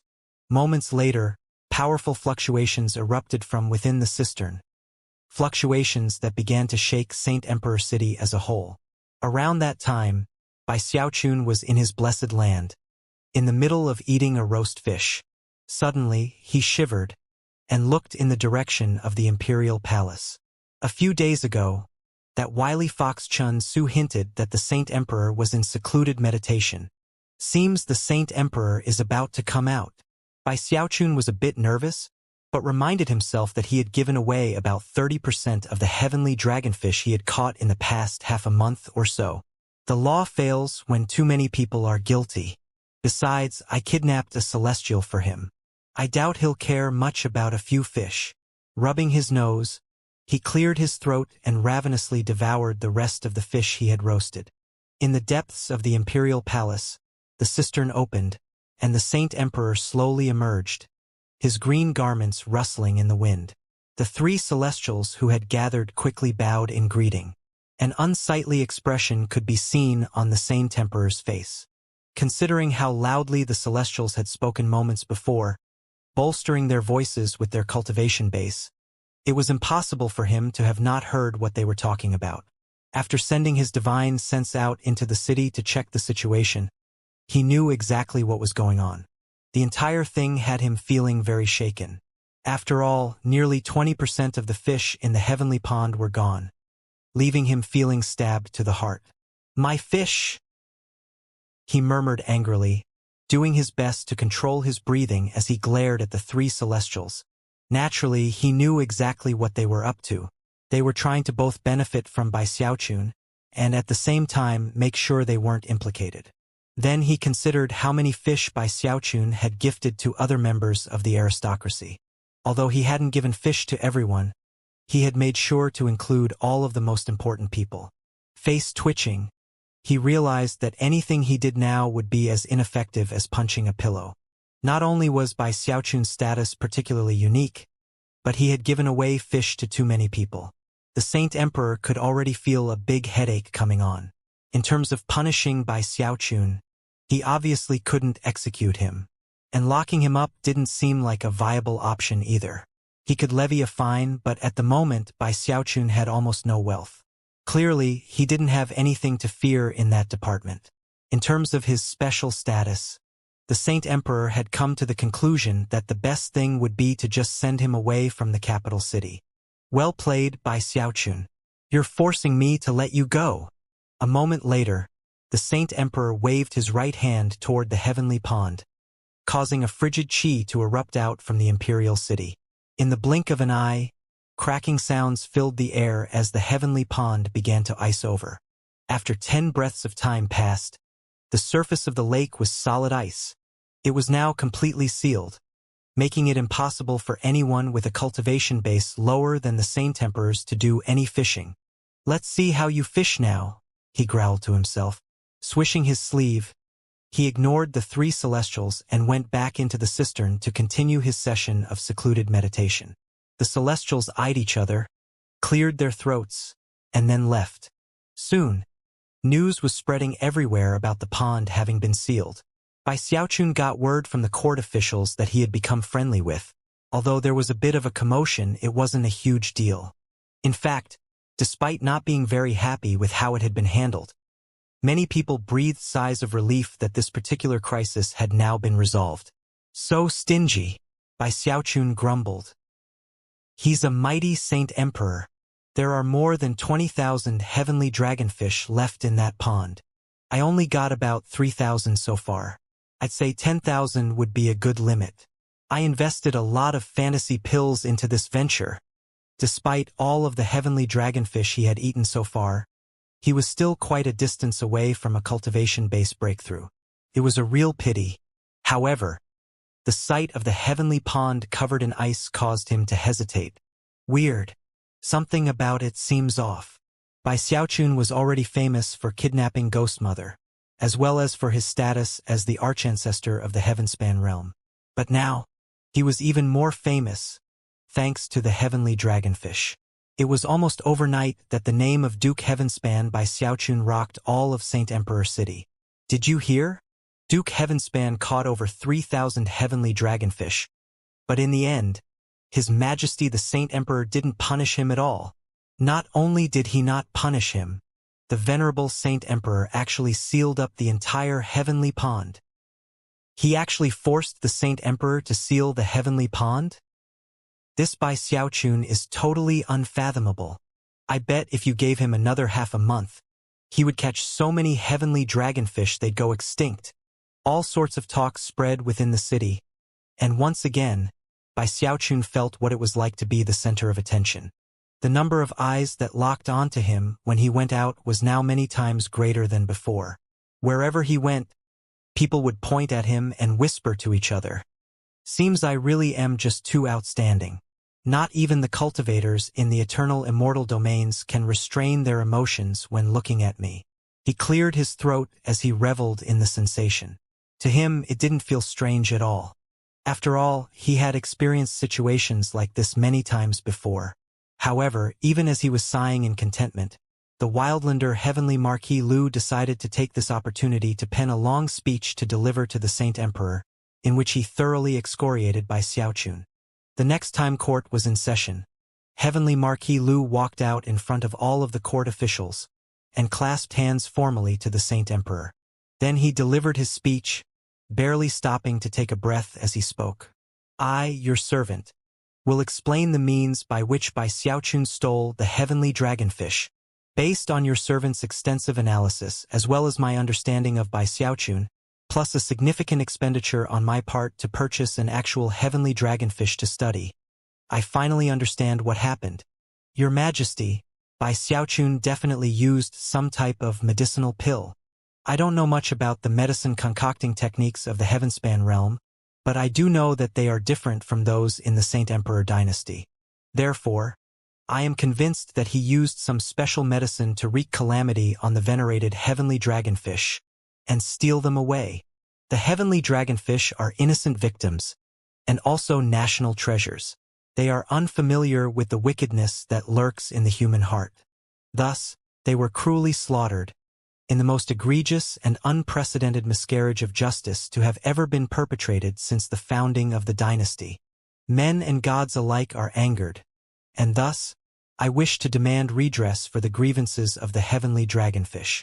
Your Majesty, I implore you to throw Bai Xiaochun into the heavenly pond and let the fishes eat him. Bai Xiaochun gasped in response to his words. Court was held once a month, and this was his first time attending. He had been nervous at first, worried that someone would bring up the heavenly dragonfish. As the court session went on, it seemed like no one planned to. The Saint Emperor was as warm as ever, and had seemingly calmed down. But then, in completely unexpected fashion, Heavenly Marquis Lu had suddenly jumped out with his accusations. It was really infuriating. All right, old Lu, he murmured inwardly. I see how it is. Back when I was handing out heavenly dragonfish, I gave some extra to you, for the sake of the Heavenspan realm. And now you want to feed me to the fishes? Oh, you just wait and see what I've got coming for you. Chuckling coldly in his heart, he began to come up with a plan for how to teach Heavenly Marquis Lu a lesson. Back in the Wildlands, he'd ended up running away to the Great Wall. But now, he had nowhere to escape to. Many strange expressions could be seen on the faces of the officials in the square. They looked at Heavenly Marquis Lu, and then at Bai Xiaochun, and nobody spoke. Quite a few people were frowning coldly at Heavenly Marquis Lu. It wasn't that people had suddenly switched to siding with Bai Xiaochun. Normally speaking, they would have loved to hit him when he was down. However, they had all accepted gifts of heavenly dragonfish from him. Although they regretted doing that, what was done was done. Even the Saint Emperor didn't want to bring the matter up again, and was a bit frustrated that this Lu fellow was so foolish as to bring the matter up in court. A frown appeared on the Saint Emperor's face. After all, Bai Xiaochun was the ringleader of the heavenly dragonfish disaster, but almost all of the other important people in the aristocracy had joined in. It was a big headache no matter what way he looked at it. Furthermore, in the past, he would never have even thought to eat a heavenly dragonfish. As they were national treasures, he only gave them out as gifts. But now, as far as what Heavenly Marquis Lu had just pointed out, it was nothing the Saint Emperor didn't already know. After the main event played out, he did a deeper investigation of the heavenly pond and found evidence pointing to that very conclusion. However, by that point it didn't matter. Besides, Bai Xiaochun had been very careful, and only the most trace and vague evidence had been left behind. If the Saint Emperor had truly wanted to pursue the matter, he could have. But after considering everything, he decided not to. He did have a bottom line, though. If he unsealed the pond later, and Bai Xiaochun went back to fishing, then he would be courting death. Stifling his annoyance, the Saint Emperor coolly said, "Do you have any evidence, my dear subject?" "Just do an investigation, Your Majesty," Heavenly Marquis Lu replied excitedly. "You'll definitely find evidence." "Very well. You're dismissed. I'll arrange for an investigation." With that, the Saint Emperor rose to his feet, indicating that court was adjourned. As the crowds dispersed, many a cold glance was cast in Heavenly Marquis Lu's direction. Heavenly Marquis Lu could sense that something was off, and suddenly shivered as he realized the implications of what the Saint Emperor had said. "You people just don't get it," he cried in his heart. "You're gonna regret this. Bai Xiaochun is a natural-born disaster." Heavenly Marquis Lu was filled with grief and indignation, whereas Bai Xiaochun was actually furious. Snorting coldly, he cast a burning glare at Heavenly Marquis Lu, more determined than ever to teach him a lesson. It was currently late autumn. After leaving court and heading back toward his blessed land, Bai Xiaochun continued to ponder how to deal with Heavenly Marquis Lu, and at the same time, considered what to do about the frozen surface of the heavenly pond. Eventually, he sighed. Well, considering that the heavenly dragonfish were starting to lose effectiveness anyway, I guess it's fine if I don't fish for them. Shaking his head, he continued on his way to his blessed land. However, at one point along the way, he happened to look over at the thick layer of ice on top of the heavenly pond, and could just barely make out what appeared to be a heavenly dragonfish banging its head against the ice as if to break it. Unfortunately, the magical technique which had been used to seal the pond was far too powerful, making the ice impossible to break. However, what Bai Xiaochun was seeing caused sweat to break out on his forehead. "I knew I forgot something," he thought, his eyes widening and his heart starting to race. He had just now realized that there was something he had overlooked. The fish were already addicted to fantasy pills. Back when I was fishing for half a month, I would still occasionally toss some fantasy pills into the water to curb their craving. But now that the pond is sealed, the fish have absolutely no fantasy pills. They've basically gone off the pills cold turkey. More sweat began to drip down his face. Well, it's not like the fish will actually go crazy, right? Heart pounding, he considered going to warn the Saint Emperor. However, that seemed like it would just be asking for trouble. Well, he probably won't blame me for this, right? He's the one who sealed the heavenly pond.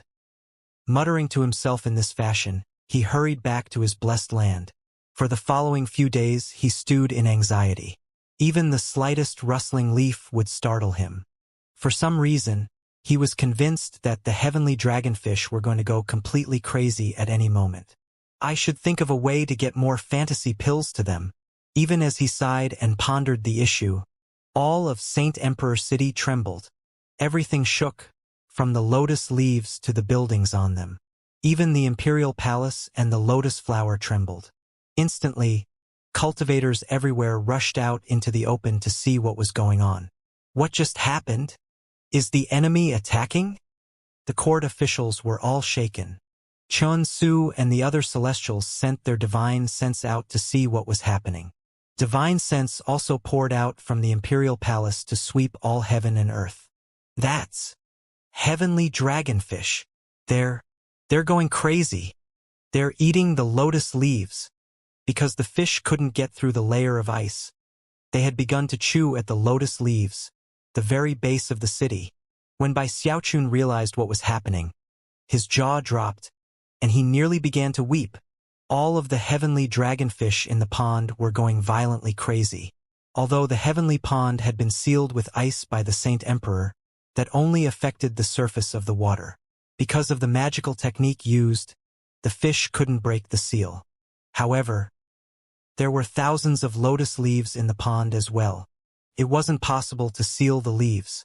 If the heavenly pond was the foundation of Saint Emperor City, then the thousands of lotus leaves were the ground upon which the city was actually built. Countless buildings rose up from those leaves, and the flower in the middle of them all housed the imperial palace. Because the lotus leaves weren't sealed, When the heavenly dragonfish's withdrawal symptoms reached a certain point, they changed targets. Specifically, they began to ravenously attack the roots that sank down into the water. It got so bad so quickly that some of the leaves began to tilt to the side. Soon, holes were bitten in the edges of some of the lotus leaves as countless heavenly dragonfish attacked them. From the look of things, Saint Emperor City was about to be hit by a huge catastrophe. Most shocking of all was that a significant amount of the heavenly dragonfish weren't attacking the lotus leaves, but rather the root of the lotus flower upon which the imperial palace was built. The crazed fish laid into it with such force that it began to visibly tilt to one side. Massive waves of shock were battering all cultivators present. Soon, an enraged voice erupted from the imperial palace. By Xiaochun! All creation shook under the force of that voice. Meanwhile, Bai Xiaochun sat in his blessed land, scowling on the verge of tears, and also extremely alarmed. This isn't my fault. I just ate some fish, and I'm not the one who sealed the heavenly pond. That much was true. The events which had occurred after he ate his fish had been beyond his control. He was even trying as best he could to come up with a solution to the situation. I performed a great service for the dynasty. All I did was eat some fish. The Saint Emperor was the one who sealed the pond. Unfortunately, he couldn't think of any way to fix things. By this time, all of Saint Emperor City was astir. The Saint Emperor appeared up in midair, his cheek twitching as he surveyed the city. Although he had no evidence which could prove that Bai Xiaochun was responsible for what was happening, it seemed obvious that it must have something to do with his fishing activities. He really felt like killing someone, but had to suppress that desire. And right now, he had to worry about the safety of the city, not spend time thinking about Bai Xiaochun. Therefore, he extended his right hand and shoved it down toward the heavenly pond. The boundless power of his Archean cultivation base erupted out, covering everything in sight. As it did, the frigid chi began to rush toward him from all corners of the eternal lands. The sky went dim and filled with rumbling sounds as, in the blink of an eye, the frigid chi gathered in the area around the Saint Emperor. Then, he performed an incantation gesture and pointed out, causing the frigid chi to pour into the heavenly pond. Cracking sounds rang out as the ice began to spread from the surface down into the depths of the pond. All of the violent heavenly dragonfish were rapidly sealed in place as the entire pond transformed into ice. And things weren't over yet. Grim-faced, the Saint Emperor performed another incantation gesture, then waved his right index finger, transforming his Archean cultivation base power into a holy energy. At that point, the Saint Emperor started to glow so brightly that he looked like a sun. Dazzling sunlight shone out in all directions, and yet, it didn't contain any heat, only the most pure and holy of energies. Holy purity filled all of Saint Emperor City, entering the frozen heavenly pond and then reaching out to touch the thousands upon thousands of sealed heavenly dragonfish. All hidden ailments and all violent tendencies within them, even scars from the fighting that had gone on between the dragonfish before Bai Xiaochun's arrival, suddenly vanished. In the shortest moment, the dragonfish were cleansed and purified. Bai Xiaochun could sense what was happening, and he gasped in shock. As of this moment, he came to an even better understanding of how powerful Archeans were. Everything happened very suddenly. The Saint Emperor waved his hand, and the heavenly dragonfish calmed down. It only took a few breaths of time. After the dragonfish were purified, the ice melted and soon, the fish began to swim about lazily just like they had in the past, without any trace of violence or madness in them. Bai Xiaochun breathed a sigh of relief, as did all the other cultivators in Saint Emperor City, the Saint Emperor included. However, the magic he had just used did nothing to repair the damaged lotus leaves, or the lotus flower which was still tilted at an angle. As such, anger still burned among the populace of the city. The Saint Emperor was so furious he had a hard time keeping himself under control and not smacking Bai Xiaochun to death. Unfortunately, appointing Bai Xiaochun as Duke Heavenspan not only gave hope to the Heavenspan cultivators within the eternal immortal domains, but it had also raised a banner of recruitment within the Saint Emperor dynasty. The Saint Emperor was already getting reports that Heavenspan cultivators were flocking to offer their services to his dynasty. Because of that, he definitely could not kill Bai Xiaochun. One of these days, your usefulness will come to an end, and then we'll settle accounts. Gnashing his teeth, he took a moment to decide on what punishment to dole out because of what had happened. After a moment, he snorted coldly and issued a dermic decree. Duke Heavenspan's salary shall hereby be reduced by a full rank for the next 10,000 years. Furthermore, he will henceforth be assigned to collect and dispose of the excrement of the heavenly dragonfish. The powers of his colored belt will be limited, and he will personally repair all of the lotus leaves in Saint Emperor City. After he finished speaking, even the Saint Emperor realized that this punishment wasn't very severe. And then he thought about everything Lu Yong had said, and realized that he had indeed been forewarned about everything. Appoint Lu Yong as the parole captain. With that, he swished his sleeve and returned, grim-faced, to the imperial palace. The entire city was angry with Bai Xiaochun, who currently sat sullenly in his blessed land. As for Heavenly Marquis Lu, he couldn't have been more excited at his promotion. Clearly, the Saint Emperor now knew how troublesome Bai Xiaochun could be, and had assigned Heavenly Marquis Lu to watch over him. Fear not, your majesty. Your servant will watch Bai Xiaochun like a hawk, and I will also make sure to create an official record of every single crime he has committed. As everyone seethed with anger, Bai Xiaochun sighed and looked in the direction of the imperial palace. I nearly cracked the foundation of Saint Emperor City, and this is how I get punished? He blinked a few times, thinking about how obvious it was that the Saint Emperor really wanted to kill him. Thankfully, he still had a measure of safety. Over the course of the following days, the scowling Bai Xiaochun had no choice other than to clean the excrement of the heavenly dragonfish, and simultaneously ignore all the people pointing and staring at him. Of course, there was an upside. While he was working hard, he had a chance to hear a lot of the gossip about the Eternal Lands as a whole. For one thing, he was able to confirm that Gongsun Wanner had not been lying to him about nature of cultivation levels. After the Celestial Realm was the Archean Realm, and beyond that, the Sovereign Realm. He also got a message from the Giant Ghost King, confirming yet again that the people of the Saint Emperor Dynasty and Vile Emperor Dynasty were unable to perform spirit enhancements, while the people of Heavenspan were. That was one of the reasons why both dynasties were eager to absorb the newcomers. The Giant Ghost King also had some complaints. It turned out that Godsifter Prefecture was completely impoverished and sparsely populated. However, because of the public nature of how Bai Xiaochun had kidnapped Ghost Mother, many Heavenspan cultivators had taken the initiative to go there. Unfortunately, Godsifter Prefecture was located in the second immortal domain, and the Celestial who ruled there stepped in to scatter many of the newly arrived Heavenspan cultivators into other random prefectures. The Giant Ghost King was worried that if things went on like this, they would eventually be assimilated into the Saint Emperor Dynasty. Eventually, there would be no more so-called Heavenspan cultivators. Bai Xiaochun was not very happy about the news. Perhaps it would be good for individual Heavenspan cultivators, most of whom simply wanted to settle down and live peacefully. However, Bai Xiaochun wanted to at least give them a choice in the matter. Either assimilate into the Saint Emperor Dynasty, or chose to remember their true home.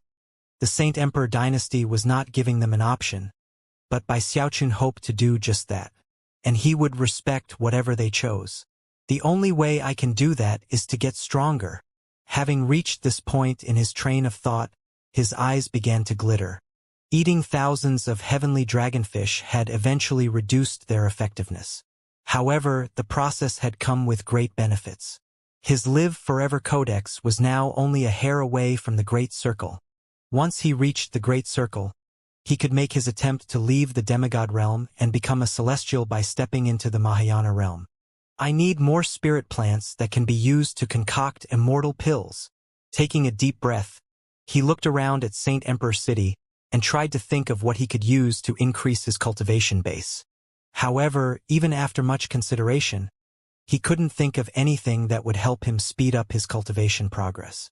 And the heavenly dragonfish weren't really an option anymore. I guess I'll have to concoct some pills, he murmured under his breath. Although the techniques in the Eternal Lands differed from those in the Heavenspan realm, and were very costly. Bai Xiaochun couldn't think of any other options. Most importantly, he had a lot of medicinal plants in his bag of holding. I also have some fish jerky left over. He had actually caught too many fish to eat at once, and had therefore dried some of it out to save for later. I bet people would pay a pretty penny for jerky like this.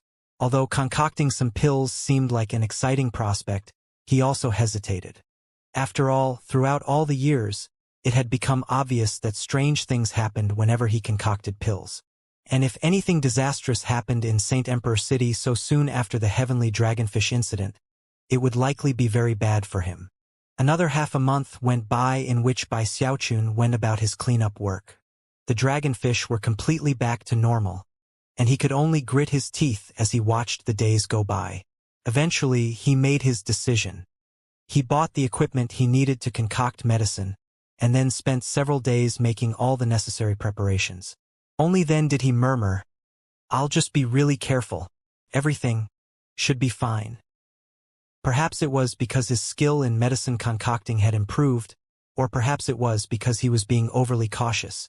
Either way, even after concocting several batches of pills, nothing out of the ordinary occurred. Bai Xiaochun was elated, but at the same time, had learned his lesson from all the times in the past in which he proudly assumed that he had succeeded. Therefore, he continued to be very careful. Although it made things take more time, it also ensured that things went very smoothly. Time continued to go by. Bai Xiaochun would attend court every month, but most of the time, he just stood there bored, or even just closed his eyes and ignored what was going on. His only other main activity was concocting pills. A few more months passed. His cultivation did not progress as quickly as it had when he was eating heavenly dragonfish, but it grew more stable and did experience some progress. From what he could tell, it would only take a few more years for him to reach the great circle of the demigod realm. In the months that passed, the court officials and the Saint Emperor noticed that he was keeping a low profile. There were no nasty incidents, and therefore, they began to breathe sighs of relief inwardly. On the outside, they were as sanctimonious as ever with both their smiles and words alike. To the people of the Saint Emperor dynasty, it didn't matter how much of a low profile Bai Xiaochun kept. He was still a foreigner. Bai Xiaochun simply pretended to not understand their condescending way of speaking. He spent his days concocting pills and working on his cultivation. Eventually, Saint Emperor City entered a period of protracted peace and quiet. The only person who wasn't happy was Heavenly Marquis Lu. He had been sharpening his proverbial swords as he waited for Bai Xiaochun to cause a problem. But even after all the time that had passed, nothing happened. All the peace and quiet was making Heavenly Marquis Lu very nervous. He must have hatched some big plot. Convinced of this, he began to watch Bai Xiaochun even more closely. And thus the days passed. Autumn became winter, and cold settled onto the lands of the Saint Emperor dynasty. Eventually, lotus seed pods began to appear on the surface of the water. When the cultivators of Saint Emperor City noticed this, they got very excited, and word quickly began to spread. The lotus seed pods are out. Don't tell me we're going to be blessed with a series of grand lotus banquets? The last time the lotus seed pods appeared was half a 60-year cycle ago. I heard that anyone lucky enough to eat some lotus seeds will have significant cultivation-based advancement. It must be because His Majesty the Saint Emperor used that special divine ability on the heavenly pond earlier in the year. That's why the lotus seed pods have appeared earlier than usual. As word spread, crowds would gather at the edge of the lotus leaves to look at the lotus seed pods, of which there were dozens. Along with the pods came a fragrant aroma which filled Saint Emperor City, and would stimulate the cultivation base of anyone who inhaled it. There was such a buzz in the city that Bai Xiaochun heard about what was happening even though he hadn't left his residence. And before long, he was able to smell the unusual aroma. Lotus seed pods. Curious, he went out and started to ask around. What he discovered caused his eyes to light up. I was too focused on the heavenly dragonfish before. How could I have forgotten that the heavenly pond also has these other precious materials in it? He simply couldn't suppress the look of joy that appeared on his face. The reason Saint Emperor City had been built on this heavenly pond to begin with was because of the consummate immortal lotus which existed in it. It was the only lotus like it within all the eternal lands, and was the envy of the vile emperor himself. It was considered a precious treasure belonging to the entire city. Its roots spread far and wide, and although it only had one flower, it had many leaves. Furthermore, every 100 years or so, it would send lotus seed pods to the surface of the water. The seeds in those pods were nothing like ordinary lotus seeds, and in fact, once they were harvested, were almost like immortal pills. Such seeds were considered precious treasures within the Saint Emperor dynasty, and of course, the Saint Emperor had set strict rules regarding how they could be harvested. In fact, only he himself was qualified to do so. Furthermore, he would only harvest 1,000 seeds in total. Usually, from the time the first lotus seed pod appeared until the last, and all of the 1,000 seeds were harvested, only a few weeks would pass. Another custom was that, when the lotus pods appeared, and the seeds were harvested, the Saint Emperor would throw a series of banquets. All of the court officials would attend, and would sip on immortal alcohol while the Saint Emperor graced them with a performance of arcane magic. Then, he would reward certain individuals with lotus seeds. Of the total of 1,000 seeds, only about 300 or so would be given to individual members of the court. Another 200 would be given as rewards to people who had performed great services for the dynasty. An additional 200 would be sent out and sold at auction. The remaining 300 would remain in the imperial palace to be used as ingredients for concocting pills. A few dozen lotus pods had already reached the surface of the water, and therefore, everyone was already talking about the possibility of a series of lotus banquets. People throughout the two immortal domains controlled by the Saint Emperor dynasty were getting excited, and the major clans began to make preparations to send representatives to the capital city. Lotus seeds that are similar to immortal pills? Xiaochun couldn't help but lick his lips as he thought about what he had learned. As Duke Heavenspan, I should receive one of them as a gift, right? His anticipation grew as a few more days passed. Then, the sound of tolling bells echoed out from the imperial palace. The lotus banquets that the court had been waiting for were about to begin. Trying to keep his excitement in check, Xiaochun arranged his garments and headed toward the palace. Upon arriving, he saw that the huge square was filled with thousands of banquet tables, upon which was spread a variety of delectable alcohols and immortal fruit, which numerous palace handmaidens drifted about to serve. Quite a few important cultivators were already present, seated at various tables and engaging in small talk. Chun Su was there, as was Gu Tianjun and the other celestials. When Gu Tianjun caught sight of Xiaochun, he simply looked the other way. As for Chun Su, he didn't really like him very much, but still plastered a warm smile onto his face. Most of the other important cultivators reacted similarly. The disdain that flickered deep in their eyes was something that most people wouldn't notice. But considering the level of Xiaochun's cultivation base, and his familiarity with the nature of people, he could see it clearly. Well, if it isn't Duke Heavenspan. He's usually late when he comes to attend court, but now he's early. Duke Heavenspan comes from a very small world. Presumably, he's never even seen immortal lotuses before. Considering his rank, though, the Saint Emperor will probably give him a seed as a gift. Now that you mention it, I bet Duke Heavenspan is the first person from the Heavenspan realm to have ever eaten one of these immortal lotus seeds. Few ordinary people could be as lucky as him. He'd better make sure to eat it slowly and savor the flavor. Xiaochun heard all of the talk about him, but merely cleared his throat and pretended he hadn't noticed. Laughing heartily, he found a spot near the front of the square, where he sat down in the crowd. Clearing his throat, he said unblinkingly, "Now that I think about it, I really miss how, back in the Heavenspan realm, I would constantly munch on 100,000-year-old lotus seeds. I would usually spit them out though.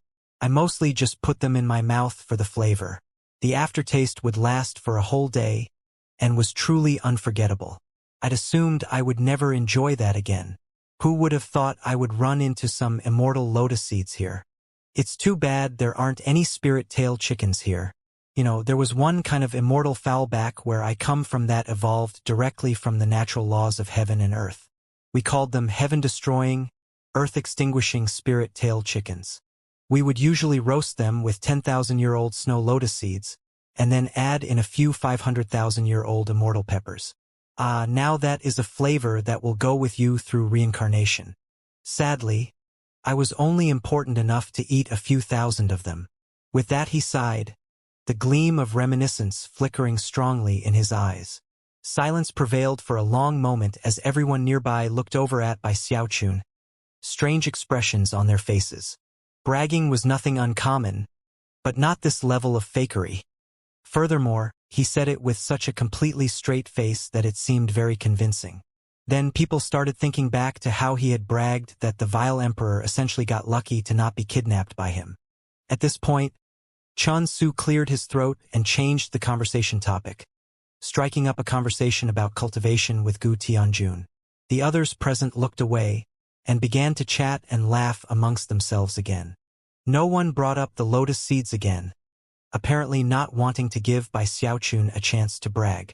His boasting left them with goosebumps. A 100,000-year-old snow lotus? I guess it got lucky to not be picked for that long. Heaven-destroying, earth-extinguishing spirit tail chickens? Bragging is fine, but does he really need to take it so seriously? That name is certainly fancy enough. If that were true, then I bet if they had heavenly dragonfish, they would call them Starry Sky Invincible Immortal Realm Paragon Unmatchable Heavenly Dragonfish. The worst was the 500,000-year-old immortal peppers. Damn it, I've never heard of anything that's 500,000 years old. Cursing silently, everyone ignored Bai Xiaochun, which left him feeling quite pleased. Looking proudly over the crowd, he snorted in his heart. Although he didn't feel himself to be an accomplished braggart, if he was pushed far enough, he could unleash boasts the likes of which the Eternal Lands could likely not withstand. More excited cultivators began to arrive, including Preceptor C-Deep. Although Preceptor C-Deep hated Bai Xiaochun with a passion, he smiled and offered a polite greeting. Other people who Bai Xiaochun had given heavenly dragonfish also came up to chat a bit. They all despised him with a prejudice that their smiles could not hide. However, considering how much time Bai Xiaochun had spent in Saint Emperor City so far, he was used to it. In fact, if they ever changed their ways, he would find it odd. Since he was used to their way of interacting, he plastered a smile onto his own face and chatted amiably, taking every chance he was given to brag and boast. Soon, the seats were mostly full, and more bells tolled. Everyone went quite as the Saint Emperor entered, smiling warmly as the crowd rose to their feet and bowed in greeting. After taking his place at the seat of honor, he looked around at the crowd and even gave Bai Xiaochun a nod. Sit, everyone. Ladies and gentlemen, today is the Lotus Banquet, in which I will bestow immortal lotus seeds upon many of you. Thank you, Your Majesty, everyone said in unison, and then sat. Bai Xiaochun followed along, then looked around in anticipation as he waited for the Saint Emperor to start doling out the rewards. He didn't have to wait long. Smiling, the Saint Emperor waved his hand, causing a powerful wind to kick up as a huge, illusory hand appeared up in the sky. It radiated a holy glow that caused shock to fill Bai Xiaochun's heart. As everyone looked on, the huge hand began to descend toward the heavenly pond. As it swept over the lotus pods that floated on the surface, they opened, allowing golden lotus seeds to fly out of them. The pods which had been harvested remained intact after the seeds were taken out of them, and slowly sank back down into the heavenly pond. The largest of the seeds were fist-sized, and the smallest were more like a walnut or even smaller. In total, only a few dozen appeared within the palace in front of the Saint Emperor. The dozens of lotus seeds shone with golden light and filled the entire hall with their fragrant aroma. At the same time, a thin mist appeared, making the imperial palace seem exactly like a celestial paradise. The aroma lifted the spirits of everyone present, and as for Bai Xiaochun, it caused his cultivation base to vibrate in anticipation.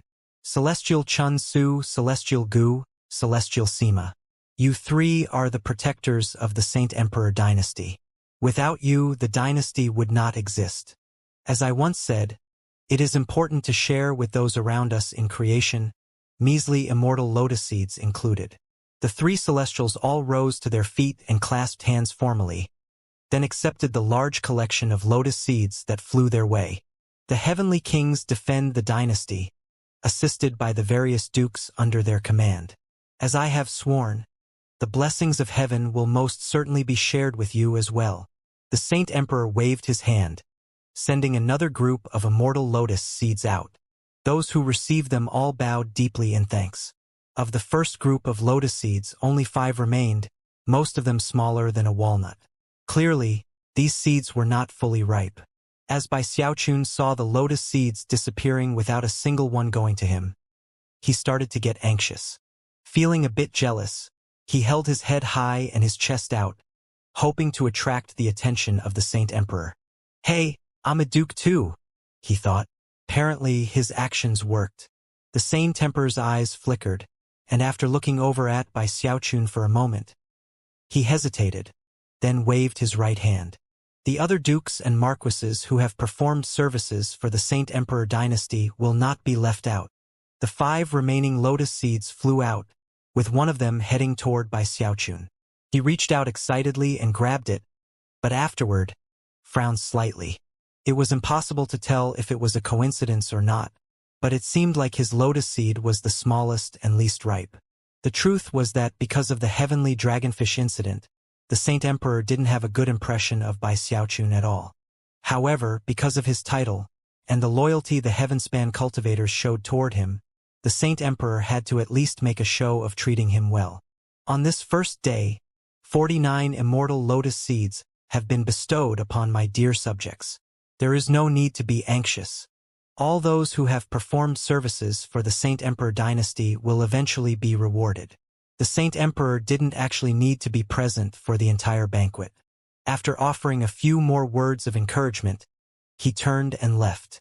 After his departure, the buzz of conversation grew loud. Those who had received lotus seeds were of course congratulated by the cultivators around them, and before long, the sound of laughter filled the air. People crowded around Bai Xiaochun as well, and when they saw how small his lotus seed was, they mocked him in their hearts. On the surface, though, they offered perfunctory congratulations. Bai Xiaochun was feeling a bit depressed, but there was nothing he could do about it. After those around him finished with their congratulations, he looked around and noticed how some people were already consuming the lotus seeds they had been given. Therefore, he looked down at his and, seeing no reason not to, popped it into his mouth. Instantly, a pleasant aroma filled him, accompanied by a scorching heat. All of the energy passageways in his body thrummed for a full 10 breaths of time. After that, the heat vanished. And yet, he could sense that his cultivation base had risen with volcanic speed during that short time. Although he wasn't quite yet in the late demigod realm, the progress he had just made surpassed anything from the heavenly dragonfish. So incredible, he thought, shocked. He had known that the lotus seeds were extraordinarily effective, but could never have guessed that they would provide all those benefits in only 10 breaths of time. Furthermore, the seeds contained no impurities whatsoever, and also conformed automatically to whatever techniques were used by the cultivator who consumed them. They were like consummate medicinal pills that didn't contain even the slightest toxic element. 10 more, or maybe even 5. With that many, I could reach the late demigod realm. His heart pounded and burned at how effective the lotus seeds were, and he couldn't stop pondering how to get more. Eventually, the banquet ended, and he went back home where he sat down to think. The Saint Emperor definitely won't give me any more. There are plenty to be had in the heavenly pond, but getting my hands on them would cause a huge scene. If only I could harvest them secretly. Frowning anxiously, he looked out at all the lotus pods on the heavenly pond, filled with seeds that he couldn't eat. I ate thousands of fish. I refuse to believe that these lotus seeds will stump me. Bai Xiaochun felt like his ears were itching in frustration. He was determined to wolf down as many lotus seeds as he could, and yet, despite pondering the issue for an entire night, had nothing to show for it. He had no interest in attending the second lotus banquet. Instead, he strolled along the edge of the lotus leaf, looking at the seed pods that floated on the lake's surface, as well as those which were further down in the water and had yet to rise. This Saint Emperor dynasty is way too rich. he muttered to himself, his eyes bloodshot. I can't believe they just keep dragonfish and lotus seeds sitting around in this heavenly pond of theirs. You can see them, but you can't eat them. If he were capable of beating the 3 celestials in a fight, and the Saint Emperor too, he would just have dived into the water and started grabbing seeds. His desire only grew stronger as time passed. After the destruction of the Heavenspan realm, and his arrival in the Eternal Lands, he had come to realize more than ever that getting stronger was the only way to achieve his goals. It was going to take a lot to achieve a cultivation-based breakthrough in these unfamiliar Eternal Lands. It would have been one thing if he had a lot of time on his hands, but right now, time was not something he had the luxury of wasting. A few days passed in which his anxiety fermented, and the lotus banquets continued. All of his energy was focused on trying to figure out how to get more lotus seeds, to the point where he spent every day walking along the edges of the lotus leaves. A lot of people noticed this behavior of his, but most people were wrapped up in thoughts about the lotus banquets. Besides, lotus seeds were not dragonfish, and everyone assumed it would be impossible for him to secretly harvest some. Furthermore, the Saint Emperor was no longer in secluded meditation. He was there every day, presiding over the lotus banquets. Because of that, the court officials who could guess what Bai Xiaochun was thinking didn't really give it much weight. We have rules in the Saint Emperor dynasty. Nobody, no matter how important they are, would ever think of taking an immortal lotus seed without permission. Anyone who did would be breaking a very important rule. Many a cold laugh echoed within the hearts of the people of the Saint Emperor dynasty. Of course, they all knew that Bai Xiaochun was important to the Saint Emperor. But even if he were more important than he already was, there were certain lines that could not be crossed. Bai Xiaochun had escaped any real punishment in the heavenly dragonfish incident, both because of his usefulness to the Saint Emperor dynasty, and also because of the fact that he had been very careful. Because of that, the Saint Emperor dynasty chose to simply let the matter slide. But the lotus seeds were inanimate objects that could not fly into Bai Xiaochun's hands of their own accord. The only way for him to get them would be to outright steal them. And if he did that, he would be doomed, no questions asked. Because of all of these things, most of the aristocracy didn't put too much thought into the matter. With the exception of Heavenly Marquis Lu. He had noticed Bai Xiaochun's odd behavior in recent days, and it immediately put him on guard. Filled with excitement, he began to surveil Bai Xiaochun even more closely than usual. Back when he had first been appointed parole captain, he had been very enthusiastic about monitoring Bai Xiaochun.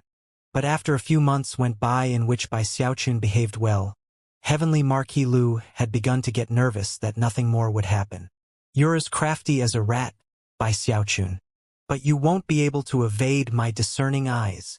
When it came to monitoring Bai Xiaochun, Heavenly Marquis Lu couldn't see what happened inside of his blessed land. But as soon as he went out into the open, he could watch him secretly from the shadows. Another 3 days passed. The officials proudly continued to attend the lotus banquets, and Heavenly Marquis Lu maintained full vigilance.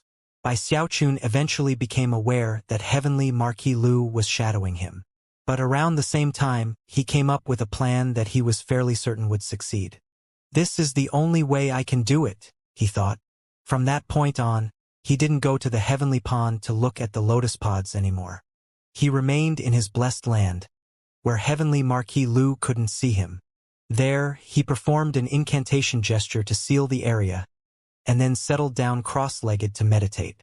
Outside, Heavenly Marquis Lu found a good spot nearby to stake out Bai Xiaochun's blessed land, where he remained, eyes glued to the Immortal's cave for several days in a row.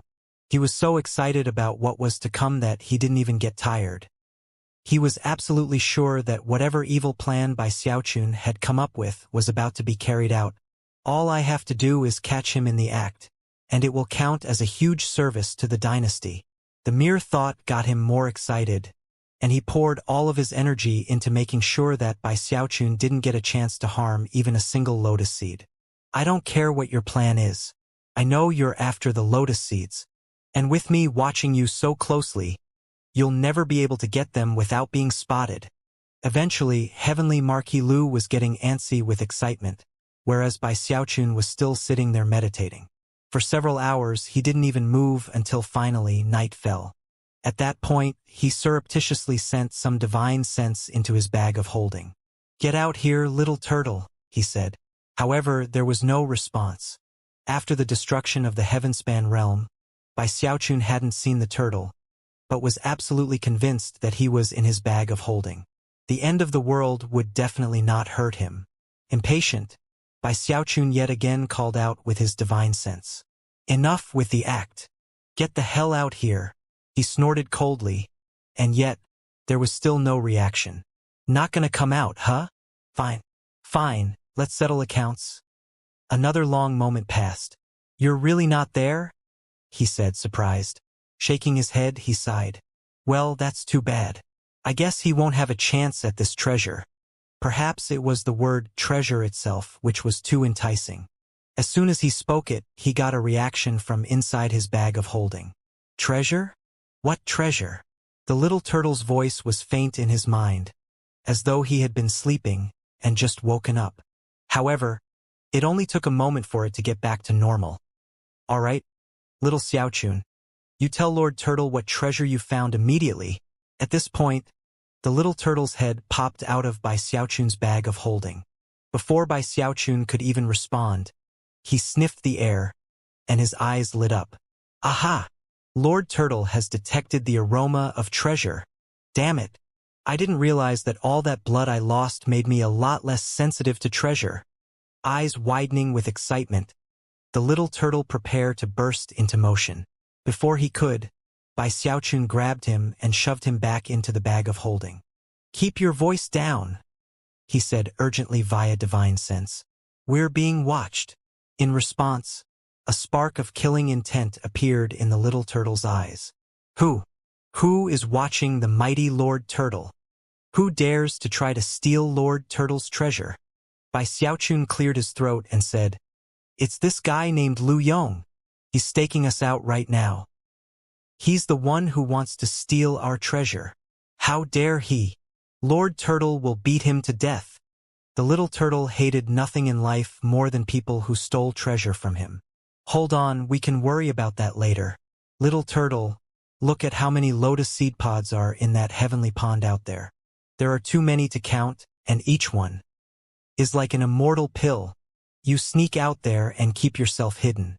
We split things 30/70ths. I get the 70. After all, I'm the one who came across this treasure. Plus, I'll help cover for you." This was Bai Xiaochun's plan. Since the lotus seeds were inanimate objects that lacked any intelligence whatsoever, all he had to do was figure out a way to get them. However, because of who he was, and how many people were suspicious of him and watching him, he would get the stealthy little turtle to do his work for him. It was the perfect plan. The most difficult part was coming to an agreement on the split. He and the turtle haggled for a bit, and eventually agreed to split everything 50/50ths. Then, the little turtle blurred into motion, vanishing from the bag of holding and leaving the blessed land. Despite how closely Heavenly Marquis Lu was keeping watch, he didn't even notice the turtle's speed past him. Some distance away, the little turtle looked back proudly at Heavenly Marquis Lu there in his hiding place. Then he suddenly began to burrow down into the ground. Before long, he was in front of one of the underwater seed pods, which he sniffed at a bit before opening his mouth and taking a big bite. After chewing it up, his eyes glittered. So little Xiaochun wasn't lying. Crispy and delicious. Licking his lips, he ate the entire seed pod. After that, he realized he needed to be more careful, and began to go around carefully extracting seeds without damaging the pods. Before long, he was back in the blessed land, where he proudly threw 8 lotus seeds over to Bai Xiaochun. "Eat up," he said. Then he burped. Clearly, he had stuffed himself before coming back. The lotus seeds were very small, about the size of a fingernail. However, as soon as Bai Xiaochun laid eyes on them, his eyes lit up. Grabbing them, he stuffed them into his mouth. Although they weren't as strong as the one he had been gifted earlier, when they melted into his mouth, they gave birth to a huge blast of heat that roared through him. The night went by peacefully. Soon dawn was approaching, and Heavenly Marquis Lu remained outside of Bai Xiaochun's blessed land, unmoving and even unblinking. Although he was exhausted, he also couldn't suppress his exuberance. When the sky was bright, Bai Xiaochun swaggered out of his blessed land, causing heavenly Marquis Lu to stir in excitement. However, he quickly realized that there was something strange about Bai Xiaochun. "Ha!" he murmured to himself. Bai Xiaochun seemed in extremely high spirits compared to normal. He didn't go to the edge of the lotus leaf like he had in the past, but instead hummed a little tune as he headed toward the imperial palace. Something's wrong, heavenly Marquis Lu thought as he began to follow stealthily. Bai Xiaochun strolled happily to the imperial palace, where a lotus banquet was going on. Although not every government official went to a banquet every day, the banquets were still lively and exciting. Like usual, snide and derisive comments could be heard when Bai Xiaochun came, but he ignored them like usual. Laughing heartily, he sat down to enjoy the delicious alcohol and wonderful immortal fruits. The Saint Emperor didn't attend every single banquet, but through his archean powers, he would always ensure that lotus seeds were distributed. Bai Xiaochun was in a wonderful mood. Heavenly Marquis Lu shadowed him the entire day, convinced that something fishy was going on. However, he couldn't pin down what exactly it was, and eventually had to settle down again outside of Bai Xiaochun's blessed land to keep watch overnight. It was an act, he thought. He's doing all of this just to get the people used to seeing him. 5 more days flew by, and the same thing happened every time. It was nearing the end of the period of lotus banquets, and Bai Xiaochun was enjoying himself to the full. During the day, he would go to the imperial palace, and in the evenings, the little turtle would get some lotus seeds for the two of them to share. Although the seeds were all fairly small, they were numerous. In the few short days which had passed, Bai Xiaochun had already gotten his hands on over 1,000 of them. The sheer number involved outweighed how weak they were, and pushed Bai Xiaochun's cultivation base all the way into the great circle of the demigod realm. However, he made sure to keep the aura of his breakthrough suppressed. Now, he was one step closer to being a celestial. In fact, he was sure that it would likely only take a few years to form his Dao seed and achieve his breakthrough.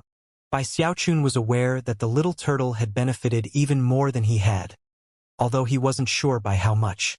The turtle's face glowed, and his shell looked smoother and shinier than ever. Considering how treacherous the little turtle was, Bai Xiaochun could only speculate that, if he had handed over 1,000 seeds, he had most likely eaten thousands himself. The more he thought about that fact, the more worried he got. Not that he felt bad for the Saint Emperor, but rather was worried that their lotus seed-stealing activities might be discovered. "Be careful down there and don't eat so many. Quit while you're ahead." The little turtle always agreed to comply with such repeated exhortations. Bai Xiaochun didn't feel any better about the situation, but it was too late to go back now. The worst came when, a few days before the lotus banquets were to end, the little turtle didn't return. Bai Xiaochun was instantly on guard. Don't tell me he got caught? Considering what Bai Xiaochun knew about the little turtle, he didn't have any confidence that he could keep a secret. Surprisingly, though, the Saint Emperor never came knocking. A few days later, the banquets came to an end, and the turtle still was not back. Bai Xiaochun was extremely nervous at this point. Ironically, there was one person who was even more nervous than Bai Xiaochun, and that was Heavenly Marquis Lu, who was still on watch outside of his blessed land. Damn it! What's going on here? Why has Bai Xiaochun been so calm and quiet? My intuition can't be wrong. He definitely has a secret master plan. As the two of them sat there anxiously, the last formalities to end the banquets occurred. Bells rang out from the imperial palace, drawing all of the officials for a final meeting in the palace hall. It would be the last distribution of lotus seeds by the Saint Emperor, and would also involve a ceremonial expression of thanks by the citizens. As people gathered, Bai Xiaochun was much quieter than everyone around him. He was in quite a perturbed state of mind, and was constantly glancing around at the expressions of the people around him, hoping to notice if anyone was looking at him strangely. Eventually, the Saint Emperor strode out and took his place in front of everyone. After looking around briefly, he smiled warmly. "My dear subjects, I have already distributed 800 lotus seeds. Now, we will give all cultivators under the heavens a chance to acquire one of the final 200 by distributing them to the open market. It is my wish that our Saint Emperor dynasty will be just like lotus seeds that slowly grow into mature, beautiful lotuses that exist for all eternity. In response, the gathered officials all clasped hands formally and joined their voices to respond. May the Saint Emperor dynasty exist for all eternity. Despite how nervous he was, Bai Xiaochun joined in with them. The Saint Emperor's smile grew even warmer when he heard the voices of the hosts of officials. Then he waved his hand, unleashing the power of his Archean cultivation base. Instantly, a holy aura swept out, causing an enormous hand to appear high above. The water in the heavenly pond rippled, and numerous lotus pods floated up to the surface. The hand descended, sweeping over the pond to harvest the lotus seeds. However, this time, when the hand swept over the pods, no seeds came out. The pods opened to reveal empty holes where the seeds should have been. The huge hand suddenly stopped moving. The Saint Emperor was stunned, as were all of the court officials. Eyes went wide, and numerous streams of divine sense suddenly sprang out to check the situation. Chen Su, Gu Tianjun, and the scholarly celestial were all flabbergasted. Bai Xiaochun's heart was already pounding as he sent his divine sense out. When he saw all of the numerous empty seed pods, he immediately plastered a look of shock onto his face. The Saint Emperor's expression slowly sank into something very grim.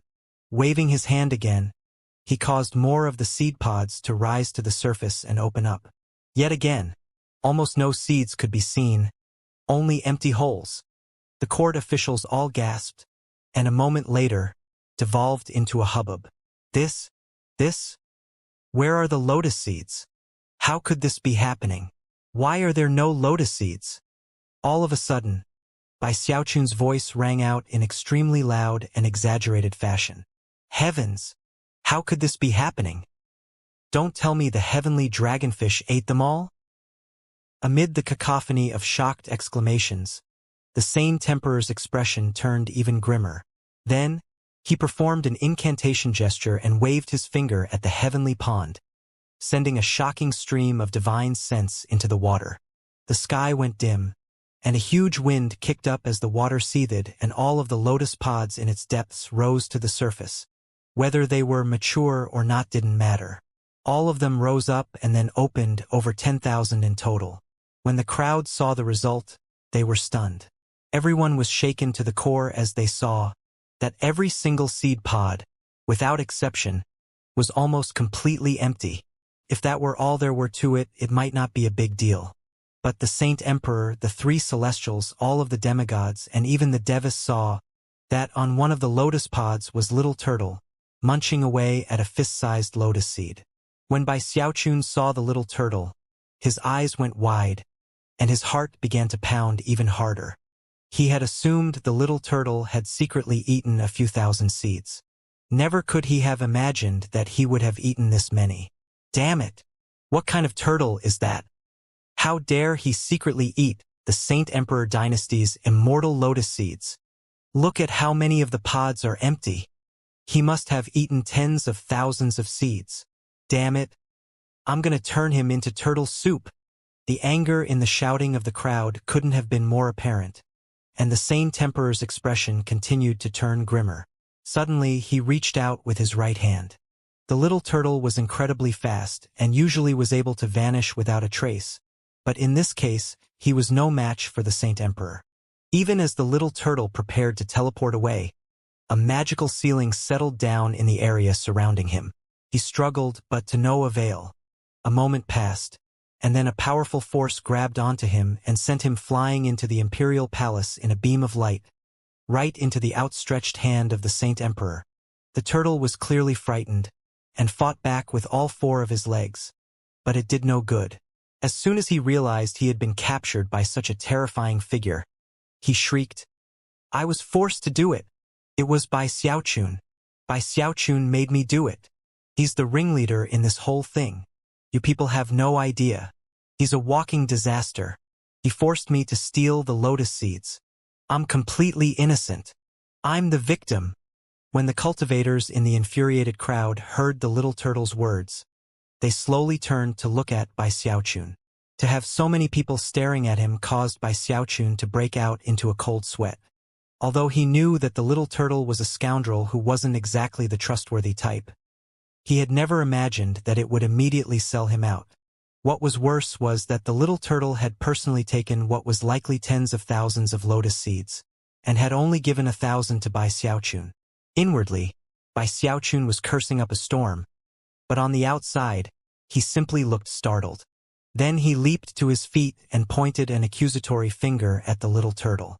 "Who are you? And how do you know my name?" "Your Majesty, this is a conspiracy.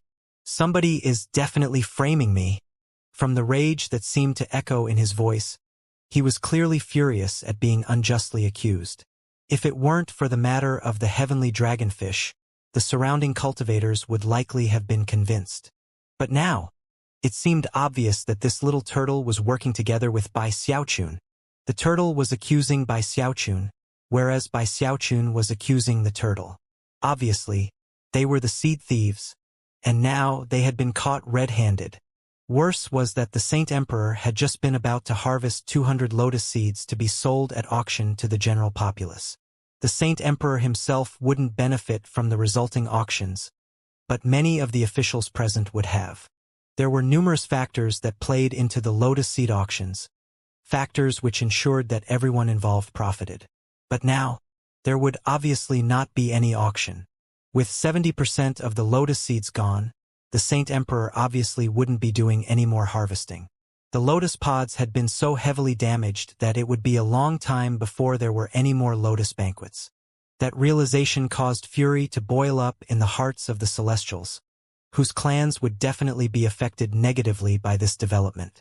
Important clans like theirs had huge operating expenses, and now they would be losing out on a very important source of income.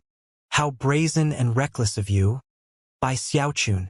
How dare you steal the immortal lotus seeds? Saint Emperor, I would like to submit an official request to the court that Bai Xiaochun be executed." "Your Majesty, I second the motion.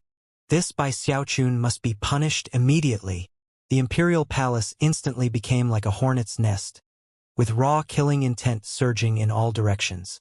If it weren't for the fact that they were actually in the imperial palace, many of the cultivators present would have already started fighting Bai Xiaochun.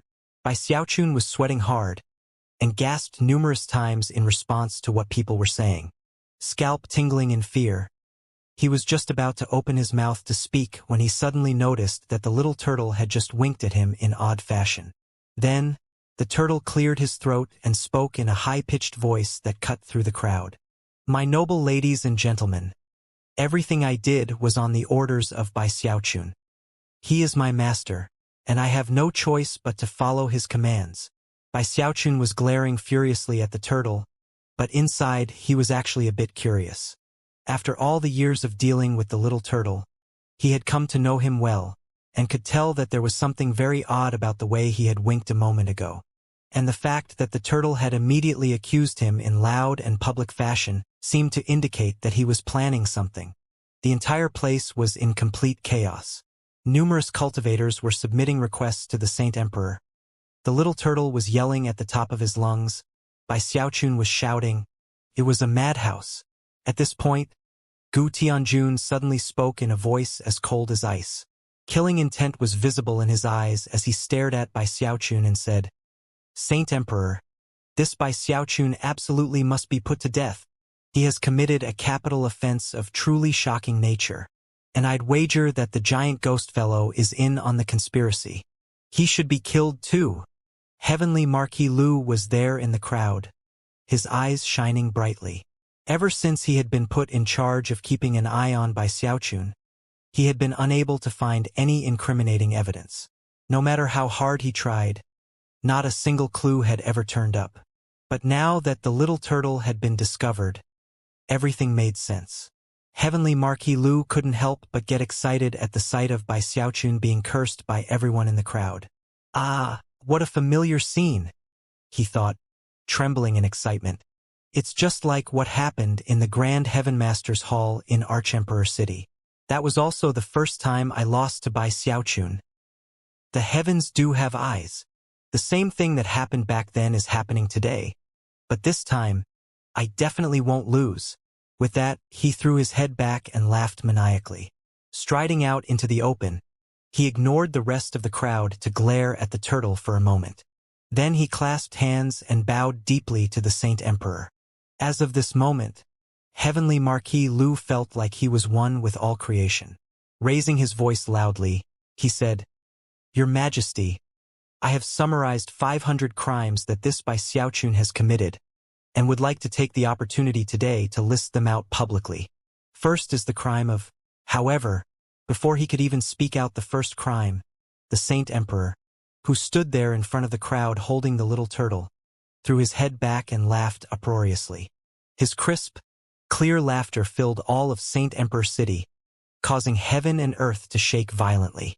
Heavenly Marquis Lu was interrupted, and the fury of the gathered officials was suddenly suppressed. "Good. Great. Excellent." The Saint Emperor then laughed some more, his face a mask of joy and excitement as he eyed the little turtle. Considering that he was an Archean, it was unusual to see him acting in such emotional fashion.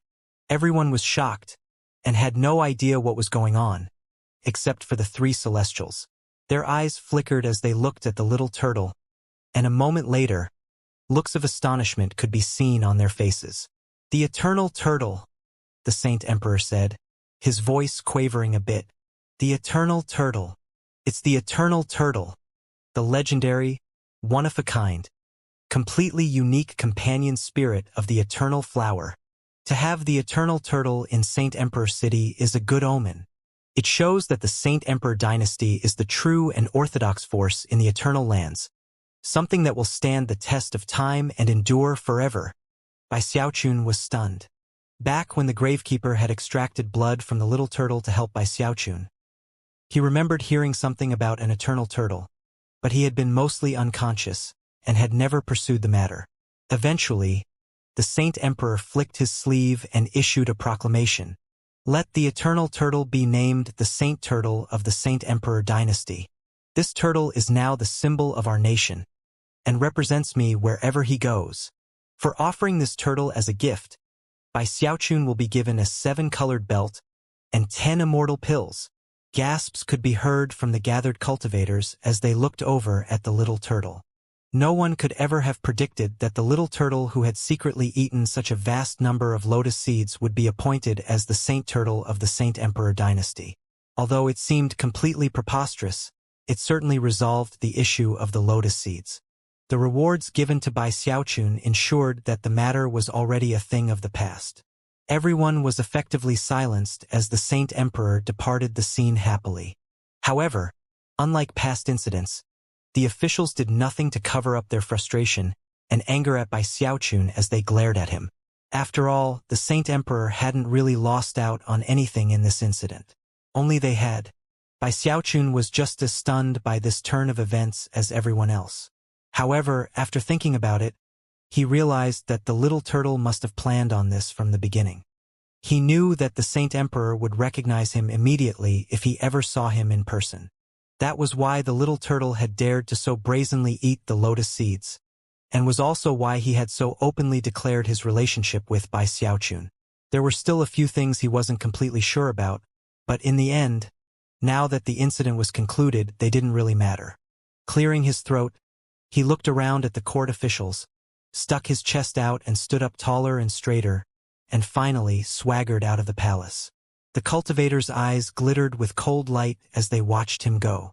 At this point, many of them were coming to realize the reality of the situation. Early on, they might have been able to come up with ways to have Bai Xiaochun punished, but now that had changed.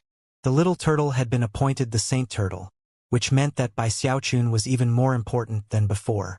As of now, there was no one in Saint Emperor City who could do a single thing to him. Although the Saint Emperor still had his misgivings, the way events had played out spoke volumes. The truth was that if the little turtle's identity hadn't been revealed, the Saint Emperor would have crushed Bai Xiaochun the moment he saw the empty seed pods. For the Saint Emperor, enough was enough. Never before had any cultivator dared to do the things Bai Xiaochun had done in Saint Emperor City. But the little turtle was too important. That was especially true considering that the Eternal Turtle was rumored to be able to give cultivators better control of willpower. To the Saint Emperor, that was beyond crucial, and could give him the edge he needed to break out of the Archean realm. The mere thought of that caused his heart to race with joy. The little turtle had worded things in a very clever way. Although some people might not have picked up on it initially, the Saint Emperor had understood the implications immediately. The Eternal Turtle belonged to Bai Xiaochun. Once the Eternal Turtle bonded a master, it couldn't be changed. Not even killing Bai Xiaochun would do anything, and would in fact enrage the turtle. The only way to get the Eternal Turtle to willingly stay in Saint Emperor City was to get Bai Xiaochun's approval. The Saint Emperor knew that everyone had value in some way. Whether they were celestials or demigods, it was the same. Bai Xiaochun was valuable because of his status in the Heavenspan realm. In fact, in some ways he was even more important than a celestial. When you added in the matter of the Eternal Turtle, it made him so important that the Saint Emperor even feared him to a degree. Although the rest of the officials in Saint Emperor City didn't quite understand all of that, they could guess at it. This damned bastard ate tons of heavenly dragonfish, and then a bunch of lotus seeds, and in the end, everything worked out fine for him. He really is a walking disaster. He defiled the heavenly dragonfish, and then nearly wiped out all of the lotus seeds. And yet his co-conspirator ended up being named the Saint Turtle. He should never have been allowed to stay in Saint Emperor City. Filled with various negative thoughts, the crowd dispersed, until Bai Xiaochun was the only one standing there. As for Heavenly Marquis Lu, he was already slipping into a major depression. He had just been preparing to list out the 500 crimes that Bai Xiaochun had committed when the Saint Emperor interrupted him with roaring laughter. He was more stunned now than he had ever been in his entire life. Just like back in the Wildlands, he thought, shivering. Another half a month went by. News of the Lotus Seed incident spread throughout Saint Emperor City. Furthermore, the fact that there would be no Lotus Seed auctions had major repercussions in both of the two immortal domains controlled by the Saint Emperor dynasty. What was even more shocking, though, was the news about the Saint Turtle, which caused a stir even in the vile Emperor dynasty. As for Bai Xiaochun, he was uncharacteristically quiet, spending the entire month consuming lotus seeds and immortal pills to advance his cultivation base. Although he didn't achieve a breakthrough to become a celestial, he was getting closer and closer to that point. By the time the lotus seeds and immortal pills stopped being effective, he was at the very peak of the Great Circle. Now, it was as if he were right up against a huge, seemingly insurmountable barrier. So close, he murmured sadly. At this point, he could tell that no amount of slow and steady progress would get him past that wall. He needed something amazing to help him break the barrier down in one shot. Meanwhile, much attention was paid to the little turtle. The half a month passed in somewhat of a whirlwind for him. Of course, the Saint Emperor didn't cause any problems for him. He only asked that the turtle accompany him for 3 or 4 hours a day during cultivation. Other than that, there were no limitations placed on him. The little turtle could go about freely in Saint Emperor City. In fact, he could have or do just about anything he wanted. He could even eat heavenly dragonfish if he felt like it. As far as the lotus seeds went, it all depended on the little turtle's mood. Eventually, he went to talk with Bai Xiaochun about everything that had occurred earlier. When Bai Xiaochun heard the whole story, he was a bit jealous, but didn't dare to say anything. Even worse, the little turtle's shell seemed to shine more brightly every time he came to visit, an indication of how well he was eating.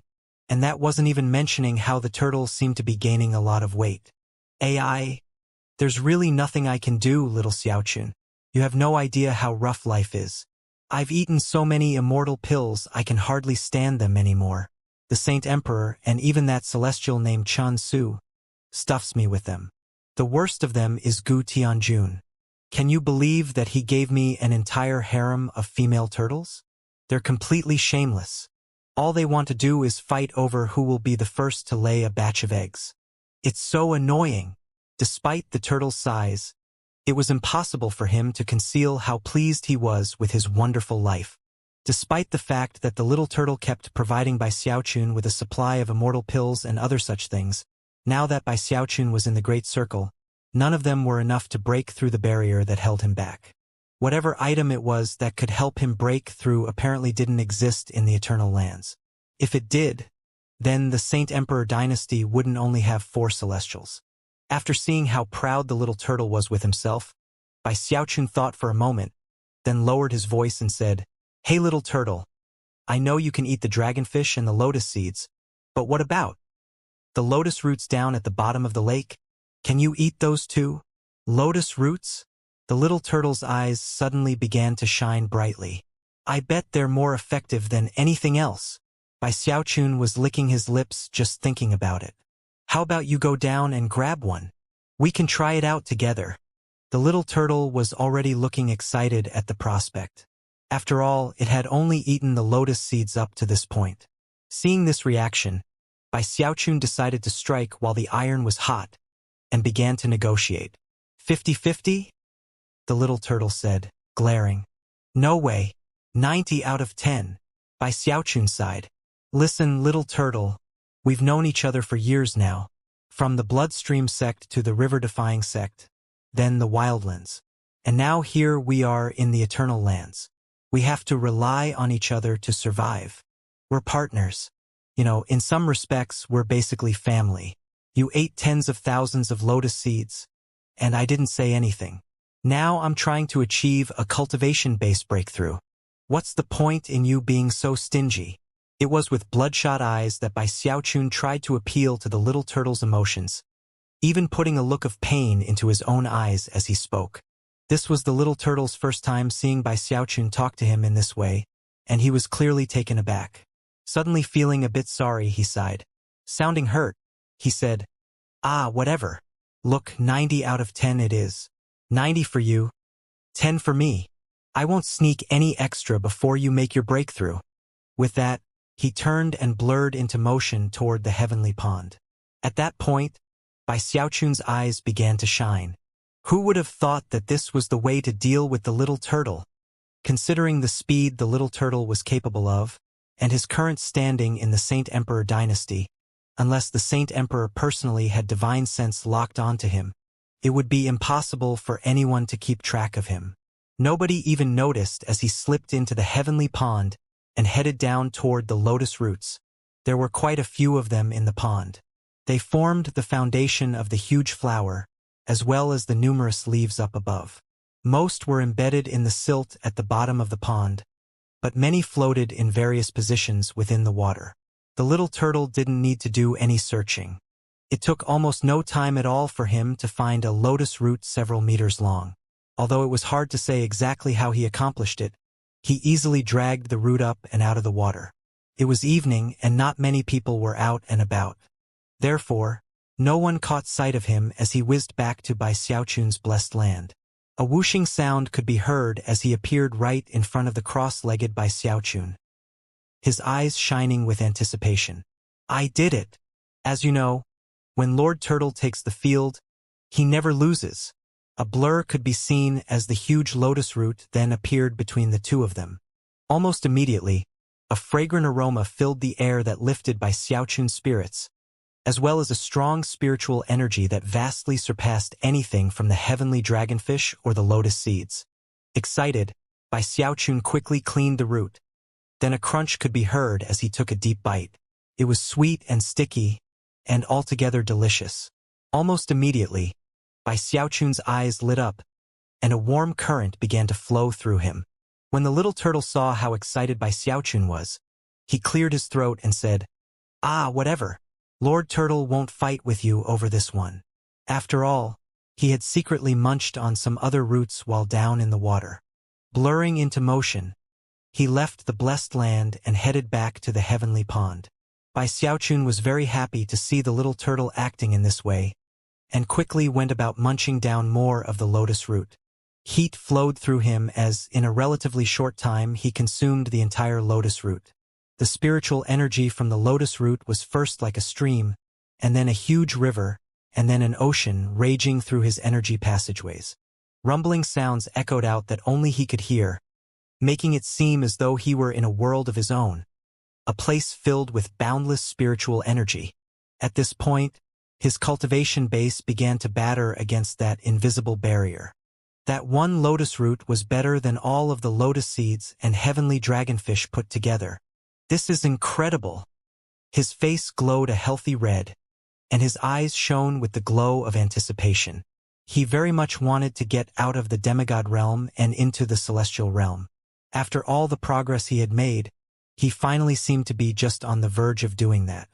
Closing his eyes, he rotated his cultivation base and focused his divine sense, controlling the flow of spiritual energy to batter at the barrier over and over again. Soon, he began to tremble physically as an illusory vortex sprang up around him. It was a very difficult thing to break the barrier that separated the demigod realm from the celestial realm. Even with the power of the lotus root, he was only able to strike at it unsuccessfully about 10 times. Time passed, and when the 10th attempt failed, blood oozed out of his mouth, and his eyes snapped open to reveal an unyielding defiance. Not a good enough of a foundation. Or is it unusually difficult because of the undying live forever technique? Closing his eyes, he thought back to how he had broken out of the nascent soul stage and the Deva realm, and slowly came to an understanding of what was happening.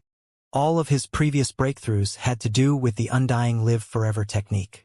All of them had been like approaching a gate, which he then simply opened. But now both codices of his undying live forever technique were complete. He had reached the end, with no more divine abilities to unlock for either. And upon reaching the end of a road, there would be no more gates to open, only a barrier. So what if there's a barrier? I'll just break it down. He gritted his teeth, and a moment later, a gleam of determination appeared in his bloodshot eyes. I can't just keep trying over and over again. Despite my powers of regeneration, I can sense that making endless repeated attacks on the barrier will be harmful. He sent out some divine sense to make contact with the little turtle and asked him to bring more lotus roots. I need to succeed in one shot. I need to build up a huge reserve of power and then launch a single decisive attack on the barrier. He considered trying to use his turtle walk. After all, he hadn't used it to enhance either the heavenly dragonfish or the lotus seeds. But he wasn't in the heavenspan realm any longer. These were the eternal lands, and if people found out about his turtle walk, it could cause major problems. Therefore, he had made a decision not to use it unless absolutely necessary. Giving up on any thoughts of breaking the barrier, he waited for the little turtle to return. When the little turtle saw the blood oozing out of his mouth, he immediately got a sense of how important the lotus roots were to him. Not bothering to haggle over the split, he gave him another lotus root. Half a month passed by in a flash, during which time Bai Xiaochun didn't make any more attempts to break the barrier. He kept building up energy, and the little turtle kept delivering lotus roots. Sometimes he would bring 7 or 8, sometimes dozens. Whenever Bai Xiaochun asked for more, he got more, until a wild vortex rose up around him. Clearly, his accumulation of spiritual power had reached an astonishing level. He looked like he might explode at any moment, to the point where the little turtle's scalp tingled with anxiety. Gotta be careful. Don't want to get fried if he blows up. The little turtle then went on to place some magical sealing marks around Bai Xiaochun, creating some type of shield. Not only would it contain the force of any potential explosions, but it would also mask Bai Xiaochun's aura from outsiders. However, the little turtle was still feeling a bit nervous, especially when he realized that Bai Xiaochun's body seemed to be growing unstable. He was so frightened that he spent most of his time submerged in the heavenly pond munching on lotus roots. He would only occasionally head over and throw some extra roots at Bai Xiaochun. The truth was that the little turtle had actually become somewhat addicted to the delicious roots, and couldn't hold back from eating as many as he could. Unfortunately, there was only one lotus flower in the heavenly pond. Although it had many roots, many leaves, and many seed pods, it was still just one plant. If the little turtle had only eaten a few of the roots, it wouldn't have mattered. And although Bai Xiaochun was consuming quite a few, when compared to the total amount, it wasn't anything to mention. However, The little turtle was addicted, and in the half-month that passed, he gave only a few more than 100 roots to buy Xiaochun, and yet ate several thousand. Because of the decreasing supply of spiritual energy, the lotus leaves upon which Saint Emperor City was built slowly began to show signs of wilting. Some of the edges even began to turn yellow. Most shocking was that the lotus flower which housed the imperial palace, which had already begun to tilt to the side thanks to the heavenly dragonfish incident, was now having its very foundation removed. Gradually, it began to turn listless. The lotus leaves were turning yellow, and the flower itself was wilting. All of Saint Emperor City was shocked to the core. The leaves are yellowing? Heavens! What could be causing this disaster? Damn it! What's going on in Saint Emperor City this year? Don't tell me it's that by Xiaochun again? Look everybody, it's not just the leaves that are affected. Check out the flower. Something's definitely wrong with it. The court officials were all shocked, and the three celestials were both enraged, and at the same time exhausted. After all, this year had been filled with one major event after another. However, all three celestials knew that the little turtle was to blame, and that they were absolutely helpless to do anything about it. That damnable eternal turtle. Does he have it out for our Saint Lotus or something? Eat anything you want, but keep your hands off of the lotus. Not even the heavenly dragonfish would eat it.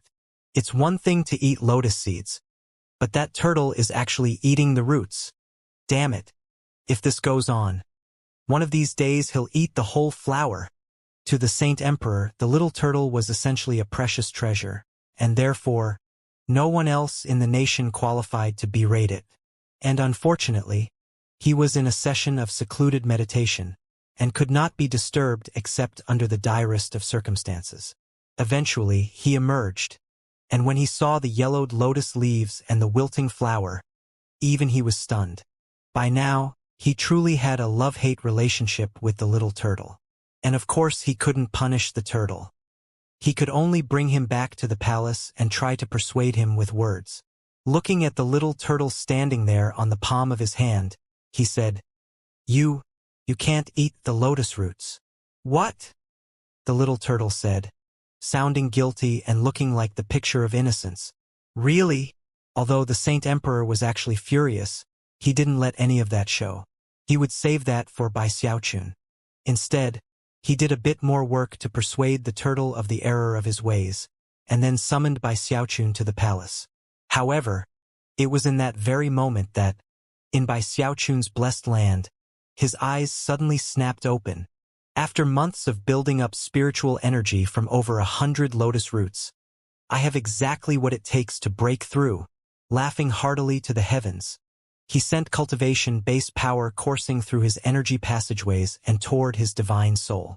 The spiritual energy of over 100 lotus roots erupted out, a virtual ocean of power that flowed through him toward the invisible barrier. A huge boom echoed out inside of him, as well as something that got Bai Xiaochun very excited. It was the sound of a barrier cracking. "Be destroyed."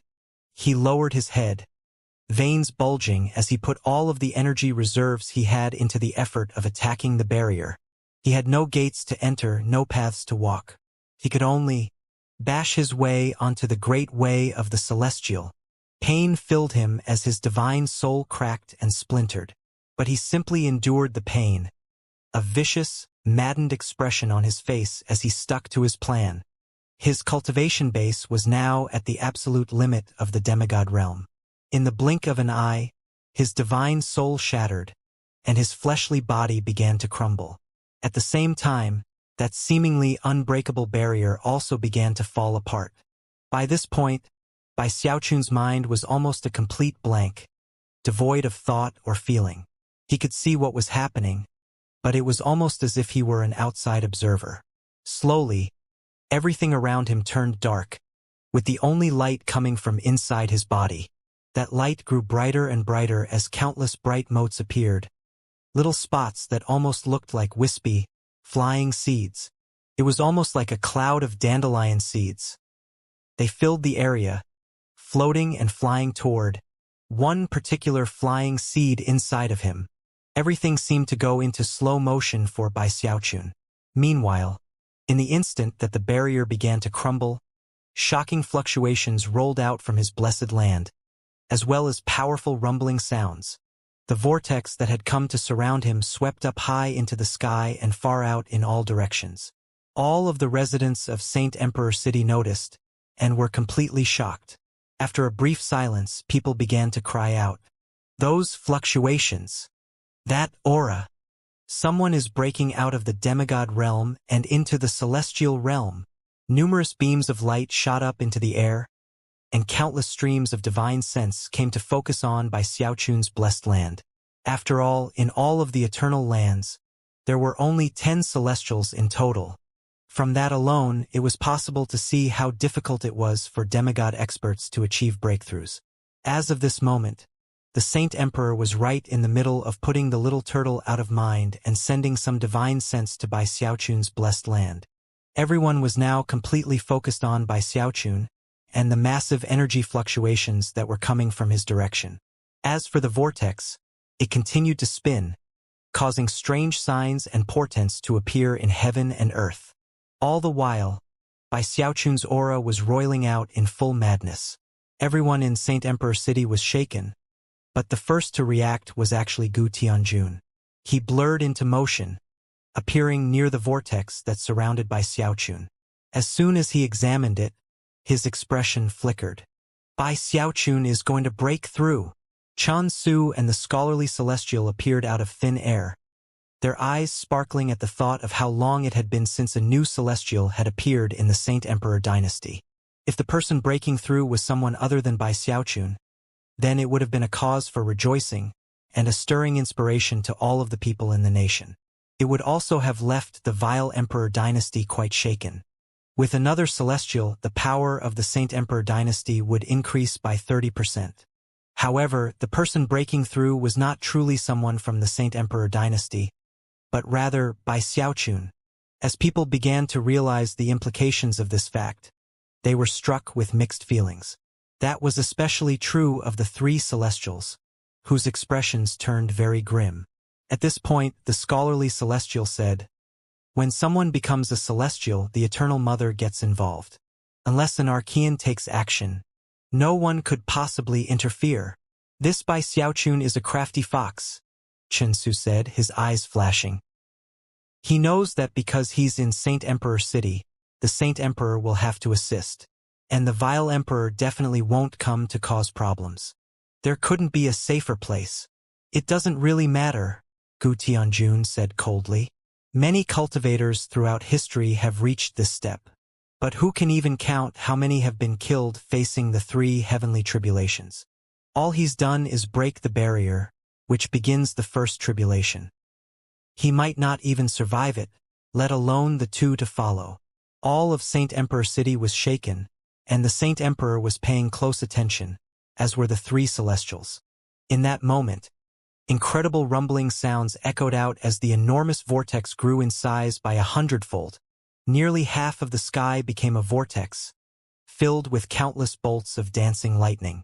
Saint Emperor City was completely covered by the tribulation clouds, which roiled out to fill much of the surrounding immortal domain.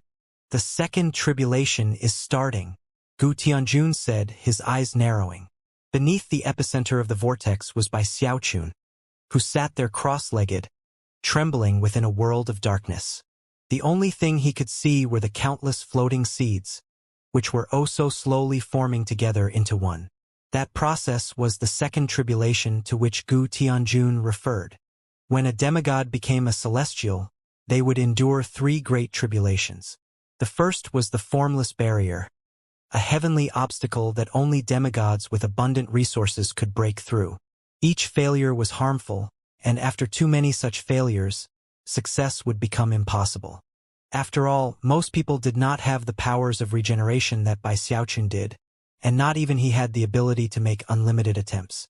Of course, some demigod cultivators who had extensive backing and resources would actually pass the first tribulation on the first try. After the first tribulation was the second, which was even more profound and abstruse. It had different names. Some people called it reattaining purity and simplicity. Other people called it retracing essence. Whatever its name, it was about a fusion process. The countless dandelion-like seeds needed to become one. Although that process seemed simple, the reason it was known as a tribulation was that 90% of cultivators who made it past the first tribulation would fail at this point. For many years, the cultivators of the eternal immortal domains didn't understand the second tribulation. It was only after the Saint Emperor became an Archean and gained control of the power of resurrection that the secrets were unlocked. This tribulation was a test of divine abilities. At this critical point, the demigod cultivator would call upon all of the techniques he or she had cultivated in his life and combine them in a unique way. It would be different every time, based on the specific techniques involved. Only by combining 50% of one's techniques could one pass the critical point. The first tribulation essentially had to do with building up enough energy, whereas the second was not something that could be passed by having access to special resources. One could only succeed after having cultivated some of the ultimate Taoist magics that existed in the eternal immortal domains. Without that foundation, the only option would be to destroy one's cultivation base and start practicing cultivation from the very beginning again. These two tribulations would weed out 99% of all cultivators, although not necessarily by killing them. However, the third tribulation could definitely be considered deadly in nature. If one succeeded, one would become a celestial.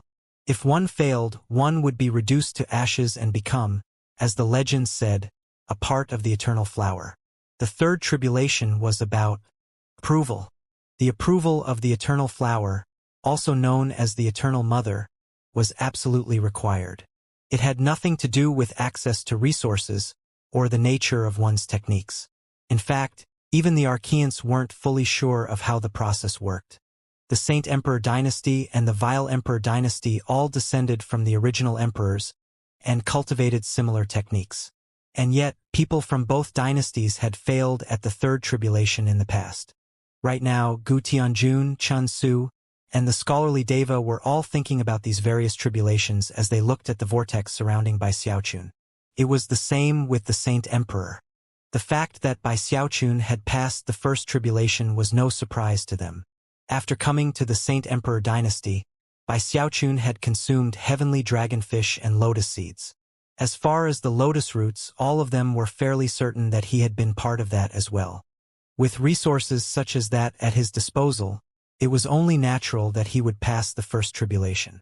The Saint Emperor was obviously not very happy about that point. In fact, if he had known that things would turn out this way, he would never have let Bai Xiaochun stay in Saint Emperor City. It would be inappropriate for me to interfere. It will all come down to Bai Xiaochun's personal good fortune.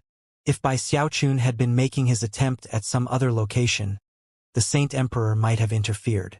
But here in Saint Emperor City, with so many people watching, he couldn't meddle easily.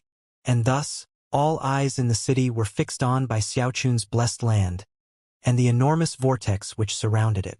With each moment that passed, the vortex grew in size, forcing the three celestials to inch away from it. Suddenly, a bellow erupted from within the vortex. It was Bai Xiaochun, and he almost sounded like a dragon roaring in a voice that echoed to the highest heavens. The entire city trembled, and in the water of the heavenly pond, the heavenly dragonfish shivered and sank down as far into the water as they could. Then, to the shock of the Saint Emperor and the Celestials, the vortex began to spin and expand with unimaginable speed. The sky seemed to be on the verge of tearing apart as the vortex spread out to cover not only Saint Emperor City, but also the 10 prefectures which surrounded it. Any given immortal domain was vastly larger than the Heavenspan realm had been, and right now all of the cultivators in that area, all of the living beings, no matter what they were doing, were shaken down to their very souls as the vortex filled the sky. Even the people from the adjacent immortal domains could see what was happening, and began to cry out in shock and alarm. The Celestials gasped from the utter shock of it all. Impossible! How did he pass the second tribulation so quickly? Even if he did cultivate the techniques of the Archemperors, he shouldn't have been able to fuse them with such speed. Suddenly, the Saint Emperor vanished from within the imperial palace, to reappear in midair above the city. his expression very somber as he looked in the direction of Bai Xiaochun's blessed land. Back when I became a celestial, it took me the time it takes an incense stick to burn to pass the second tribulation. The third tribulation took 3 days, but Bai Xiaochun used only 10 breaths of time. The undying live forever technique. Huh. I wonder how long it will take him to pass the third tribulation. Of course, there was little need to mention how shaken the other court officials and powerful experts in Saint Emperor City were. But what caused even more visible shock was when they suddenly heard a voice whispering in their ears. It sounded like a host of living beings speaking at the same time. It was as if the Eternal Mother were calling to them, speaking into heaven and earth from countless ages in the past. That was what would happen when the second tribulation was passed. An eternal murmuring would be heard, indicating that the Tao seed had been successfully formed. It wasn't just the cultivators in Saint Emperor City who heard it.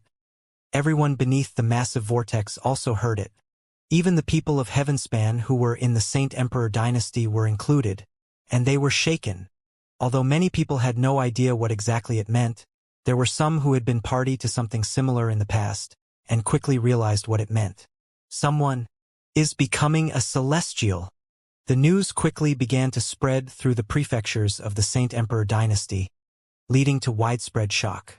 In the Vile Emperor dynasty, the first person to understand what was happening was the Vile Emperor himself. Deeply shaken, he looked in the direction of Saint Emperor City, eyes flickering with shock. Gong Sun Wanner was also in Vile Emperor City, where she led a vast army from her bone galleon. When she realized what was happening, her expression flickered with shock, and she looked in the direction of Saint Emperor City. It's my sweetie. The appearance of a new celestial was something that would rock the entire cultivation world. Of course, Bai Xiaochun had no idea that any of that was going on. His mind was currently blank and calm, as he acted on instinct alone. The fusion process, which to the shock of the Saint Emperor and the other celestials had gone very quickly, wasn't anything Bai Xiaochun had even worried about. He had felt himself split apart into numerous dandelion-like seeds, floating about aimlessly. At the same time, though, he sensed something like a hidden voice speaking within his soul. It was like a voice speaking to him. And although he didn't know what it was saying, it made him feel safe. It was like a mother speaking to a child. He forgot everything, as though he really had become a bunch of dandelion seeds floating within a void. He wasn't sure how long it lasted. A year, perhaps 100 or even 10,000. There was no time or thought within the void. But then one day he heard a very clear voice. "Tell me your name, my child." "I'm Bai Xiaochun." The words he spoke echoed like heavenly thunder, destroying the void and crushing the world around him. Bai Xiaochun suddenly woke up from within the dandelion seeds, to find himself within his blessed land in the Saint Emperor dynasty. All of his memories flooded back as, right there in front of him, was something that looked like a dandelion seed. It was none other than his Tao seed. In that moment, the clouds in the sky seethed. Then, everyone in Vile Emperor dynasty and everyone in the Saint Emperor dynasty, regardless of the level of their cultivation base, and regardless of who they were, heard a voice murmuring something in their mind.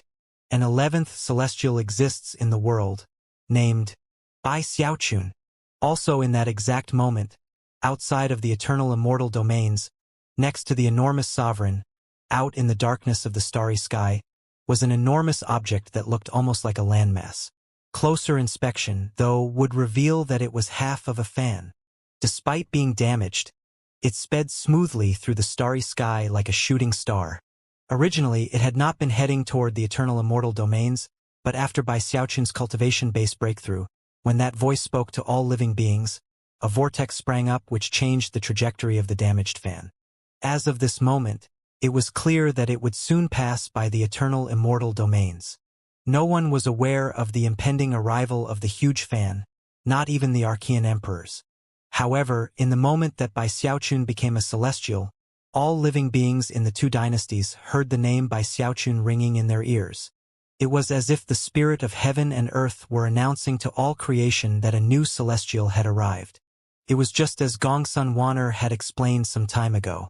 All living things proceeded through their lives as though they were climbing a ladder. Everyone had will, and beyond that was the Tao seed, both of which could affect the wider world. Back in Saint Emperor City, the eyes of the three celestials glittered brightly as they looked over at by Xiaochun's blessed land, and the boundless energy which currently swept out from it into the larger world. Mixed emotions could be seen in the eyes of the Saint Emperor. He knew that, as of this moment, Bai Xiaochun from the Heavenspan realm had made a major step in pursuing his personal Tao. Furthermore, instead of there being two major factors that made him important to the Saint Emperor, there were now three. He was now a celestial. The Saint Emperor consciously suppressed the frustration and anger he had felt because of the lotus roots. All of the officials in the Saint Emperor dynasty, even Heavenly Marquis Lu, stood there in silence, shocked at how smoothly Bai Xiaochun had stepped into the celestial realm.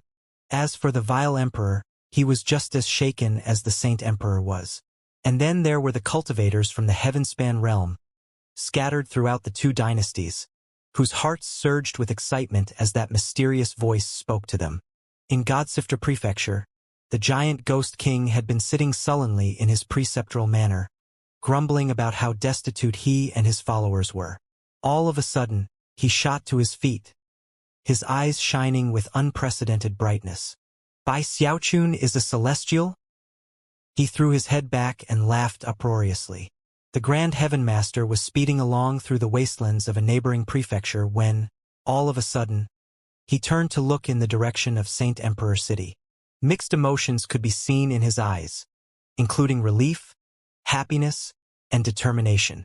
"I need to go see the giant ghost king," he murmured. Turning, he began to head toward Godsifter Prefecture. The giant ghost king and the Grand Heaven Master weren't the only ones to be excited. In the Vile Emperor dynasty, Bruiser had taken it upon himself to protect Song Junwan. No matter what insidious motives people had, with Bruiser there, she was safe. Bruiser's battle prowess had improved steadily, placing him within the Deva realm. It was as the two of them were traveling along that both heard a voice speaking to them. A tremor ran through Song Junwan, and Bruiser suddenly looked up in the direction of Saint Emperor City. "Bruiser, Xiaochun just became a celestial." Song Junwan could not have been more elated. After arriving in the eternal immortal domains, she had been significantly enlivened by three particular pieces of news. The first was that the Saint Emperor had appointed Bai Xiaochun as Duke Heavenspan. The second came not long after that. She got a message from Patriarch Spiritstream, stating that he, Li Qingho, and some others were banding together. The river-defying sect was being reformed. In fact, she and Bruiser were right in the middle of heading to that very location. It wasn't that she hadn't thought of trying to get to Saint Emperor City. It was just too far away. Right now, the closest safe place was with Patriarch Spiritstream. There within the Vile Emperor dynasty, Patriarch Spiritstream, Li Qingho, and the others who had already gathered together were all extremely excited. They had a bitter life right now, but as of this moment, their hope only continued to solidify. The fact that Xiaochun is a celestial will inspire everyone from the Heavenspan realm. Patriarch Spiritstream threw his head back and laughed, a laugh filled with relief and anticipation. "Qingho, it was not in vain that we reached out to so many river-defying sect disciples. More and more will be joining us in the coming days.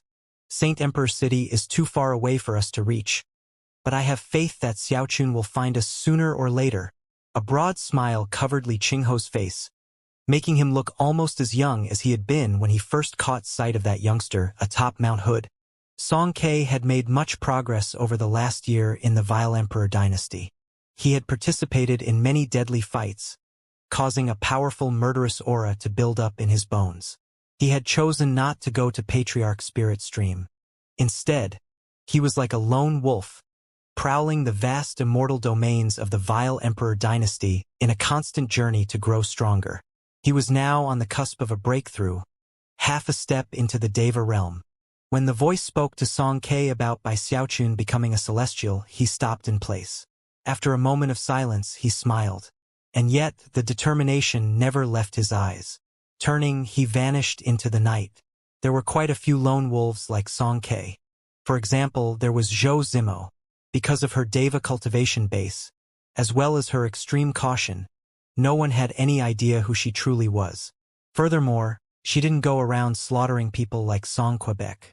Instead, she gained power. Over the course of the past year, she had come to control 5 entire sections. Despite that, no one was ever able to get any hint about who she truly was. Because she had 5 sects under her control, Zhou Zimo was in a much better position than most of the other lone wolves from the Heavenspan realm. Whether it was her cultivation or her access to information, she was far beyond the masses. When she heard the voice murmuring by Xiaochun's name, she was undercover in a 6th sect, one that she hoped to soon gain control of. A tremor passed through her, and she rubbed her belly, a radiant smile playing out on her face. "Hey little buddy, that useless dad of yours is pretty awesome, isn't he?" In Vile Emperor City was a certain immortal's cave that was kept under heavy guard. Inside, a middle-aged man sat cross-legged, listening to the voice speaking by Xiaochun's name. Suddenly, his eyes snapped open. "By Xiaochun, you may be a step ahead of me, but that won't matter in the end." Taking a deep breath, he closed his eyes, whereupon energy began to build up to break a barrier within him. As the eternal immortal domains were shaken, Bai Xiaochun was there in his blessed land in Saint Emperor City, bursting with excitement at the feeling of the dandelion-like Tao seed inside of him. "I finally broke through." A long moment passed, after which he waved his hand, causing the Tao seed to float out from inside and hover in front of him. A strange light flickered in his eyes as he studied it closely. "So this is a Tao seed, huh?" It was covered with innumerable magical symbols, and contained boundless will. In fact, because he had cultivated the Frigid School will-evolving incantation, it was easy for him to identify the strand of willpower that had long existed in him, which was now part of the Tao seed. After a long moment, he looked away, and the Tao seed floated back into him. At that point, he took a deep breath and assessed his cultivation-based power, which now vastly surpassed the level of a demigod. If he were to face Ghost Mother right now, he was confident that he wouldn't need to slowly whittle away at her. Given his current cultivation base, he would be able to cleave the defensive shields of her battleship apart with a single blow. Furthermore, because of his level of control over his willpower, he felt as if he were at the peak of all creation, and that a single thought of his could affect the minds of all living beings. He suddenly thought back to the time over the Eternal Sea when Gongsun Wanner had used her Taoist magic of willpower. In that moment, it was as if all living things had been completely incapable of resisting her or fighting back. Were it not for the scrap of willpower he had possessed back then, not even his heaven-defying powers of regeneration would have saved him. As of this moment, Bai Xiaochun was absolutely certain about one particular thing he could now do. Although it would be difficult, he could control the will within all living beings around him. He closed his eyes for a long moment, and then opened them. "Before, I didn't understand why there was no further path for the undying live forever technique after becoming a celestial. But now I know. The human body has 5 mountains, 5 shackles, that lead to the undying live forever technique. Although it seems to end with the Mahayana realm, the truth is that the final step comes by deepening the previously built foundation. Progress comes, not by advancing along a path others have already walked, but rather by forging one's own Tao. Even the powerful Archlord was defeated by the Sovereign from beyond. That just goes to show that following the methods that others have attempted will lead to a dead end. With the proper foundation, progress comes based on one's personal experiences, thoughts, and decisions. Presumably, it would be the same, not just with the Imperial clan from the Heavenspan realm, but with the Vile Emperor and the Saint Emperor too. At long last, Bai Xiaochun understood. The undying live forever technique is like soil. What grows in that soil is up to one's personal Tao. Above demigods are celestials, and above celestials are Archeans. If I want to become an Archean, then according to what Gongsun Wanner said, I need to get my Tao seed to sprout and become Tao will. Those who have Tao will are Archeans. Tao seed, Tao will. That is the difference between celestials and Archeans. Before his cultivation-based breakthrough, his understanding had been somewhat muddled. But now that he had a Tao seed, he suddenly felt much clearer about the Tao will of Archeans. Celestials can use their Tao seed to borrow will from all living beings and become one with them. But Archeans can use their Tao will to transcend heaven and earth. They can exist on a higher level than anything else, in a position that Celestials cannot even touch. The Tao will of an Archean can cover the whole world. Their will can shape fate. That's why they can resurrect fallen Celestials. Although he wasn't sure if his analysis was absolutely correct in every aspect, he was confident that, overall, it was close enough. In other words, I have to create my own third codex of the undying live forever technique. At this point, his eyes began to shine brightly. The point of the third codex is to get my Tao seed to sprout and bloom into Tao will. As he murmured these things, his aura, his cultivation-based fluctuations, and everything else about him focused inward. Nothing was detectable on the outside. At the same time, he sank into a state of utter calm, without any traces of either joy or sorrow. Being undying is a state. Although regeneration seems like an important aspect, the truth is that it has more to do with time. Only by being indestructible for endless years can something be considered truly undying. Being able to live forever is a state of mind, and yet also has to do with time and the ability to continue to live. In that case, what should the third codex be about? Closing his eyes, he descended further into calm contemplation.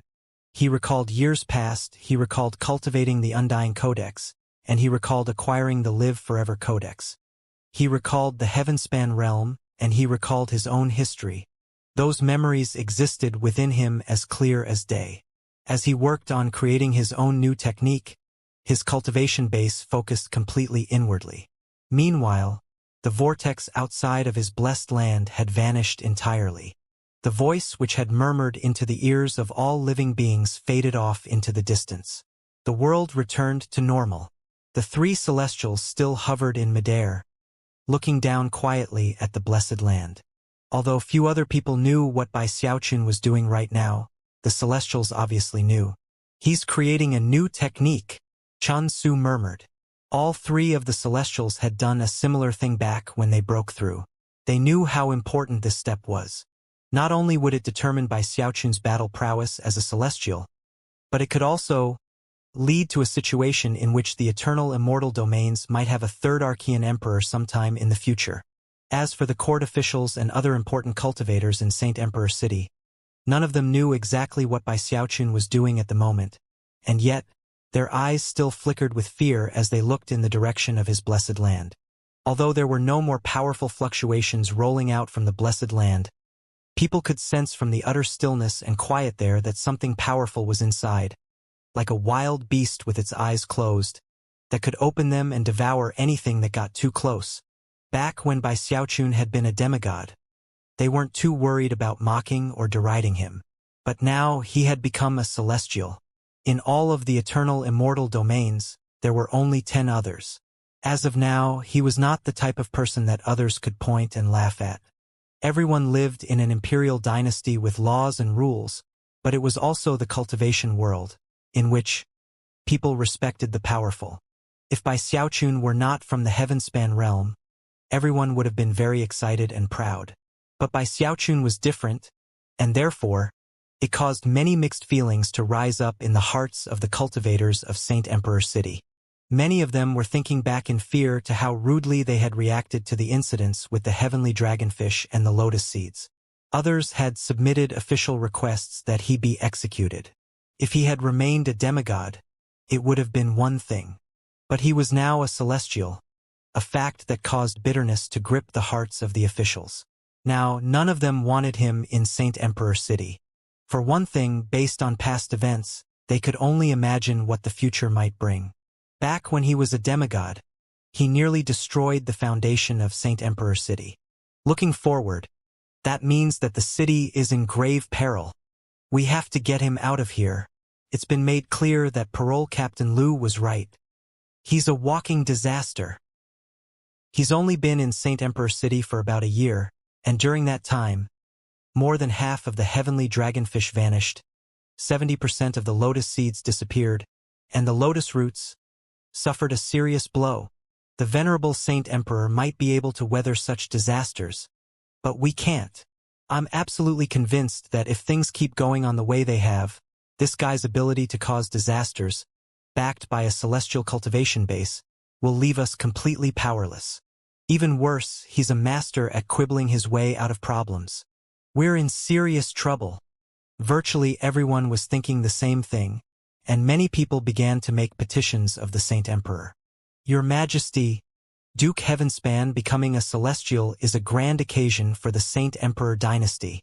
I would like to submit an official request to the court. Based on Duke Heavenspan's status and meritorious services, it is not appropriate for him to be kept behind in Saint Emperor City. He should be sent to take command of the second immortal domain.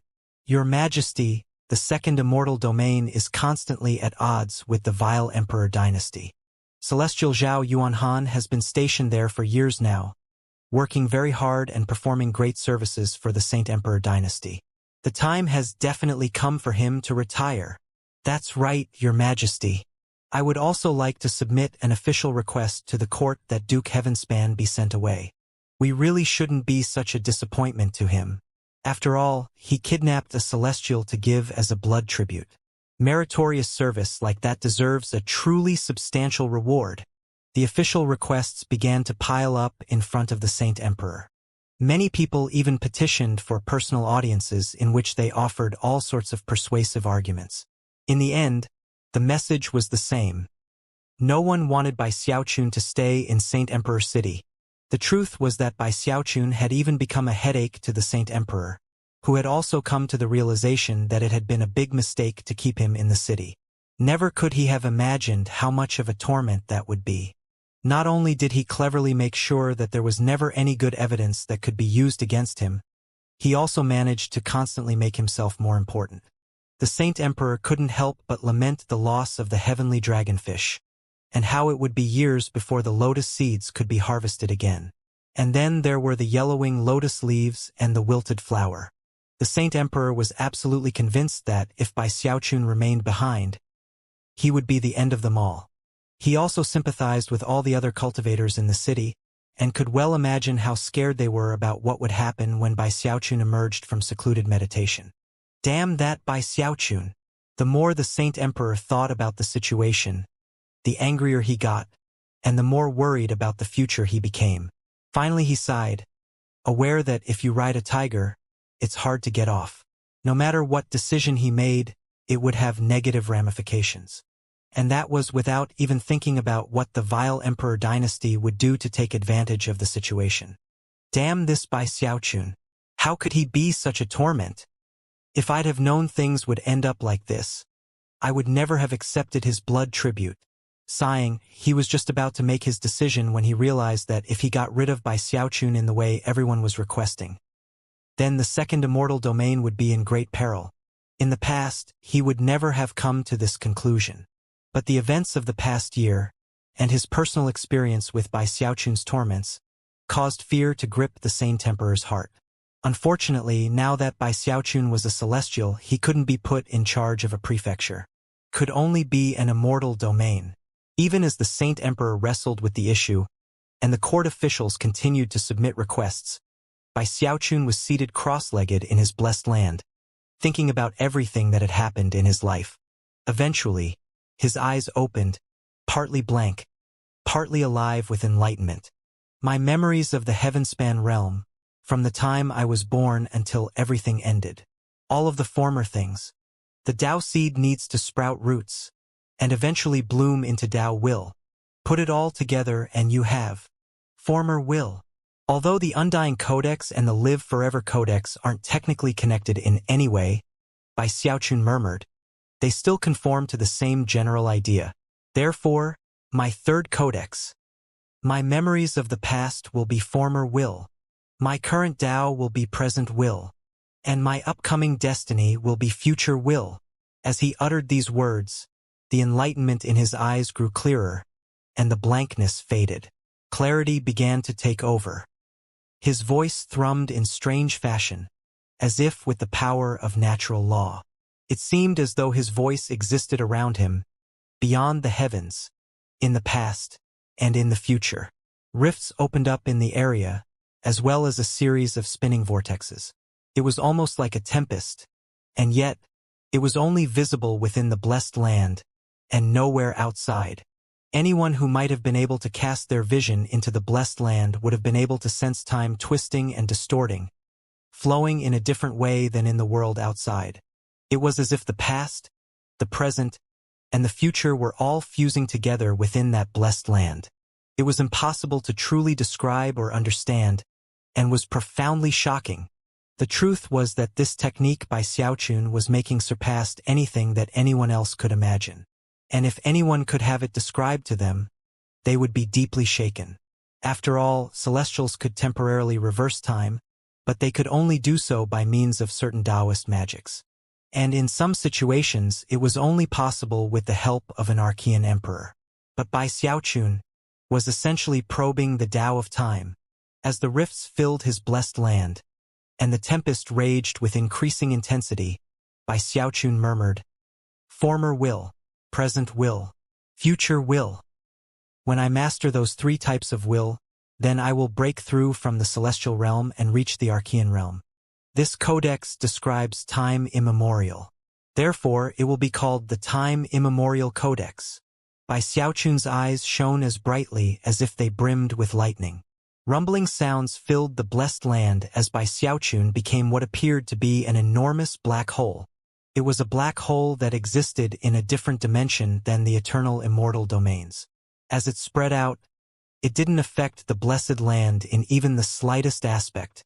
From here on out, I cultivate the undying live forever time immemorial technique. He waved his hand, and heavenly thunder rumbled as the previously calm sky suddenly filled with flashing colors. Whether it was court officials submitting requests in the imperial palace, the three celestials, or the Saint Emperor, all of them suddenly looked up into the sky.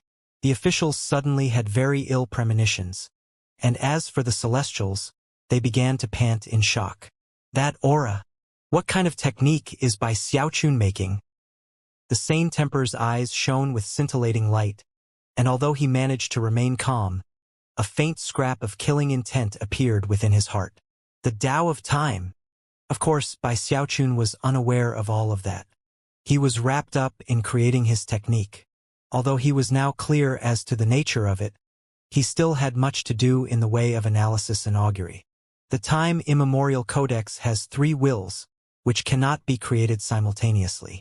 For now, I will work on that which comes from my past. I will use the countless memories of my life to feed my Tao seed. When that process is complete, the true former will appear. When that happens, then even if I am killed and cease to exist, my Tao seed will still remain, along with my memories and my obsessions. A smile broke out onto his face. If I don't take some of my Tao seed and give it to the Saint Emperor, then I would have no hope of being resurrected. But with my former will, perhaps, to some extent, I will have achieved my Tao and reached the point of being able to exist for all eternity. In the heavenspan realm, I experienced death, and thus, in some ways, I also experienced reincarnation. Therefore, the divine ability associated with my former will shall be the Sutra of Former Reincarnation. All of a sudden, the light of augury faded from his eyes as he saw everything, from Mount Hood all the way to the destruction of the heavenspan realm. Spiritual power, divine abilities, willpower, my memories, they are all expressions of power. Henceforth, anyone who hears this sutra spoken aloud will find the memories of their lives transformed into magical sealing symbols. Those with deeper and more ancient memories will find the power of the magical symbols shocking to the extreme. The Sutra of Former Reincarnation can destroy memories and eradicate minds. Bai Xiaochun rose to his feet, and in that instant, the black hole that seemed to exist in another reality expanded. In the blink of an eye, his blessed land seemed to fade, as though a shocking power was about to wipe it out of existence. A moment later, the air distorted, and everything went back to normal. Rippling fluctuations spread out in all directions, causing both the living entities they passed, and even the inanimate objects like buildings, to flicker back and forth between being blurry and being clear. Gu Tianjun and the other two celestials were still in the area and were touched by the fluctuations. They had originally thought to evade them, but then decided that it would be a good way to test out the divine abilities and techniques that Bai Xiaochun had created, and perhaps get a sense for his battle prowess. However, as soon as the fluctuations reached them, their expressions flickered dramatically, and they retreated at full speed. After they were out of the range of the fluctuations, it was impossible for them to conceal the shock they felt. Ordinary in terms of might, but the Taoist magic involved is peculiar to the extreme. It's almost like I was just looking at my own past. What did I just see? It was like my own memories come to life in front of me. The three celestials exchanged very serious glances. Throughout the rest of the city, numerous cultivators felt their hearts pounding in fear. As for the Saint Emperor, he retracted his vision, spent a moment in thought, and then prepared to issue a proclamation. However, even as he did, a boundless energy suddenly descended onto the eternal immortal domains. Expression flickering, the Saint Emperor suddenly vanished, to reappear high in the sky. He didn't just hover there, he continued to rise higher and higher. Something was happening now that was more shocking to him than Bai Xiaochun's cultivation-based breakthrough, or the technique he was creating that was based on the Tao of time. Although other people would only be able to sense some faint pressure, as an Archean, the Saint Emperor could tell that a very oppressive energy was approaching from the starry sky. Outside of the eternal immortal domains, behind the body of the gargantuan sovereign, out in the boundless void, the massive, damaged fan that had responded to the vortex that Bai Xiaochun created upon becoming a celestial was approaching with incredible speed. As of this moment, it had entered the borders of the region considered the edge of the eternal immortal domains. As it closed in, it adjusted its trajectory again, almost as if the shapeless vortex created by Xiaochun was drawing it in.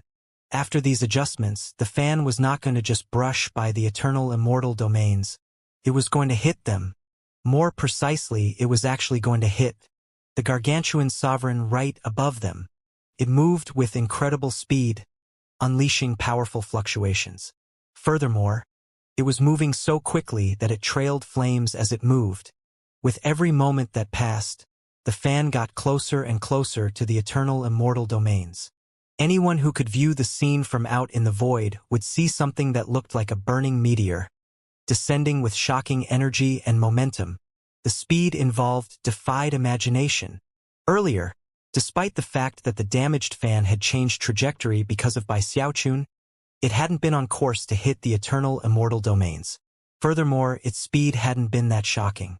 As such, neither the vile emperor nor the Saint Emperor had noticed it.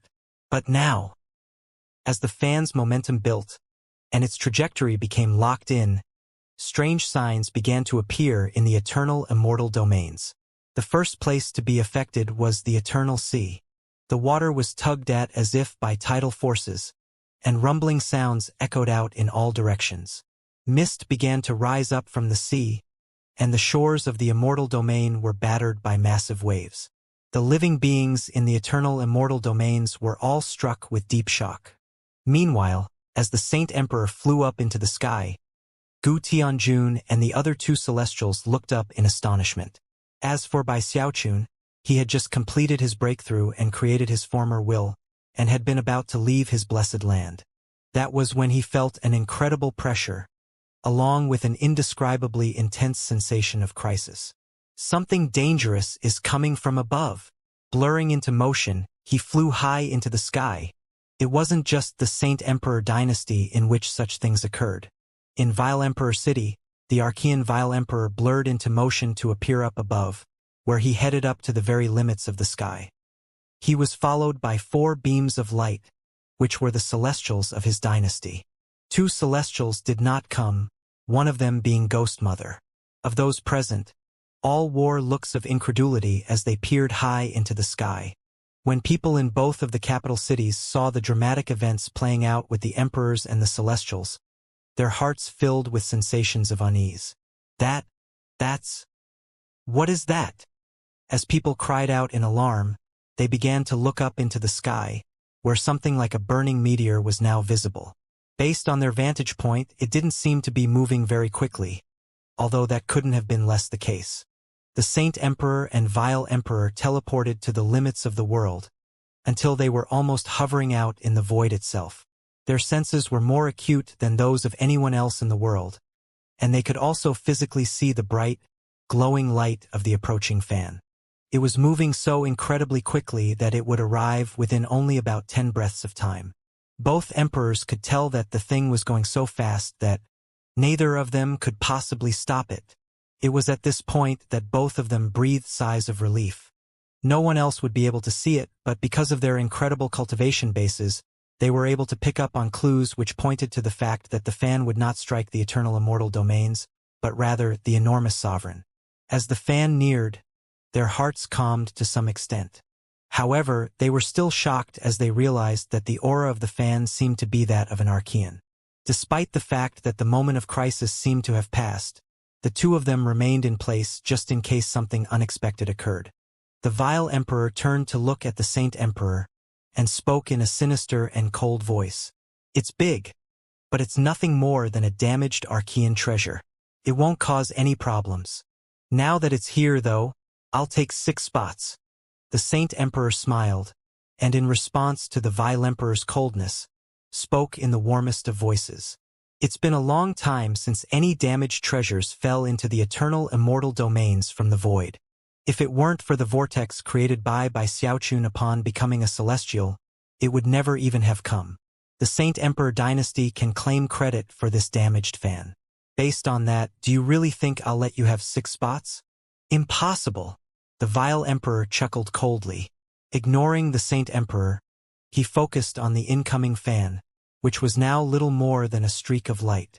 Anyone other than these two who were this close to the fan would likely have been killed. But they were Archeans and were therefore qualified to observe it from this close distance. Closer and closer.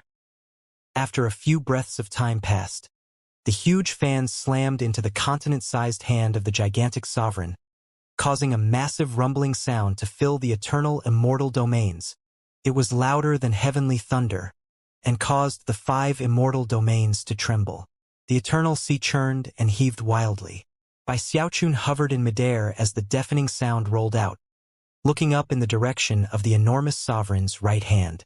There, teetering back and forth, was an enormous, damaged fan. He could sense something otherworldly about the fan, and the aura which spread out from it into the eternal immortal domains reminded Xiaochun very much of what it felt like to be in the presence of the Saint Emperor. That's not too far off. Gu Tianjun and the other celestials were also in the air, shaken as they stared up at the fan. An Archean magical item. That aura is described in certain ancient records. It's the aura of the immortal from before the Great Destruction. It wasn't just Gu Tianjun and the other celestials who were shaken. The celestials in the Vile Emperor dynasty were equally stunned. Even Gongsun Wan'er, who was in a distant location at the moment, was taken aback. There were also many demigod experts within the eternal immortal domains who were now staring up at the enormous damaged fan, their eyes burning with passion. The enormous hand was not harmed by the fan slamming into it, and in fact, didn't even move at all in response. But as for the fan, it was severely damaged by the force of the impact. Cracks spread out on its already damaged surface, and then chunks and rubble began to fall down off it, becoming like blazing meteorites that rained down onto the eternal immortal domains.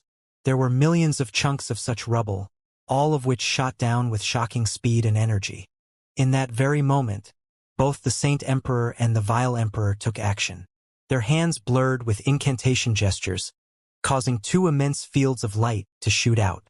One field was blackish-violet, the other was made of 5 colors, and wherever they went, they transformed the falling rubble into ash. Afterward, both of the emperors sent divine sense out to touch the huge fan. Although the huge fan was severely damaged, both the face and the frame of the fan remained intact. As for the image depicted on the face of the fan, it was that of an entire world. It's a world treasure. Sadly, its energy is fading. Who knows how many things it struck on its journey through the stars. It's already crumbling and worthless. Both the Vile Emperor and the Saint Emperor shook their heads as they continued to scan the fan. In the end, they confirmed that the fan did not, in fact, have any of the aura of a sovereign on it. It only contained Archean fluctuations, much the same as the two of them emanated. In fact, it was a bit weaker than that. Had the fan been a sovereign-level treasure, they would have been very excited, and would have gone to investigate it themselves. But it was not such a treasure, making it of little interest to the two emperors. However, even as they retracted their divine sense, something else happened. Among all of the countless bits of falling rubble that were being destroyed by the divine abilities they had just unleashed, there was a mountain-sized building. When the building was shattered, a lump of decaying black stone shot out from it. The black rock was vastly smaller than the building around it.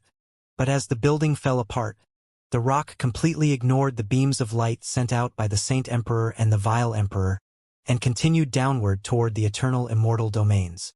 As it descended, it burst into intensely hot flames. The suddenness of the development caused the faces of the Vile Emperor and the Saint Emperor to fall. Both of them could tell that the rock didn't come from the fan. It came from the enormous sovereign who loomed over the eternal immortal domains. Damn it! Eyes radiating anxiety, the Saint Emperor burst into motion, heading directly toward the black rock. The Vile Emperor also began to advance. However, at the same time, he performed an incantation gesture with his right hand, and then pushed it out toward the Saint Emperor. The Saint Emperor immediately vanished, reappearing some distance away with a look of rage on his face. "What are you doing, Vile Emperor?" "What am I doing? Either one of us could use a chunk of that sovereign's flesh for augury purposes. It could contain secrets about how to break through to the sovereign realm. You think I'll just let you have it?" Chuckling coldly, he began to rush toward the chunk of black stone. Killing intent sprang up in the eyes of the Saint Emperor as he too began to rush toward the rock again. Moments later, the two of them began to launch Taoist magics back and forth against each other as the black rock continued to speed downward. As it did, the rock suddenly split open and began to spew out a dark liquid, as well as something that sounded like a howling voice. Then, a boom rang out as the rock and the liquid slammed into the surface of the eternal sea.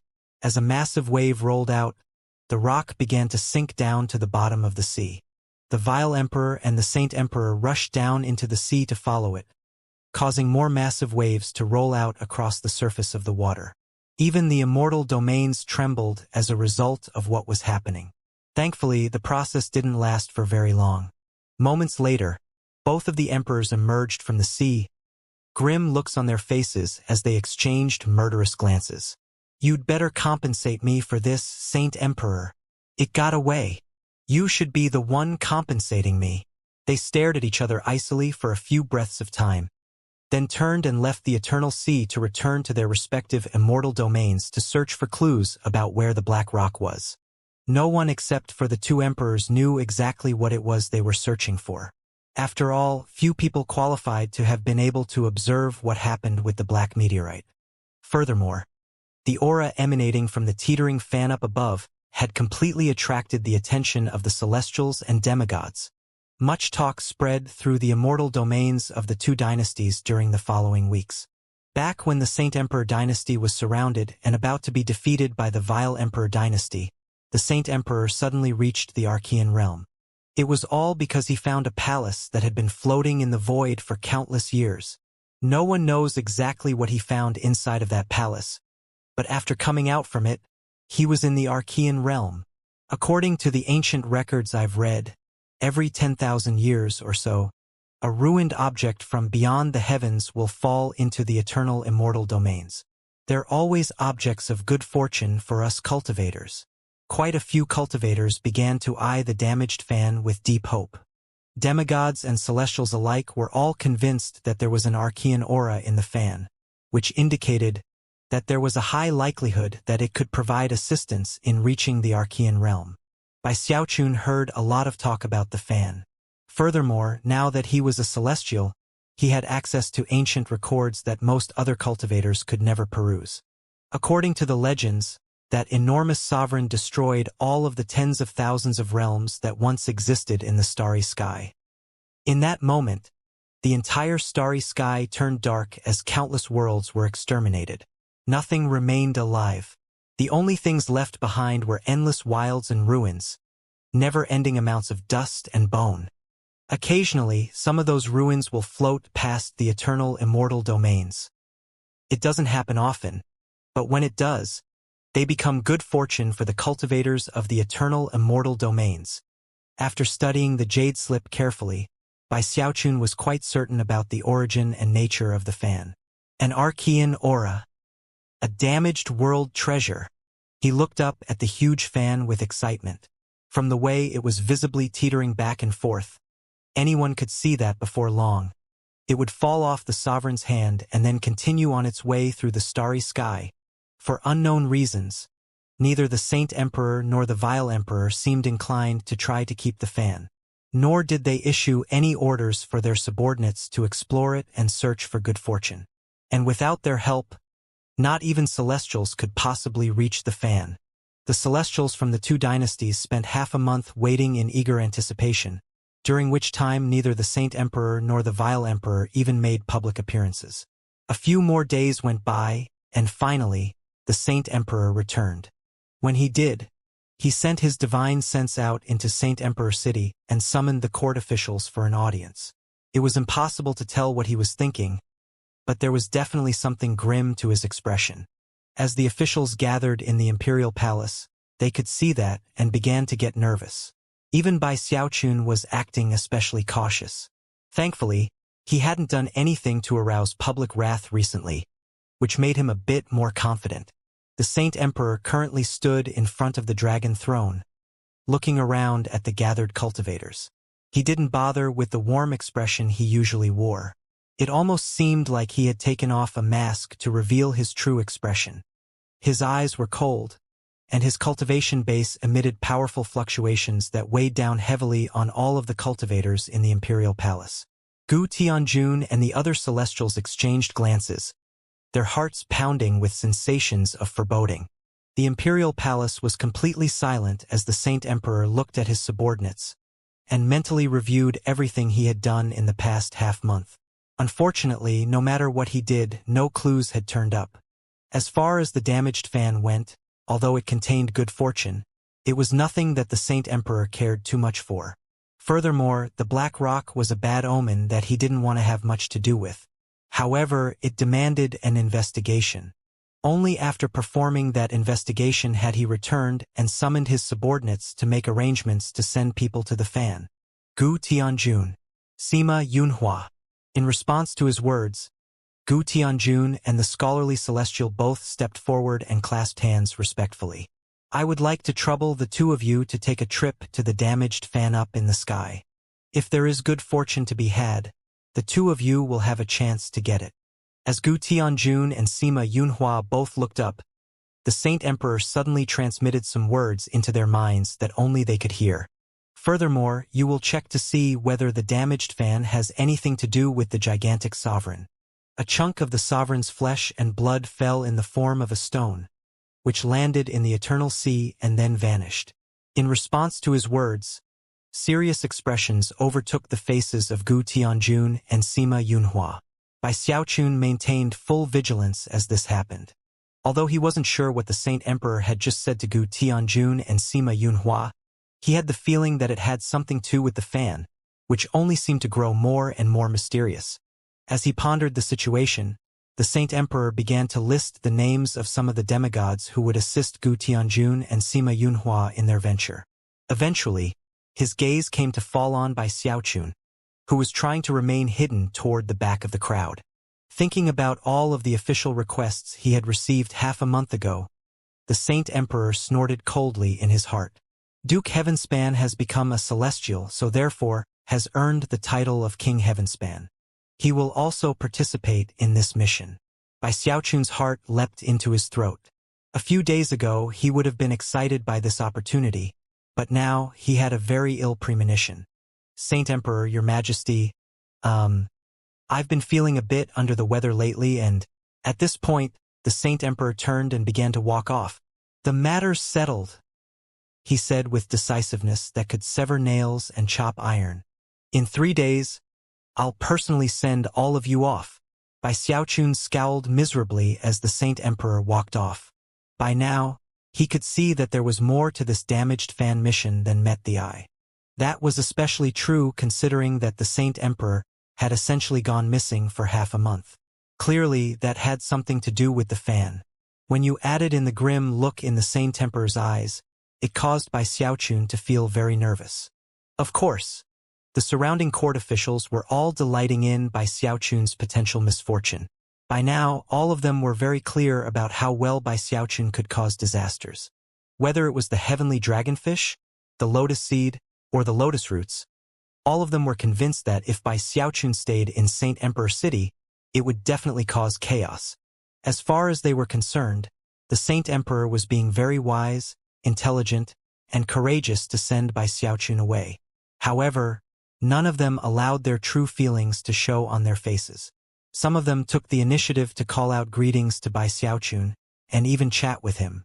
Congratulations, King Heavenspan. You're a celestial now. Ha ha. How careless of me to have forgotten to congratulate you earlier. Please, I hope you take no offense. Oh, how the Saint Emperor dotes on you, King Heavenspan. And how jealous I am that you get to search for good fortune in that treasure from beyond the heavens. Best wishes, Heavenly King. I'm sure you'll meet with instant success and achieve great benefits. After clasping hands and offering such words, the cultivators would leave, chuckling sarcastically in their hearts. Only Heavenly Marquis Lu seemed to think that the Saint Emperor had made a bad decision, based on everything he knew about Bai Xiaochun. However, he also felt as though there was more to the story than he understood, and in the end just sighed and left. The truth was that the little turtle had come to be a source of much frustration. Although he had been in high spirits because of the incident with the lotus roots, considering he had no evidence to support his claims that Bai Xiaochun was at fault, he didn't dare to say anything publicly. After everyone left, Bai Xiaochun stood there miserably for a long moment, before finally shaking his head and heading back to his blessed land. There, he sat down and began to mull over the situation further. I'm a celestial, which makes me a lot stronger than before. But for some reason, the Saint Emperor is in a really bad mood. Furthermore, that damaged fan is definitely going to be very dangerous. The more he thought about it, the less at ease he felt about the Saint Emperor's orders. Furthermore, his final words had been spoken with extreme decisiveness, and also in very threatening fashion. Clearly, if Bai Xiaochun didn't follow orders, he would be gravely punished. Maybe instead of being so cautious, I should go all out from the beginning? After some more thought, he gritted his teeth and nodded. It wasn't that he suddenly didn't fear death. Rather, considering that he would be part of a large group of people, as long as he was careful and didn't get greedy, his celestial cultivation base should be enough to protect him. If he had been sent in alone, then he wouldn't have agreed to go inside the fan no matter what. Well, since I'm going, I need to make sure I'm fully prepared. His hair was already getting disheveled from all the worry. Not wanting to waste any time, he went out and began to spend all the resources he had built up during his time in Saint Emperor City to start making the proper preparations. Talismans, magical items, medicinal pills. He bought all sorts of things. Meanwhile, word was spreading both within Saint Emperor City and in the rest of the dynasty at large that the Saint Emperor was sending 3 celestials into the damaged fan. There were many people who weren't in the know that, upon finding out the names of the celestials who would be going to the damaged fan, reached out in the hopes of coming along. The Saint Emperor didn't stop that from happening. In fact, it wasn't just the celestials who this happened to. Even demigod experts such as Preceptor C-Deep began to get groups of followers, all of whom would theoretically have a chance to benefit from going on the mission. Word spread, and the fact that the mission was rumored to be very dangerous only made some people more interested than before. After all, many people in the cultivation world believed that rewards came only with risk. Therefore, a few days later, when the bells tolled in the Imperial Palace, Gu Tianjun, Sima Yunhua, as well as the 6 demigods, including Preceptor C-Deep, each arrived with teams to back them up, teams that had dozens of devis in them. Everyone was gathered, except for Bai Xiaochun. Bai Xiaochun had just hurried out of his blessed land. Looking back over his shoulder at the place where he had lived for over a year, he sighed. I'm not sure when I'll be back. Slapping his bag of holding, he produced several suits of leather armor. If he had had more multicolored flame, he would have performed more spirit enhancements. But right now, he couldn't afford to even perform 20-fold enhancements on all of them. As he walked along, he put on all of the armor, each piece of which was branded with a defensive magical symbol. Still not happy, he checked around quickly to make sure no one was watching, and then took out his turtle walk and hung it on his chest like a breastplate. Then he covered it with leather armor. From a distance, his normally thin frame now looked much the opposite. He almost looked like a big ball rolling along. In addition to all of that, he had a black helmet that glowed with the light of a defensive spell formation, as well as a second, larger walk that he strapped on his back. Anyone from the river-defying sect would find this sight very familiar. But these were the Eternal Lands, and thus, everyone who saw him was stunned. The guards outside the Imperial Palace hardly recognized him. And when he arrived in the palace square, Gu Tianjun, Sima Yunhua, Preceptor Si Deep, and all of the others who were already there waiting were all visibly stunned. Only when he trundled to a stop next to them did people finally get around to reacting. Why is he wearing so much stuff? Heavens!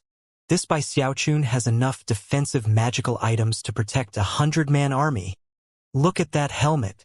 It's so hot today. Isn't he uncomfortable? Forget the helmet. Look at that walk. Unbelievable. Where did he even get it? If Gu Tianjun and the powerful experts like him were stunned, then there was little need to mention the Deva cultivators.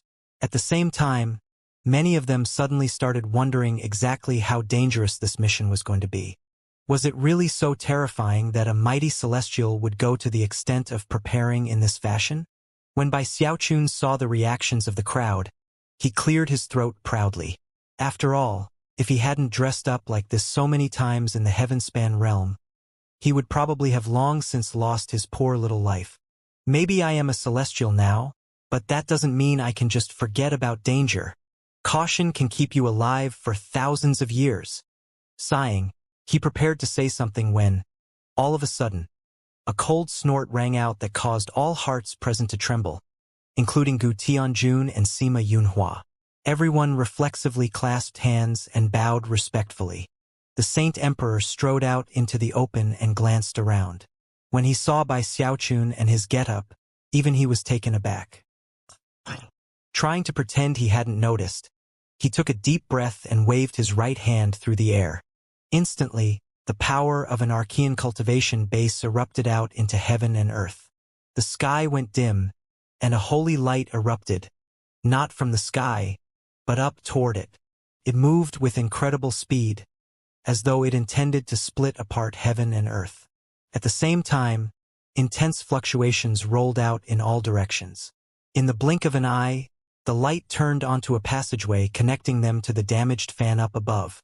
Well, get going, men, the Saint Emperor said. Gu Tianjun and Sima Yunhua took deep breaths and then headed into the tunnel. The others present flew up after them. As for Bai Xiaochun, he took a deep breath before joining them, being the last to head into motion. As the damaged fan got closer and closer, Bai Xiaochun looked down to see Saint Emperor City growing smaller and smaller. Before long, it was too small to see clearly. At the same time, the enormous sovereign grew larger and larger, emanating pressure that even celestials couldn't resist. Because of that pressure, it was obvious that no one present could ever leave the eternal immortal domains, even if they wanted to. Only Archean experts could theoretically resist it, and perhaps use their cultivation base power to get people past it. Intense rumbling sounds could be heard, and Bai Xiaochun felt his body vibrating. Then, he suddenly felt lighter, as though he had broken free from some force that had been tugging on him. At that point, he looked around and saw a black void.